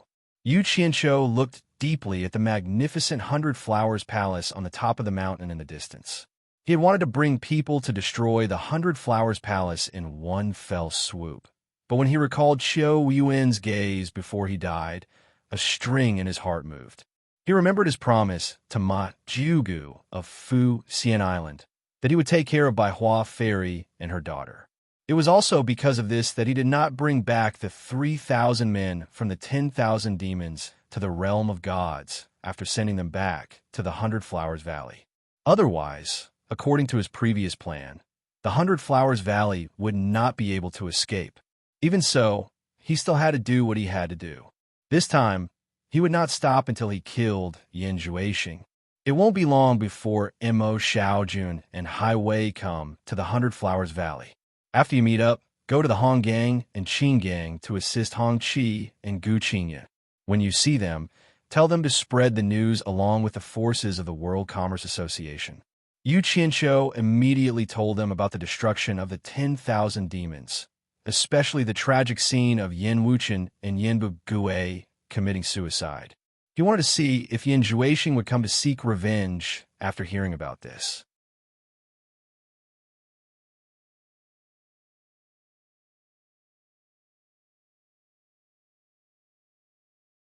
Chapter 966. The atmosphere in the Hundred Flowers Valley was still the same. The style that had lasted for many years had never changed. However, compared to usual, the atmosphere was a bit different. The reason was naturally because Yin Zhuixing had caused Yu Qianqiu to order his men to attack the 10,000 demons. Many people were guessing that the next target would be Baihua Palace. While people were whispering in the streets and alleys of the Hundred Flowers Valley, there was a sudden explosion in the sky. Even the ground trembled. Everyone looked up in shock, only to see a streak of light forcefully breaking through the defensive formation of the Hundred Flowers Valley, directly barging in and floating in the sky. Everyone looked at the newcomer with fear. How could a person who could forcefully break through the defensive formation be ordinary? The surroundings were silent, as if everything had frozen in time. Everyone looked up at the sky without moving. The old people who had lived in the Hundred Flowers Valley for a long time recognized Yu Qianqiu. After seeing that the newcomer was Yu Qianqiu, many people began to ponder. They were afraid that the newcomer had ill intentions and was looking for trouble with Baihua Palace. Sure enough, after Yu Qianqiu glanced down, he turned into a streak of light and directly shot towards Baihua Palace. Whispers immediately spread in the Hundred Flowers Valley. There were already many people in Baihua Palace who were uneasy because Yin Zhuixing had offended Yu Qianqiu. The loud sound immediately shocked everyone in the palace. Before they could see who the newcomer was, a streak of light directly broke through the mountain gate and landed in front of Baihua Palace, standing face to face with Baihua Palace mistress who just happened to come out to see what was going on. Guan Mushue, long time no see. Yu Qianshou stared coldly at Bai Hua Fairy and directly called out her name. It sounded like he had come with ill intentions. Bai Hua Fairy looked at Yu Qianshou with a complicated expression. She had naturally heard about how her son was heavily wounded by Yu Qianshou and had to run away. Facing Yu Qianshou, who injured her son, she didn't have much resentment. After all, it was her son who took the initiative to cause trouble this time. She only hated herself for not being able to stop her son. Now that things had come to this, it was too late to say anything. Let's do what needs to be done. Bai Hua Fairy slightly bowed, but didn't say anything. Yu Qianshou narrowed his eyes and looked at the beautiful woman in front of him. Her hair had already turned white. Exhaustion was evident on her face. Obviously, she had not been less worried about Yan Zhuixing. Yu Qianshou, what do you want? A figure flashed by. Yan Zixia's eyes were red and swollen as she stood in front of her mother, as if worried that Yu Qianshou would do something to her mother.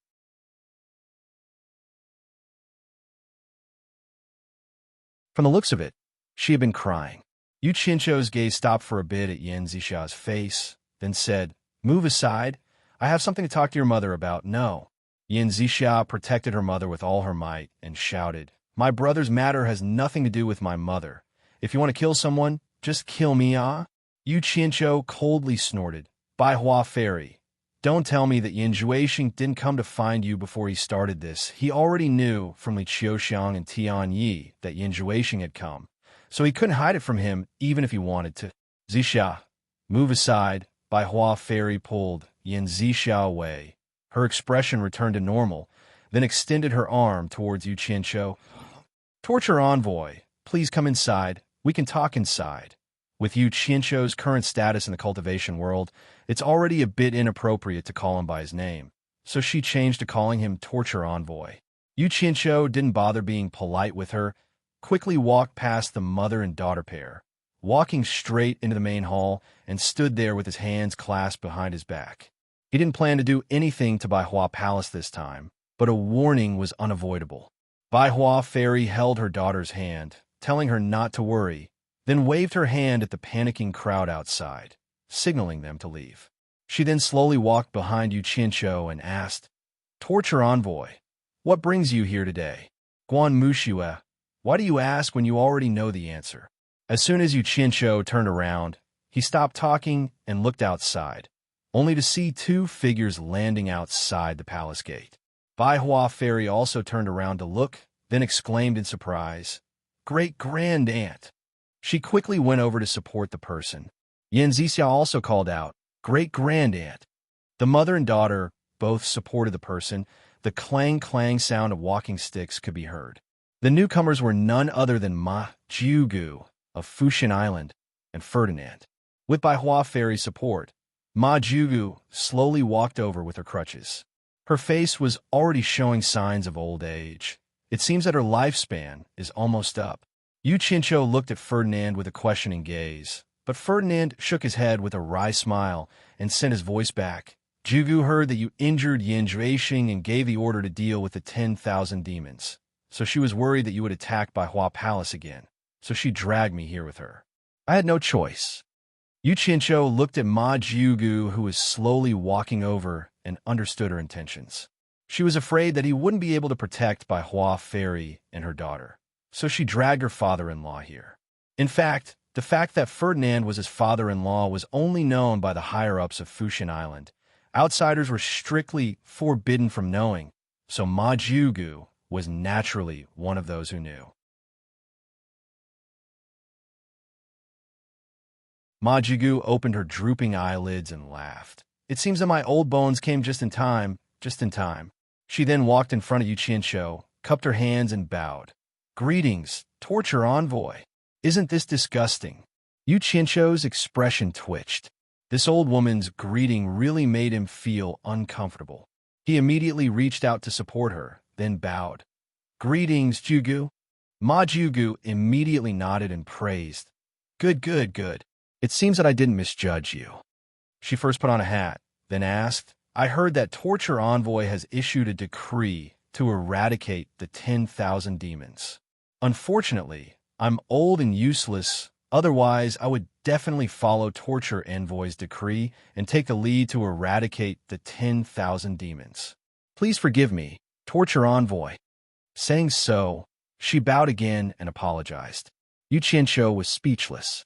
He had already experienced this old woman's temperament. She was an old woman who hid a needle in a velvet glove, but he couldn't do anything to her. After all, she had helped him several times.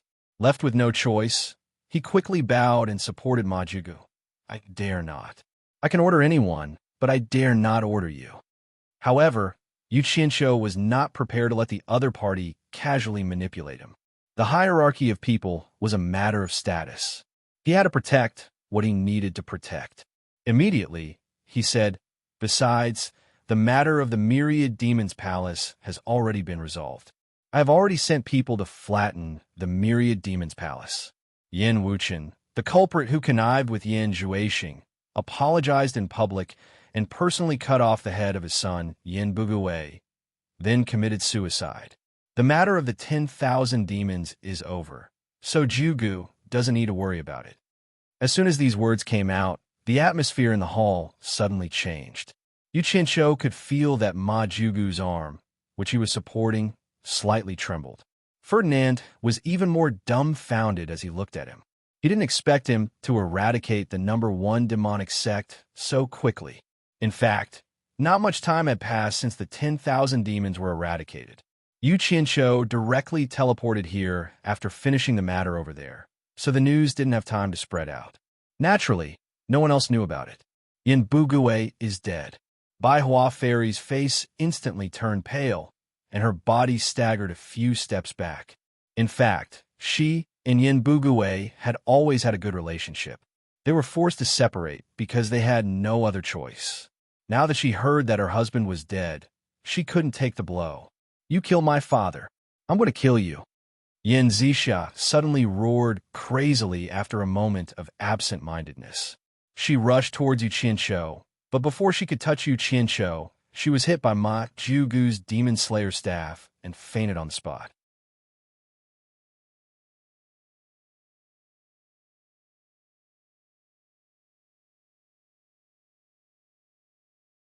Chapter 9:67. Ma Jugu ignored her, and now was not the time to care about her. There were more important things to deal with. She turned her head to look at the absent-minded Bai Hua Fairy, then looked at Yu Qianqiu and said with a smile, Torture Envoy, you are indeed swift and decisive. May I ask if you are here because that unfilial son of Mu Shui has caused trouble and wants to implicate Bai Hua Palace? Jugu is wise. Yu Qianqiu followed up on her words. Yin Juexing's demonic technique is extremely vicious and has endangered the safety of the entire cultivation world. Before he came out to cause trouble, he came to Bai Hua Palace and met with Bai Hua Fairy, but Bai Hua Fairy concealed it and almost caused a disaster. This is tantamount to becoming the enemy of the entire cultivation world. If he is not punished severely, I'm afraid it will be difficult to convince the public. Ferdinand looked at him speechlessly. However, the winner is king, and the loser is the bandit. The winner is always right, so what can others do? Ma Jugu naturally understood this, but she still nodded in agreement. Torture Envoy, I deeply admire you for taking care of the safety of the entire cultivation world. However, it is innate for a mother and son to be connected. How many mothers in the world would harm their own son? Moreover, Mu Shui had only met Yin Juexing once and did not help him with anything. This meant that Mu Shui still had a clear view of what was right and what was wrong. She shouldn't be implicated. Don't you think so, Torture Envoy? Yu Qianqiu looked at this seemingly slow-witted but actually shrewd old woman in front of him and felt a bit of admiration for her. She was already past her prime, but she still ran around for the sake of a younger generation. It was truly admirable. But he still insisted, Jugu is right, but if I don't punish him severely, it will be difficult to convince the public. If this matter is spread out and someone else helps Yin Juexing, how can I deal with it? Ma Jugu slowly turned her head to look at the absent-minded Bai Hua Fairy, then said, I'm sure that only the few of us here know about this matter. If Torture Lord is willing to spare the mother and daughter, I guarantee that no one else will leak this matter. Otherwise, torture lord can blame it on this old lady. Saying so, she looked at Ferdinand. Ferdinand can be a witness. Hearing this, Ferdinand smiled bitterly in his heart. She wanted him to speak, so he coughed and looked at Yu Qianzhou and said, I can vouch for the mother and daughter to ensure that this matter will not be leaked out. Otherwise, I will be held accountable. Ma Zhugu nodded with satisfaction. This was exactly what she wanted. Yu Qianzhou's eyes flickered as he looked at the two of them. He remained silent and appeared to be in a difficult position. He wasn't in a hurry to answer. He just wanted to waste his time here. Ma Zhugu didn't expect Yu Qianzhou to still refuse to let go even after Ferdinand had spoken. After thinking for a long time, she frowned and said, I remember that torture lord had promised me to protect the mother and daughter. Do you still remember it? Yu Qianzhou snorted in his heart. He was waiting for this sentence. Yan Zhuixing had used his women to threaten him twice. If he still wanted to protect his mother and sister, wouldn't that make him even more unscrupulous? He immediately said in a deep voice, This is completely different from my promise to protect them. Don't tell me I still have to protect them if they join forces with Yan Zhuixing to take my life one day. However, since Aunt Zhou brought up my original promise to talk about this matter, I will let the mother and daughter go today. It will be as if the original promise was used up by the mother and daughter. From now on, I will have nothing to do with them. Ma Zhugu was stunned for a moment, then shook her head. With her shrewdness, she immediately understood. She smiled bitterly and said, So you were waiting for me here? But it's fine. Since I don't have the intention, why should I force it? Saying so, she walked towards the absent-minded Bai Hua fairy with her crutch, held her hand, and sighed, Girl, your man is useless, and your son is causing trouble. What's the point of staying here? Come, let's go home. Go home. Where's my home? Broken, scattered. Bai Hua fairy recovered from her trance and looked at Ma Zhugu with tears in her eyes. Girl, don't cry. Go back to supporting Immortal Island. Supporting Immortal Island will always be your home. Live a peaceful life from now on. Let the men fight for the things here. What does it have to do with us women? If we continue to get involved, the ones who will be hurt will always be us women. Ma Zhugu turned around and nodded at Ferdinand. She no longer paid attention to Yu Qianzhou and held Bai Hua fairy's hand as she walked outside. Ferdinand immediately picked up Yan Zixia, who had fainted on the ground. Before leaving, he sent his voice to Yu Qianzhou. How is Furong? Yu Qianzhou didn't hide it from him and replied, Furong is fine. I have brought her to the immortal realm. You don't have to worry. The immortal realm? Ferdinand was shocked. He didn't expect that Yu Qianzhou had reached the point where he could travel between the immortal world and the mortal world. He nodded with relief and didn't say anything more. Holding Yan Zixia in his arms, he caught up with Ma Zhugu, who was outside the palace gate, and flew away together. The huge palace was deserted. Only Yu Qianzhou was left standing alone with his hands behind his back. He was lost in his thoughts. The days when he was with Yan Zixia on Fuxin Island appeared in front of his eyes. But today, he took a deep breath, got rid of all distracting thoughts, and disappeared. A woman's giggling could be heard from inside Wenqing Palace. A beautiful woman with her beautiful hair tied up in a bun was constantly jumping and dodging, waving the long gauze behind her to tease the little boy who was chasing after her. The little boy had big bright eyes, delicate and cute. He playfully chased after the fluttering gauze. His charmingly naive appearance made the woman chuckle incessantly. Mother, I caught it, I caught it. The little boy grabbed the fluttering palace gauze and cheered. However, he found that his mother was motionless with her back facing him. He ran over and grabbed his mother's hand, shaking it. Mother, mother. He raised his head and stared with his big eyes as if he wanted to call back his mother's attention. However, his mother looked at the door and shouted, Who are you? How dare you trespass here? Guards, guards. But the strange thing was that after she shouted a few times, not a single guard came in. The surroundings were silent. The little boy turned around and saw an unfamiliar man with a pale face slowly walking in without any expression. He quickly stood in front of his mother and shouted with a childish voice, audacious slave, get out of here." Sure enough, dragons give birth to dragons and phoenixes give birth to phoenixes. The environment dictated it. The person who came was none other than Yan Zhuixing, who had transformed into Shou Chun. After he was severely injured by Yu Qianshou, he hid within the borders of the Daong Kingdom. Who would have thought that after capturing a few girls to restore his body, it would immediately alarm a lot of cultivators who came to search everywhere? He couldn't understand how a few insignificant mortal girls could cause such a big movement in the cultivation world.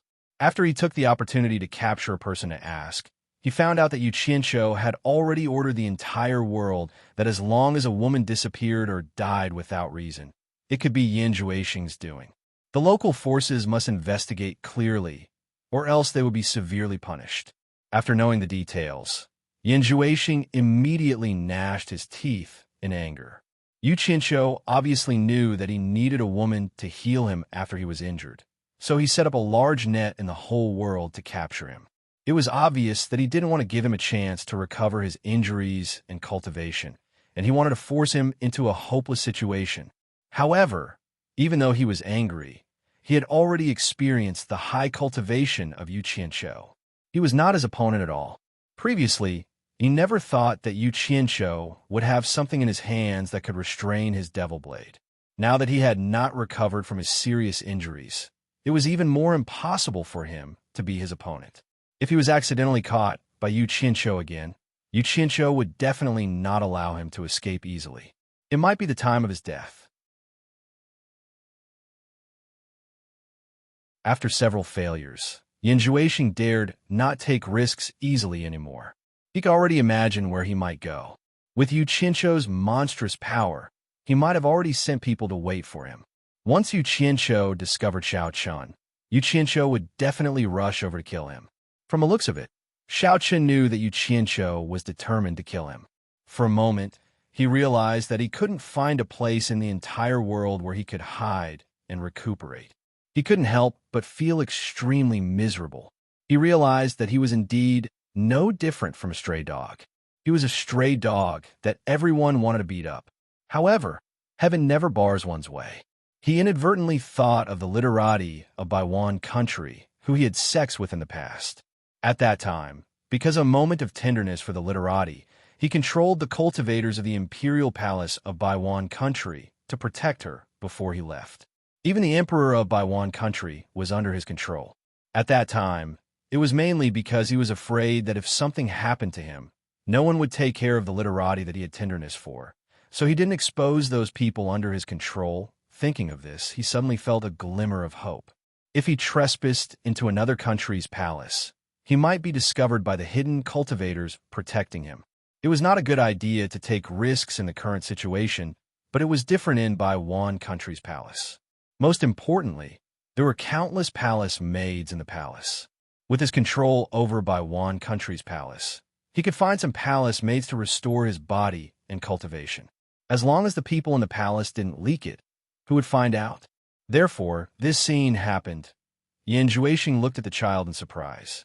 He heard the child calling his mother from outside. He looked around and saw no other woman except for the young woman in front of him. Could it be that the literati was the child's mother, and the literati was already married?